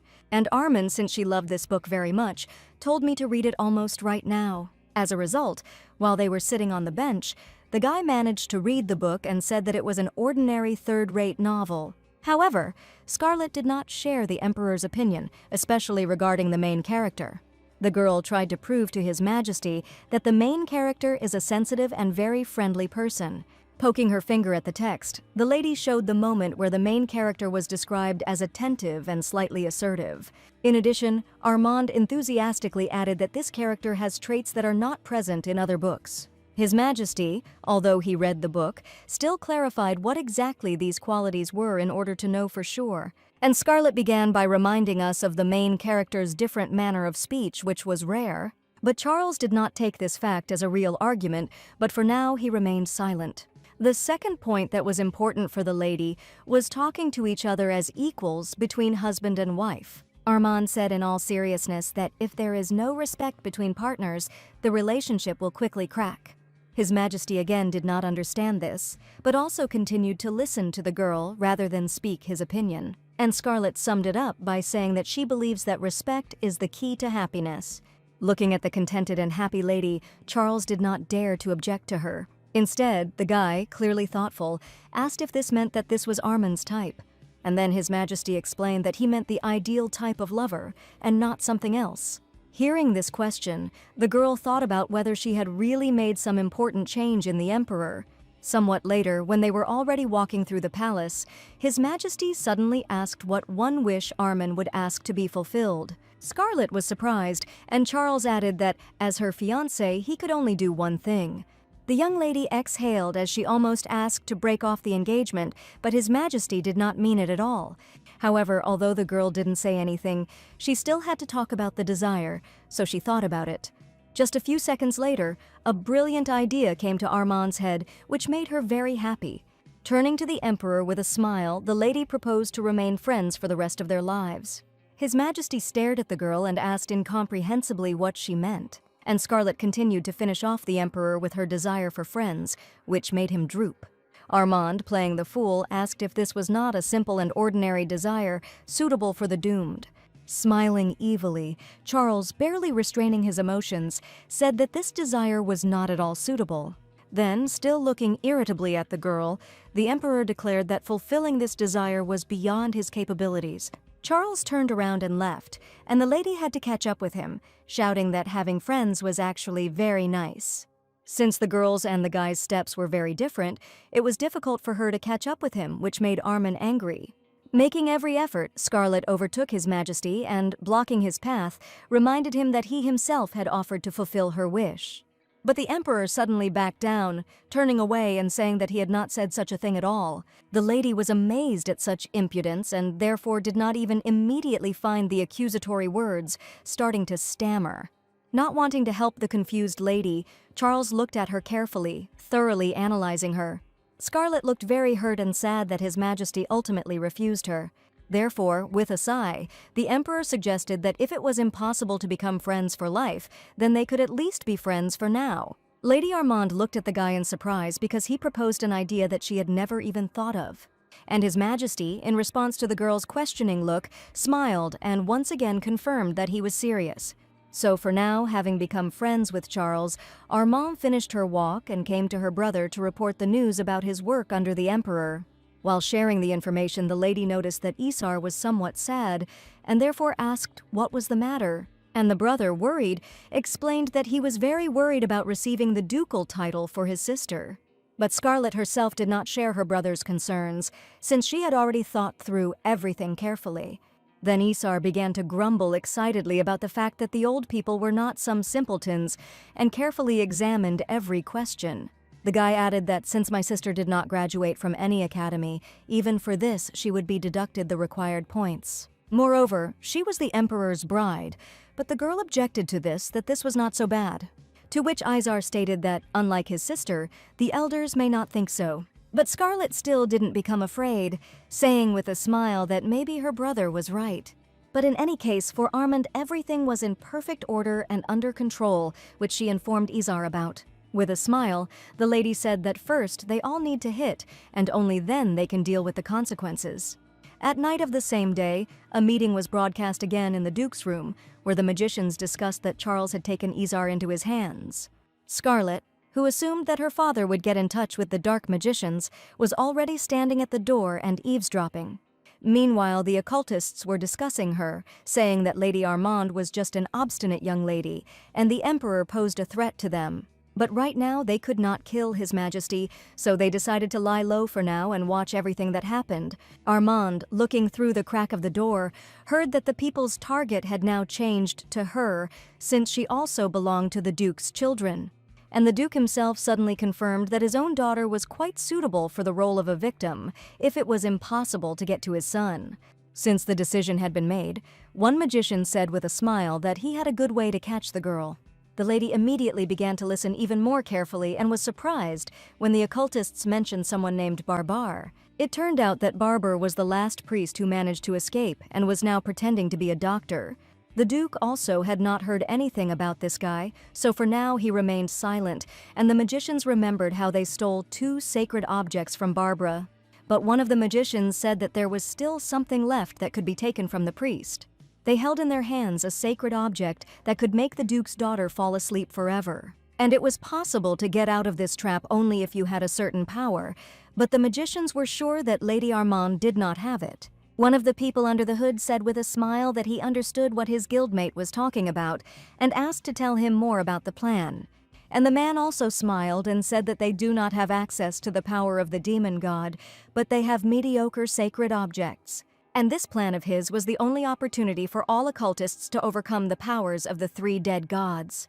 One of the magicians suddenly said that although she hears the voice of their god, this does not mean at all that they have weakened the seal, because only when the forces of all 3 dead gods gather will it be possible to destroy the seal of the demon god they themselves created. However, even after decades of striving towards this plan, the magicians have still not made much progress.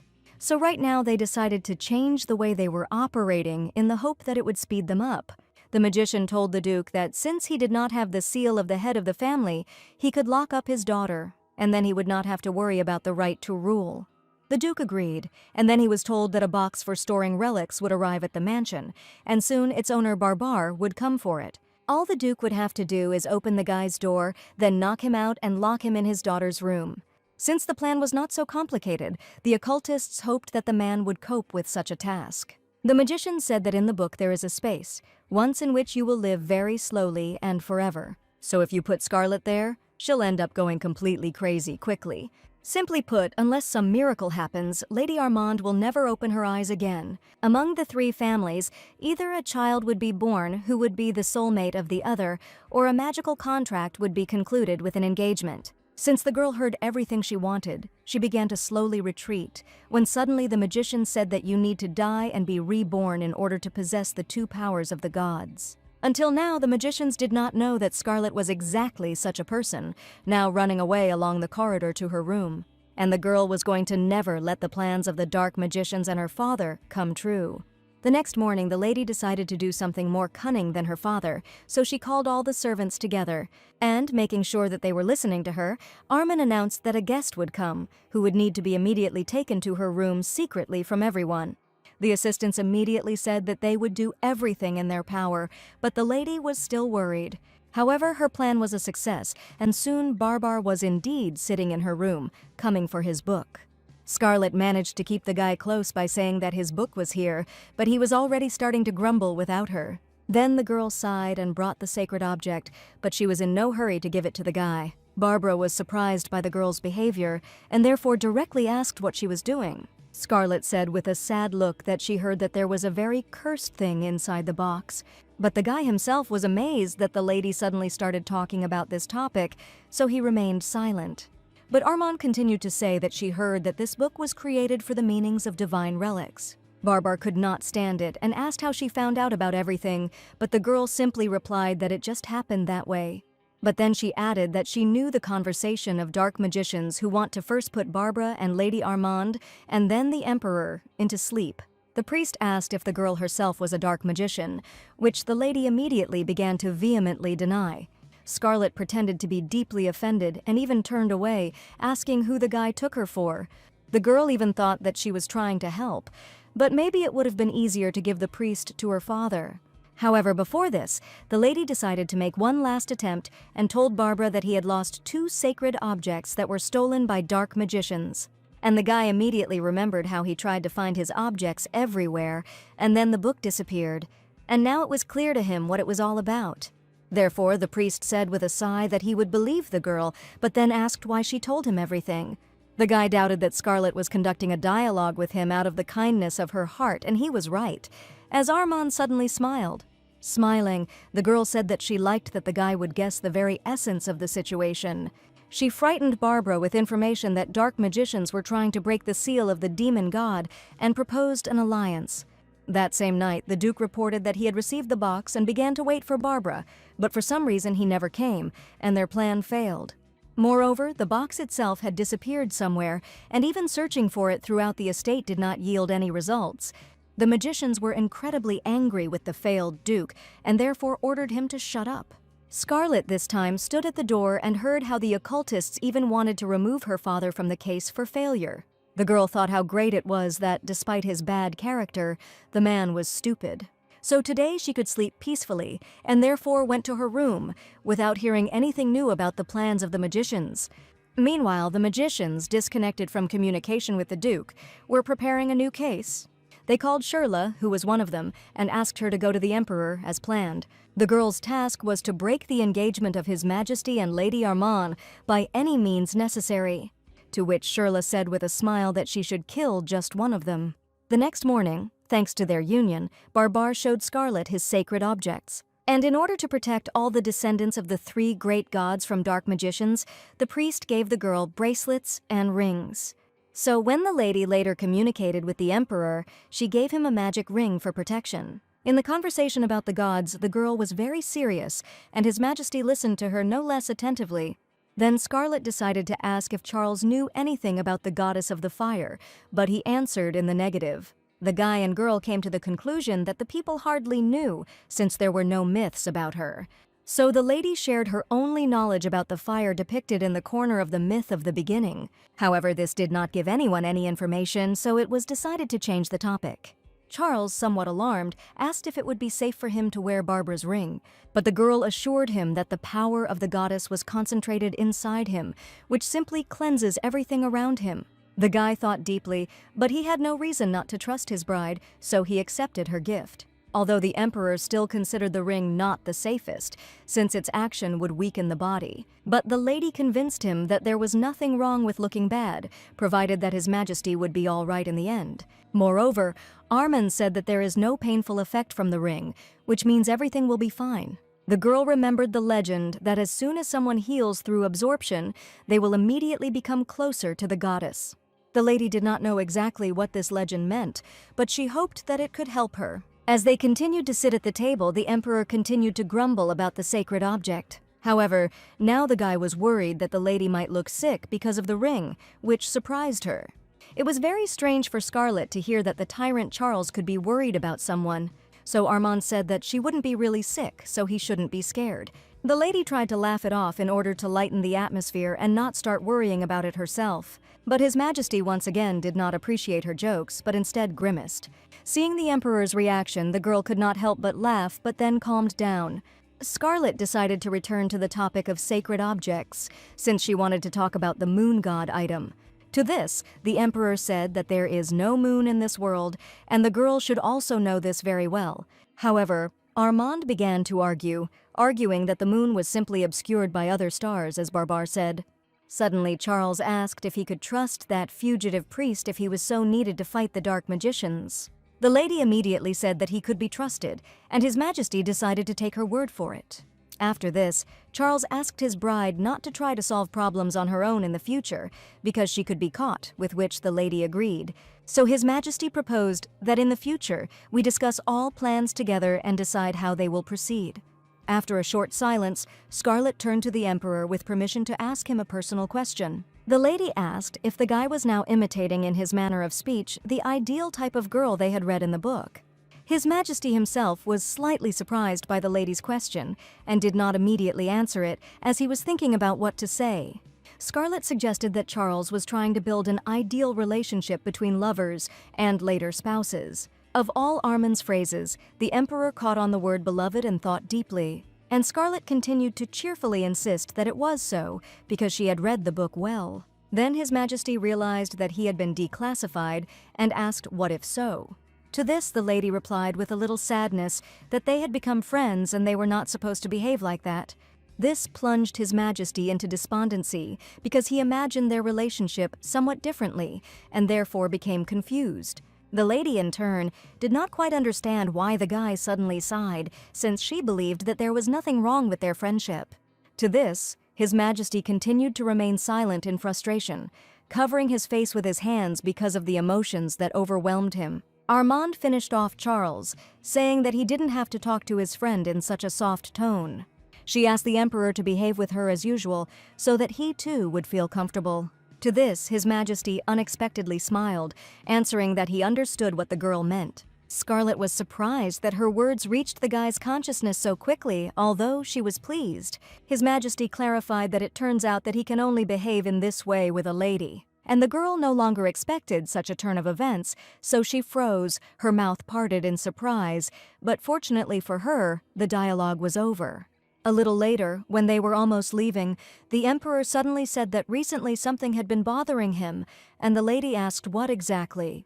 His Majesty hesitated slightly, and then still said that the girl had a small crumb on her face, and indeed when Scarlet ate the cookies, she got a little dirty, but did not notice it at all. Unexpectedly for the girl, instead of answering, the guy himself reached out to her face to remove the crumb. At the same time, he held his finger on her soft skin for several seconds, enjoying the touch. Removing his hand, Charles smiled and said that everything was all right now because the crumb was no longer there. But the lady still couldn't find what to say to him and therefore continued, with her eyes wide open in surprise, to look at Charles. To relieve her own tension, the girl decided to embarrass the Emperor and said that his beauty could really save the world. His Majesty covered his mouth with his hand in surprise and was silent for a while because he was pleased. A few seconds later, Charles said that he would ask for even more delicious food for their next meeting. Now, when Armin looked at everything that was happening, it seemed to her that the Emperor had decided to practice flirting for couples on her. The lady imagined how when a guy falls in love with someone else, he would reject her with a cold voice. And this thought horrified the girl so much that her face changed, and Charles did not understand what had happened. Therefore, His Majesty simply decided to change the subject and asked if the girl had chosen a partner for the upcoming ball. But the lady did not yet have an answer to this question since she had forgotten about the ball. Meanwhile, this was the main and obligatory event in a beautiful hall. Armand remembered that Isar told her about him the other day, which she told the Emperor. Then Armand put her hand to her face and said that she didn't know who she should go with. Scarlet specifically said that she might go with her brother, but at the same time she looked at Charles's reaction. Since the Emperor had changed greatly in his countenance, the lady decided that it was better not to play such games with him, and so she put on a sweet face and asked if His Majesty would mind going with her. At this, Charles immediately blossomed and smiled, saying that he would do it with pleasure. The girl smiled and said that she was really looking forward to them going to the ball together. The only problem was that Scarlet couldn't dance at all. Then His Majesty discreetly said that he could teach this to the lady if she did not mind. Armand asked in surprise whether Charles really didn't mind teaching her. The guy immediately began to worry that the lady didn't like this idea and made a sad face. But Scarlet immediately assured His Majesty that she would very much like to learn dancing from him. The lady added that she really liked the Emperor's proposal, so she agreed. With this, His Majesty agreed to come to the estate of the Duke of Armand tomorrow and give the lady a few lessons there. In fact, Charles did not know how to dance at all, as he was disgusted by forced smiles while dancing. But right now, the guy felt awkward that he couldn't dance and that he was being called a tyrant. He still couldn't even understand himself and what power the magic ring had that chose the owner in him. But since the ring was given to him by his bride, the emperor had a reason to take care of this thing. But all this was not important now, since His Majesty needed to take some dance lessons, so he asked the first to find him a teacher. Thinking about the girl, Charles thought that she would carefully examine the main hall with her eyes like sparkling stars. The next day, when His Majesty came to the palace, he himself was worried, but asked the lady not to worry. Scarlet assured that she was not worried at all, and then the emperor suggested starting dance lessons. Their dance began with the fact that they shook hands with each other, which did not foreshadow absolutely anything yet. His Majesty hesitated as he thought about what words to give recommendations for the Armand dance. In the end, he simply asked the girl to follow him and not think about anything. The lady asked what exactly the guy meant, because usually both people participate in the dance. Charles explained that he wanted Armand to not tense up at all during the dance, so he would lead. And then the guy corrected the lady's hand, which she had initially placed incorrectly, which slightly confused the girl. Charles asked for the last time if Scarlet was okay with training, and when he heard an affirmative answer, he calmed down. Most of all, while performing the movements, the lady was afraid of stepping on the emperor's feet, but so far she had managed to avoid this. The servants watched the guy and girl dance and were shocked at how bad these two dancers were. If initially Armin was still somehow trying to keep up with the beat, then a little later she completely came to terms with the fact that she couldn't do it. But she just couldn't understand why the emperor didn't get into music if he knew how to dance. Tired of constantly straining due to awkward movements, Armand stopped and asked if everything was all right with His Majesty. In response, Charles suggested taking a break as he needed to prepare and left for a while. When, after the break, the emperor returned to Scarlet, he again offered her his hand, as before. His Majesty and Lady Armand began to dance again as before, trying to follow the music. And then suddenly the girl realized that His Majesty had suddenly become much better at dancing. Even Scarlet herself began to succeed, so she was able to relax and feel freer. In between, the lady for some reason asked if Charles knew what a love marriage was. For Armand herself, a love marriage meant that you got married after you had deep feelings. In response to this, the emperor said that he had already spoken about this many times, so he knew. But His Majesty didn't quite understand why the girl suddenly raised this topic. After thinking a little, Scarlet said that for her this is a sign of a happy ending to any story. While Charles was answering, the lady looked down and thought that if she were extremely careless, she would step on his foot. Then the guy suddenly invited Armand to take a closer look at him, which she did not expect at all. Stopping in place, the lady looked straight into the emperor's eyes in surprise. The guy, smiling, continued the dance and asked the girl to at least show him favor. In fact, Scarlet herself caught herself having similar thoughts, but she always pushed them away, but now she thought about it. Smiling, the lady repeated her recent compliment, saying that before her stood a beauty that would save the world. However, this time His Majesty not only smiled, but also said that he would gladly accept her compliment. Such a sincere smile and the guy's words confused the girl, and therefore she lowered her head. Deciding to change the subject, the lady slightly squeezed her hand on the emperor's shoulder and admitted to him that she was a bad dancer. Charles, laughing lightly in response, only hugged her waist a little tighter to prevent her from falling. Suddenly, His Majesty wanted to hit the girl, and so he threw her into the air and then caught her. Falling into the strong arms of His Majesty, Scarlet experienced real happiness, although she did not admit it to him. And the emperor himself at that moment could not contain his joyful smile and completely forgot that they were being watched. Finally, he let the lady fall to the floor, since there was no reasonable excuse for holding her in his arms any longer. Charles nevertheless replied that he did not see any problems in the fact that Armand danced poorly. The lady was very grateful to His Majesty for this, and therefore blushed slightly. Since they had finished dancing, the emperor repeated his question about why the girl started talking about marriage for love. Scarlet was embarrassed and muttered quietly that she was just asking, just in case Charles didn't know. All this time, the maid Lucy was watching the couple and silently drawing some conclusions about them. Armin, meanwhile, asked that if an object of fate appears on the horizon, then you stop paying attention to everything. In response to this, the Emperor said that her words sounded as if she wanted something like that to happen. But Scarlet said straight out that she didn't want any of this at all. Having hugged the Emperor, the girl declared that she was a hardened realist, and therefore dreams little. Suddenly, Charles suggested finishing his classes for the day, since it was already time for him to go to the palace. The lady had no right to object, but was surprised that it was already time to part. Armin understood that His Majesty could be very busy, so she didn't even think about stopping him. A little later, when Lucy and Nancy walked along the corridor, the red-haired girl tried to understand whether their mistress really could not dance. Nancy had never heard that Scarlet could dance, but she also didn't know how to dance. In response to this, Lucy whispered something thoughtfully, but the young maid did not hear what exactly. The lady's longtime assistant thought to herself that it felt like the lady was deliberately out of step. Nancy, meanwhile, was still waiting for Lucy to share her thoughts with her, but she was in no hurry. Instead of telling her, the assistant replied that she was just thinking, so there was nothing important. But, walking further down the corridor, Lucy did not understand why Scarlet needed to pretend that she could not dance. In addition, she was frightened by the fact that when His Majesty looked at Armand, his gaze was full of tenderness. And in general, their communication today could be described as the relationship of lovers. A few days later, Scarlet was getting ready for the ball and asked Barbara how she looked. The guy replied that even if she starts to wrinkle, she will still look beautiful. Since the lady came to her friend's room just to ask about the outfit, she immediately went back. And Barbara was left in complete silence and solitude, which he did not expect. The priest lowered his head and thought that the girl's behavior was somehow crazy. Just as she was going down the steps in her beautiful dress, the lady noticed the groom below. Armand immediately called out to the guy, and he, looking up where he heard the voice, also saw her. His Majesty was speechless at the sight of Scarlet's outfit and simply stared at her silently. And the girl really looked incredibly amazing now, because she spent a lot of time on her outfit.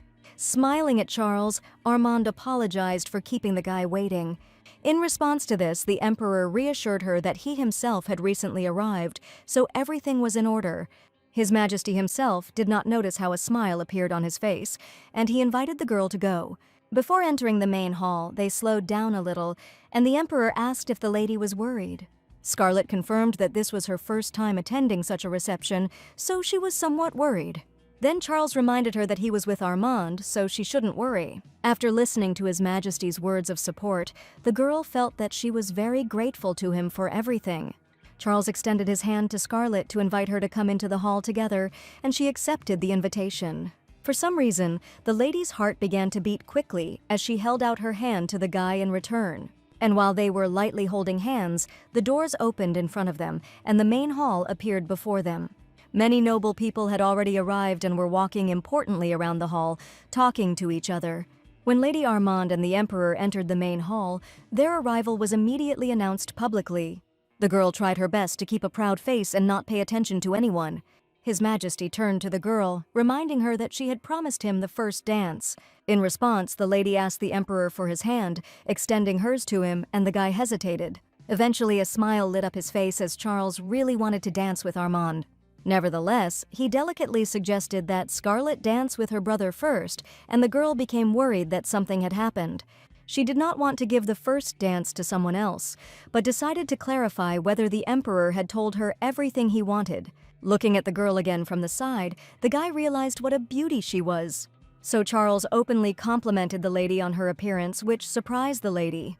Hearing that she was very beautiful, Scarlet's face changed because she was happy. The guy once again confirmed that if she doesn't know what the goddess looks like, then she won't understand how beautiful she is. This made Scarlet really feel and blush, falling silent for a while. Since the lady blushed very much, she asked to give her time and ran out to the balcony to get some air. Because of the memory of the Emperor's words, the girl felt her heart beating faster. She herself was very angry at this reaction of her own body to such simple events.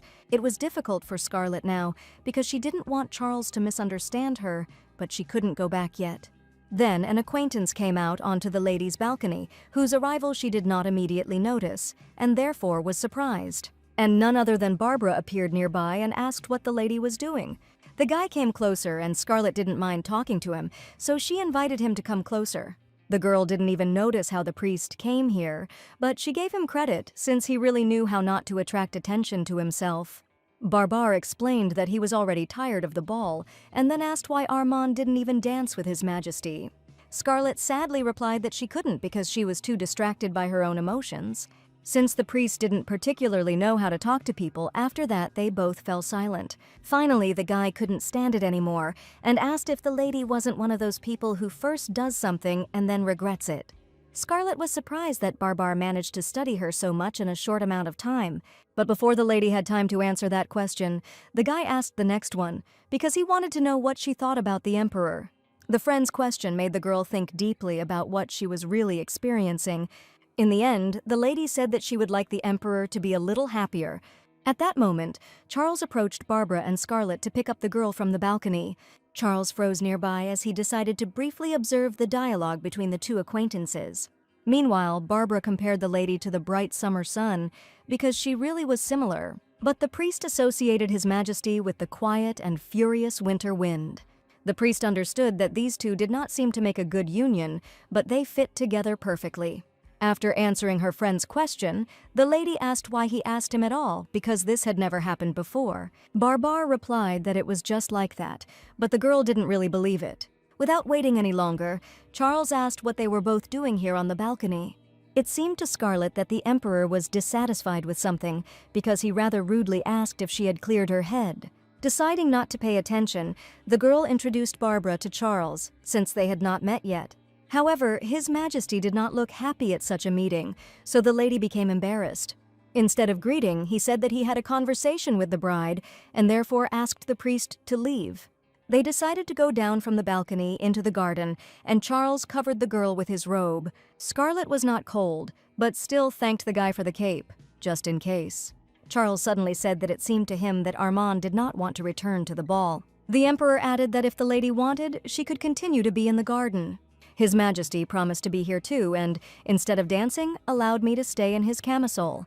But the girl did not agree to this, but the guy noticed that she had icy hands. Armand realized that she liked being alone with the Emperor like this, and therefore did not argue. And His Majesty was already seriously worried that the lady might freeze. Meanwhile, the girl was thinking about the fact that she was unlikely to be able to become His Majesty's true lover. The lady decided to clarify whether Charles was practicing his attractiveness on her again, to which the guy just smiled. It was clear from the Emperor that he wanted to say something, but for some reason he was interrupted, and Scarlet could not find out why. And Charles, looking at the sky, deliberately lied that he saw a falling star, and the lady immediately turned around. Trying to find shooting stars in the sky, the girl did not understand why she could not see anything. And His Majesty, watching her, smiled because he considered Armand's behavior sweet. He never thought that he would be able to meet such a wonderful and at the same time restless girl. Soon Charles accompanied Scarlet to her estate, and at this point they went home. However, for some reason, the lady slept very restlessly that night and even jumped up sharply in bed. What she saw in her dream shocked Armand so much that she could no longer sleep that night. The girl knew that many of her dreams were with the ability of foresight given by Armand's blood. If in reality the voices from the communication sphere were changed, then in the dream the lady recognized their owners. In the dream, it also became clear to the girl that the magicians initially planned for Shirla and Charles to get together, but not as a beauty and a handsome man. On the contrary, it seemed to Scarlet that the eyes of the occultists were fixed as if on prey. And these evil glances lit up especially brightly when they were fixed on His Majesty Charles. The only thing is that Armand could not understand where exactly that place was. It seemed that the territory looked like a temple, but the girl was not at all sure, and there was absolutely no way she could be mistaken. Here, carefully analyzing the situation, Armand opened her eyes wide in realization. Scarlet thought that the temple and the dark magicians might be in cahoots. That's why they have the same marks. When morning came, the lady was completely sleep-deprived, as she could not sleep at all. The morning light gradually penetrated into her room, but the girl wanted it to be night. Then there was a knock on the room, and Scarlet allowed the guest to enter, since she still couldn't sleep. Imagine the lady's amazement when Barbar came to her and said that he had brought her a box. The priest said that she had been in his room all this time, and only last night he discovered her in the corner. However, the girl absolutely did not understand why the guy came to her with this item.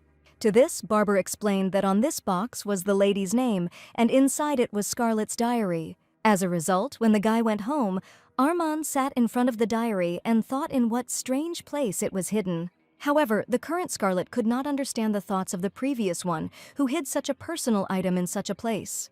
The girl understood that reading other people's diaries was a bad thing, but in fact she wrote it herself.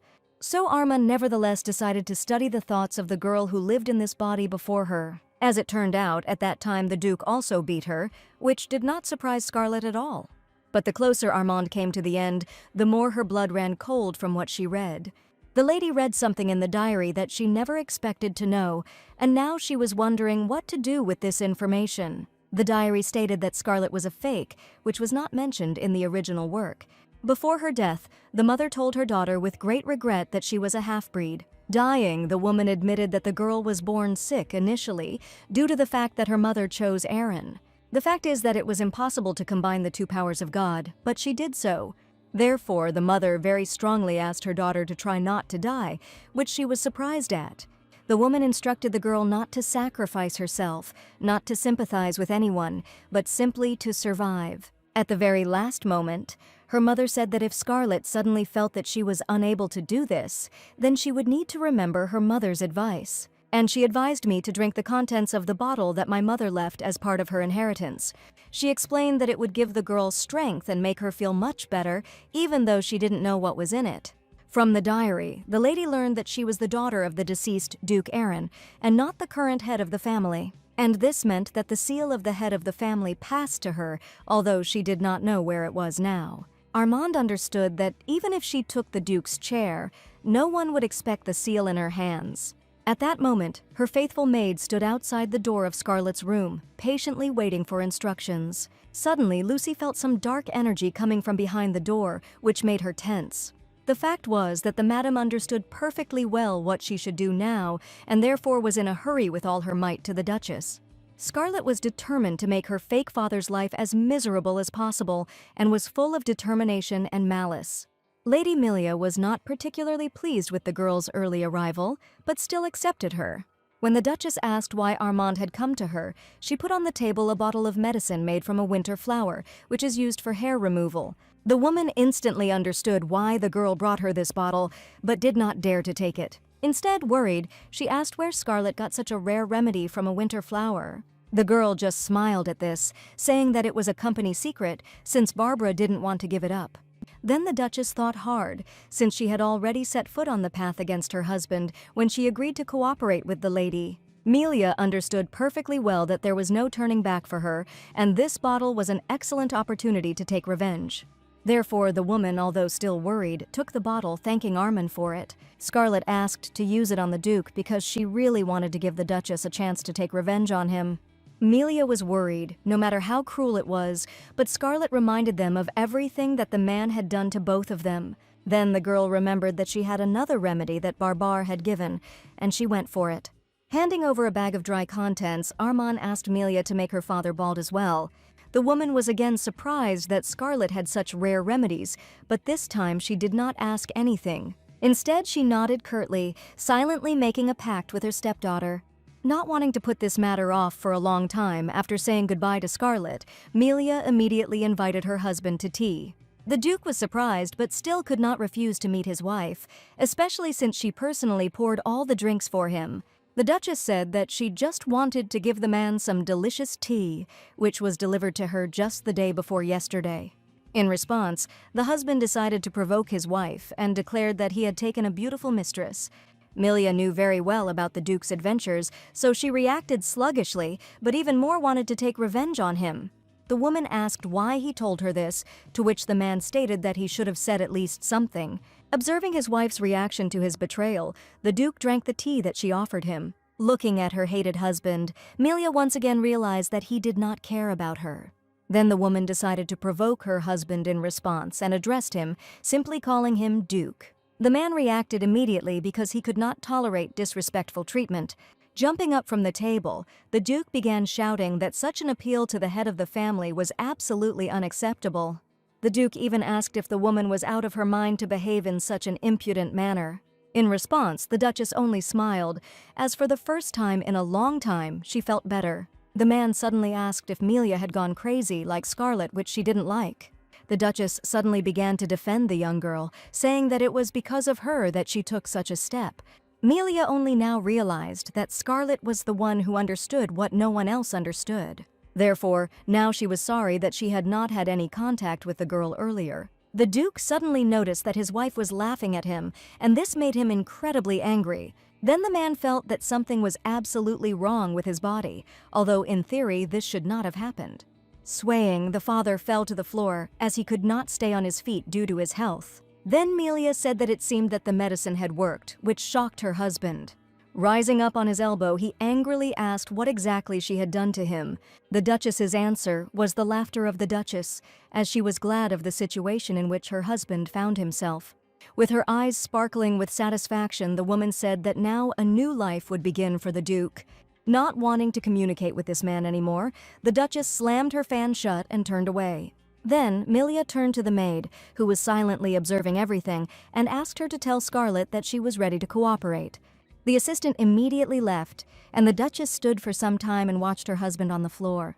A little later, Lady Armand received a letter, but Lucy clarified that it was not from His Majesty. The girl immediately declared that she did not wait for days on end for a letter from the Emperor. For some reason, Armand herself was very embarrassed by the course of her thoughts, and therefore she even proudly turned away. Scarlet added, although she was not asked, that she was supposed to meet Charles later. Lucy, whose lot it was to listen to all this, nodded her head in agreement, but she herself wanted to leave as quickly as possible. When the maid put down the letter and left, the girl stood for a few more moments, but curiosity prevailed. It seemed to her that Lucy had become somewhat mischievous lately, although she wasn't sure. In the end, Scarlet decided to just take the letter in her hands and not think about the assistant for now. It turned out that Miss Adrian wrote to her, who wrote that the child had fully recovered. Moreover, they were able to find out that he was indeed the son of the Mashiar family, as the lady had said. Miss Bokchin said that the guy calls Scarlet Big Sister, which the girl was surprised by. The elder also asked to indicate the time at which she could bring the boy to talk with Lady Armand. Scarlet had absolutely no idea what her relationship was with Glenn, but it was clear that he knew her. But a letter from Lady Adrian reminded her that it was time to organize a meeting with the elders. At the same time, His Majesty walked through the forest towards Lady Armand, as he wanted to bypass his territories. Then he noticed a female silhouette ahead, which should not have been here. A red-haired girl stood in his way and silently looked at the Emperor. At first glance, she did not pose any danger, but for some reason she did not behave the way other girls would behave in such a situation. Since no one started the conversation first, they stood silently opposite each other. This girl was Shirla, who in the original plot was the main character, but now everything was a little different. Therefore, Charles did not experience anything when he saw this beauty in the middle of the forest. Instead, His Majesty imperiously asked why the lady was looking at him so boldly. Before going to meet the Emperor, Shirla used magic to attract him, so she did not understand why the guy was so cold. The girl frowned and became worried, because this should not have happened. The Emperor heard her in a whisper and became angry because he did not think it was right that she began to command a little. The ring from Scarlet allowed the guy to hear the quiet whisper, so now he made a decision and called the first. The shadow immediately understood what the Emperor wanted from him, and therefore appeared behind the girl. In surprise, Shirla dropped the apples from the basket because everything did not go according to her plan. Meanwhile, the guy managed to fix the knife on the girl's throat, not allowing her to move. The red-haired woman began to worry, since she should not have started her relationship with Charles with suspicion, but she decided to calm down, because all that was required of her was to make eye contact. But no matter how the girl tried, His Majesty stood as motionless as before. But the Emperor's face expressed more and more anger, since the stranger did not want to answer what was, in her opinion, wrong. Shirla had not yet responded, as she hoped that the spell cast on her would still have an effect on His Majesty. However, for some reason, all the lady's efforts failed miserably. The girl was absolutely sure that she took exactly the relic that was supposed to have an effect on Charles. So now, gritting her teeth from resentment that nothing worked out, Shirla tried not to cry. The girl tried to come up with some kind of justification for her previous phrases in order to save herself. His Majesty thought that he was going to his bride, but then this lady stood in his way and began to talk about something boringly. Shirla, meanwhile, began to act according to plan and screamed that Charles had killed her lover. Hearing that the girl's lover was the child from the forest, the emperor smiled, realizing that he had wasted his time. Therefore, with a wave of his hand, he ordered the shadows to deal with this woman he disliked. Shirla didn't even have time to utter a word before everything happened, and the girl was neutralized. And Charles still stood calmly and looked at what followed his order. Meanwhile, Scarlet finally visited her friends, who had already been waiting for her. The girl was no less happy to see them than the fairies themselves, and did not know that they were bored. Therefore, the lady asked for forgiveness for the long absence, and promised to come more often. One of the kids asked what Armin wanted to do, and she said that she would grow more fruit for them. The girl took the seeds of delicious fruits out of her pocket and showed the fairies. The kids immediately squealed with joy and said that the lady was simply the best. Then Scarlet heard a familiar voice asking if she was talking about these fairies.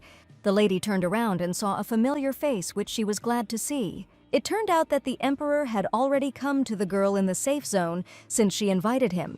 Charles said that he should have known about fairies even at the moment when Armand brought him their stone. Scarlet laughed in response and showed His Majesty the so-called fairy children.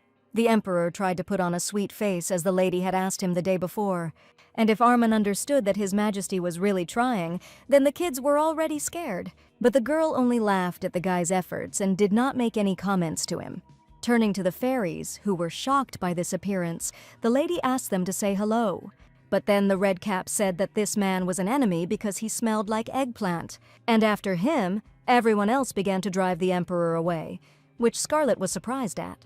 Armand didn't understand at all why the little fairies suddenly started shouting about eggplants. And so she decided to ask what was wrong with the eggplant and what this vegetable was guilty of. The fairies replied that the eggplant children are very dark and northern, so they don't like them.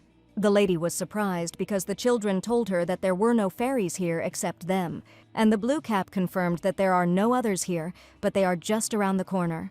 And in the place where the baby pointed was the imperial palace. The fairies said that the eggplants are not even able to make fairy stones, but they are often bullied. Then the girl reassured the kids that those fairies were simply jealous of them, since they themselves could not make such a cool stone. But Scarlet still didn't understand why Charles smelled like those eggplant fairies. Then the emperor himself decided to enter into the dialogue and said that he could give any fruit that the kids liked. Judging by the surprised look of the fairies, they were appeased by this proposal literally right away. The little ones' eyes were filmed and their mouths watered, so they even thought of not being afraid of this person. His Majesty also added that he also does not like eggplants, so he understands fairies. The lady was surprised by this truth about the emperor, but he said that it was true. The guy explained that he simply didn't like their smell since childhood, so he didn't eat them. Armand understood that Charles simply did not want the fairies to hate him, but she nodded anyway. In between, the lady told the emperor about her plan to see Glen Mashiar. His Majesty advised her to be careful when meeting him if she was already planning to do so. Charles explained this by saying that he was bothered by the story of this adult child and therefore did not trust him. Armand explained that she would still have to see Glen, since she decided to gather the elders upon her return. Scarlet collected evidence and wanted to take her father's place with it. His Majesty wished the girl good luck with a smile, since he could do nothing else to help. But even these words were very pleasant for the lady, although she did not want to admit it.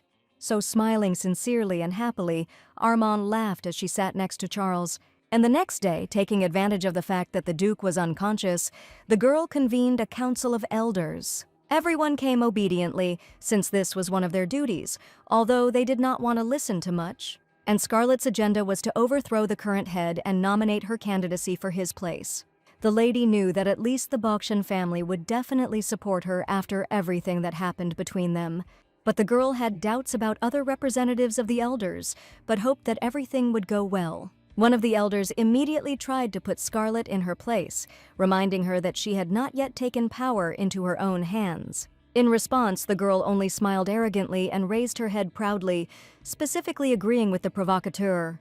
The man did not expect such a turn of events, so for a moment there was silence in the room. The lady decided to clarify what exactly Caven didn't like, but he said that everything was fine. Armin showed with all her appearance that the elders should stop throwing out sarcastic phrases. One of the ladies, named Sidian, cleared her throat to get attention before she spoke. The woman was surprised that a lot of time had passed since the last council, and now the Duke's daughter wants to take his place. Lady Armand was reminded that her father was still able to perform his duties, to which she agreed. And when asked why the girl was putting forward her candidacy, she replied that she stood on firmer feet than her father. This argument made Sidian sweat in surprise, as this was not what she expected, and all the other elders considered such an argument to be very groundless. Lady Elfina, clearly angry with the girl for such stupidity, asked her to stop making jokes. She asked Scarlet when did the head of the family care about the opinions of the elders. Elfina had long been accustomed to the fact that the current duke believed that they did not matter. In response to this, Armand deliberately drank the wine slowly, and then said that they play an important role. This is because the girl knew about dark magicians who paid too much attention to the families of Carlior, Armand, and Rashakel.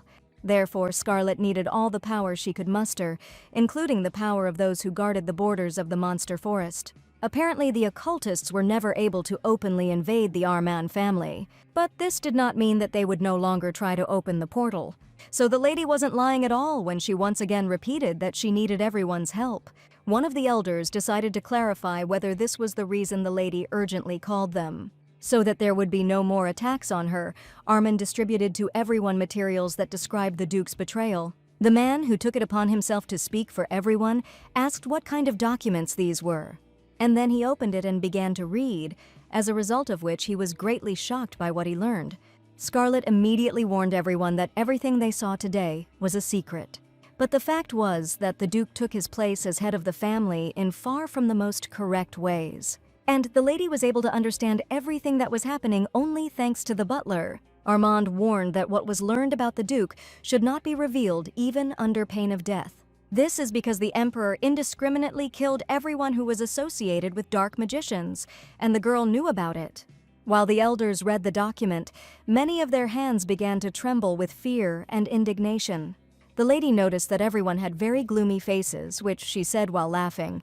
However, the elders were not at all amused, since they could not believe that they had allowed such a person to take the place of head. One of the women asked if Armand was now going to take the throne by threats, but Scarlet rejected this idea. The girl immediately stated that she didn't even think about making threats, because she was sure that everyone here was smart people and would make the right choice. Here, Lady Sidian could not stand it and jumped up, shouting that she would never be able to believe the lady's words.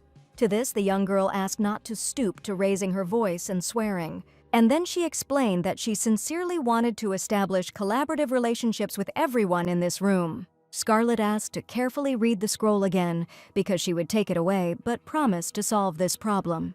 The lady suggested that if she became the head of the family, it would be better for everyone. Only because she would take on all the problems that the Duke ignored, she asked to be recognized as a duchess. At the same time, the Duke was very much tormented in his room, realizing that it was all about the tea. But he didn't know who could teach his wife such an impudent and sophisticated trick that harmed him. Barely able to stand on his feet, the man fell over and over again, but got up again, as evil emotions gave him strength. More than anything else, the Duke now wanted to properly take revenge on all his offenders.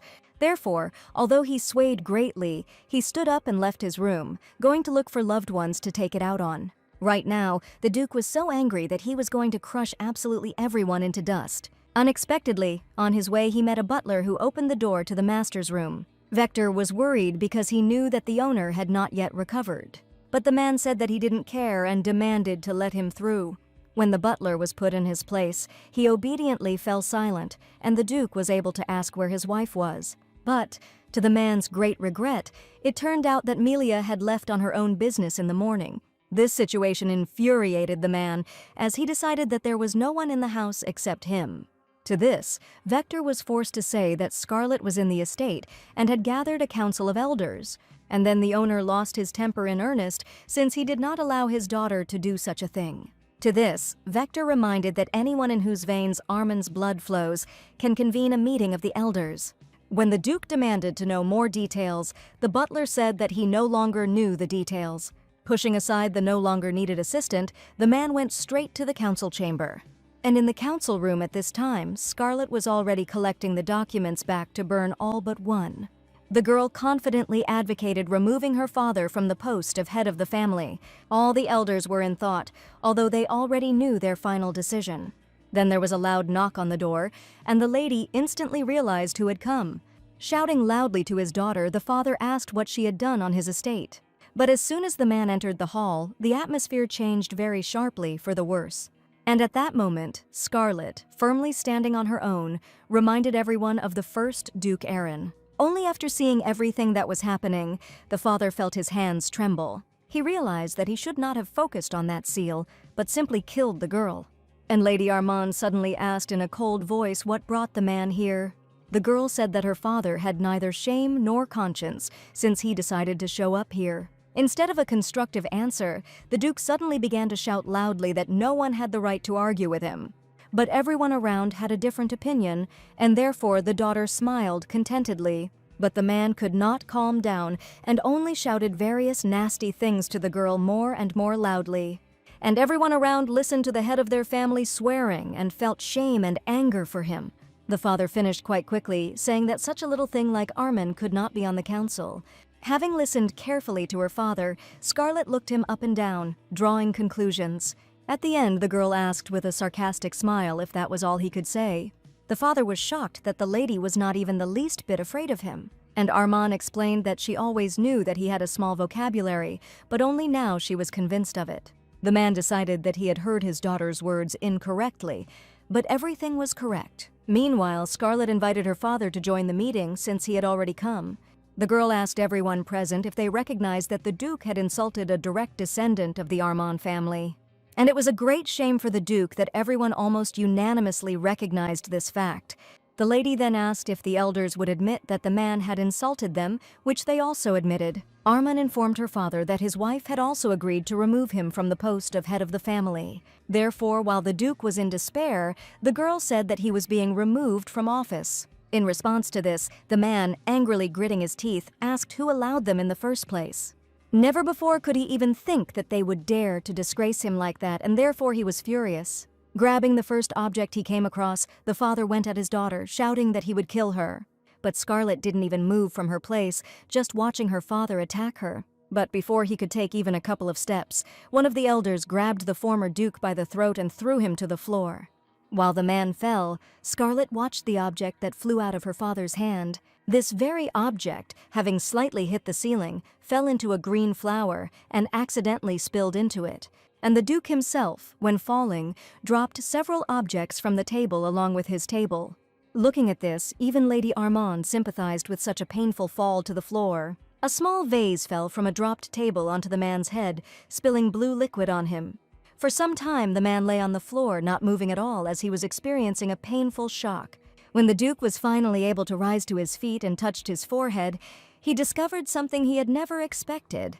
Suddenly, his hair, soaked in the blue liquid, began to gradually fall out, causing him to be horrified. The Duke desperately screamed about his hair and even tried to pointlessly pick it up from the floor. All the elders stood and simply looked at the torment of the former head, but did not feel any remorse. Surprisingly, for the first time in front of everyone, an adult man cried sadly, which made the people around him even embarrassed. Lady Sidian, although hesitantly, nevertheless risked approaching the Duke and asking if he was okay. However, Scarlet immediately shouted to the woman not to move or get close to her father. While the Duke was still in complete despair, his daughter slowly approached him and finally decided to talk.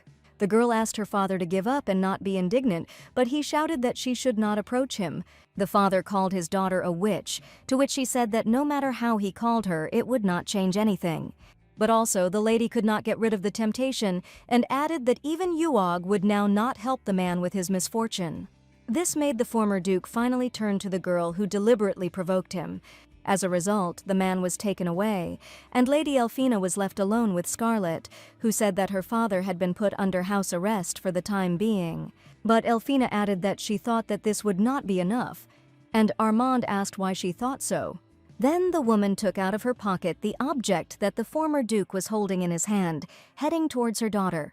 The elder said that she had already seen something like this once, and that's why she was so worried. The lady clarified what it was, to which Elfina replied that she didn't know for sure, but she had heard that this thing was associated with very dangerous people. Scarlet instantly realized that these most dangerous people were most likely dark magicians. The girl told the elder about this, since she had no other options. And remembering that her father constantly kept in touch with them through the magical sphere, Armin understood that she was right. So Scarlet said that they all had better hurry up in solving their affairs in order to be faster than the Duke's accomplices. Approaching the plant on which the contents of the bottle in her father's hand had been poured, the lady said that she would take it with her for examination. She also added that, as the temporary acting family member, she would talk to His Majesty about this incident. Elfina did not want the Emperor to be aware of such a scandal, but she understood that it was necessary. The Emperor carefully monitored and destroyed everything related to dark magicians, so he could not ignore this incident. Armin reasoned that if the situation were simpler, she would not have bothered to tell it to her fiancé. Taking the flower in her hands, the girl wrinkled her face as a disgusting smell emanated from it. At the end of the dialogue with Lady Scarlet, Elfina herself agreed that it was better to tell His Majesty everything from beginning to end. Before leaving the room of the Council of Elders, with a sad smile, Armin said that she really hoped that she would be able to survive along with everyone. A little later, the sister talked to her brother about what had happened, and he was able to tell her new information about his father. Together they found out that when drinking, he sometimes drank from some kind of green bottle with incomprehensible symbols. Lost in thought, the girls suddenly realized that it was not the rage of their father, but the drink from that bottle. Only when he chose a bottle with symbols did he always become much more furious and dangerous. Little Scarlet remembered all these moments perfectly, and the current one read it in the original work. And apparently, it was that liquid that became the reason for that terrible appearance of the Duke with swollen veins on his face. So now the girl herself has come to the conclusion that they were in vain in deciding to give their father a probationary period. After thinking a little, the sister turned to her brother and asked him to order that their father be immediately arrested and imprisoned in the Lord's castle. At this time, the living Shirla was furious in her house with all her might, not understanding why she could not attract the attention of the Emperor. Besides the question of why His Majesty didn't care about her, she couldn't understand why he eventually let her go. She recalled Charles's cold and prickly gaze and understood perfectly well that it would have cost him nothing to kill her. Shirla couldn't get the last words of the guy out of her head, which he whispered to her before letting her go, saying that someone was buried. Early in the morning, while no one was looking, the blonde woman poured the studied liquid into a vessel, showing how dangerous it was. Her laboratory was a rather small closet, but it was more than enough for experiments. The woman told her interlocutor that what was said to her now must be remembered, and she said that a part of the evil spirit was sealed in this vessel, so small that it was just an evil particle. The black-haired woman winced as the research subject stank incredibly strongly and asked what it was.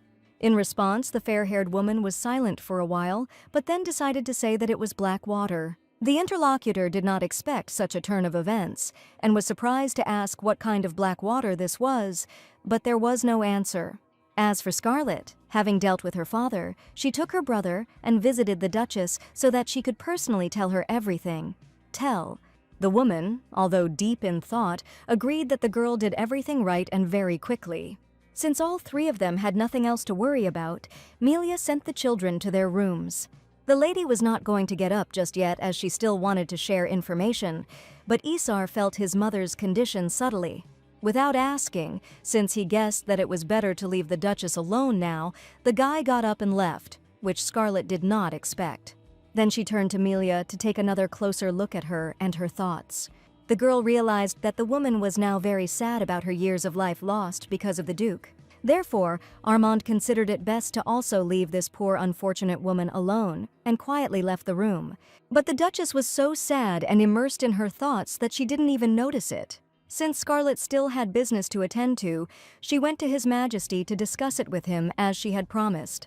Sitting in the carriage, the lady realized that she liked the Emperor, but she was very afraid that he would leave her for the main character of the novel when she appeared. But having exhaled, the lady now decided that all this was not so important, but for now she had time to enjoy communication with Charles. Scarlet was determined and was going to, if necessary, even fight for His Majesty. Meanwhile, the coachman who was carrying Lady Armand in the carriage felt the bright energy emanating from her and was afraid of her. The girl decided that if the Emperor dared to choose someone else instead of her, then she would definitely leave him first. And now she had time for love, but there was a small snag because Scarlet managed to do a lot of things, shocking Charles. And so now the lady was killed because of her antics earlier, not knowing how to make amends. Since being worried Armin rocked the carriage too much, the coachman asked her to be quieter, and the lady calmed down. Putting her finger to the glass, the girl thought about how ashamed she was of her tricks that she committed in order to break off the engagement. To dispel her doubts, when the lady came to see His Majesty, she asked him for permission to ask him a question, and the guy began to listen carefully.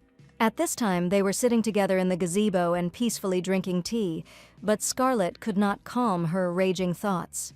When Charles gave her permission to speak, she suddenly hesitated, and the Emperor noticed this, and therefore asked why the girl was so nervous. Armand looked seriously at His Majesty, mentally reassuring herself, since in essence she was simply asking a question.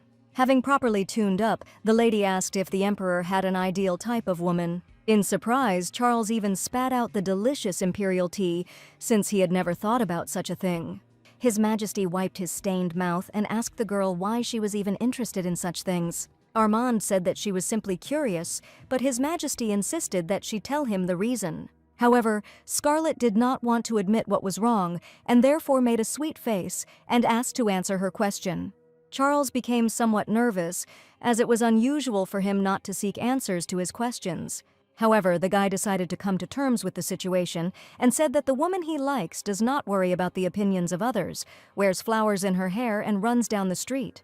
The Emperor also, slightly covering his mouth, added that she devoured the cake on both cheeks, and sometimes thought not with her head, but with her bottom. And if someone hits her even once, she will be punished immediately, since she can stand up for herself very well, he said, remembering Duke Armand. Sitting motionless in place, the lady listened carefully to all the Emperor's criteria, which she herself asked about. At the end of his story, the girl sank greatly, because she did not expect that Charles had such a specific taste and she had nothing to hope for. But His Majesty specifically described Scarlet's behavior, and when he realized that Armand did not realize this, he only covered his face with his hand with a sigh. So in the end, the lady even regretted asking about the ideal type of the Emperor, which in her opinion she could not live up to. The girl added that Charles has unusual taste, since he wants to be with a person who does not care about the opinions of others. While the Emperor was thinking whether to confess or not, the lady asked permission to ask another question, and he allowed it. And Armand, once again plucking up courage, asked why he decided to get engaged to her. This question surprised His Majesty no less, and the guy even froze with his eyes open. Lowering his gaze, the Emperor pretended to think about the answer, although in fact he knew it very well. In the end, he still said that he decided so because at that time he did not trust the Armand family. Hearing such a bitter truth for her, the girl squeezed her hands tightly, trying to calm her heartbeat. Scarlet was now angry with herself for holding out extra hopes for absolutely no reason. But the lady could not end the dialogue due to misunderstanding,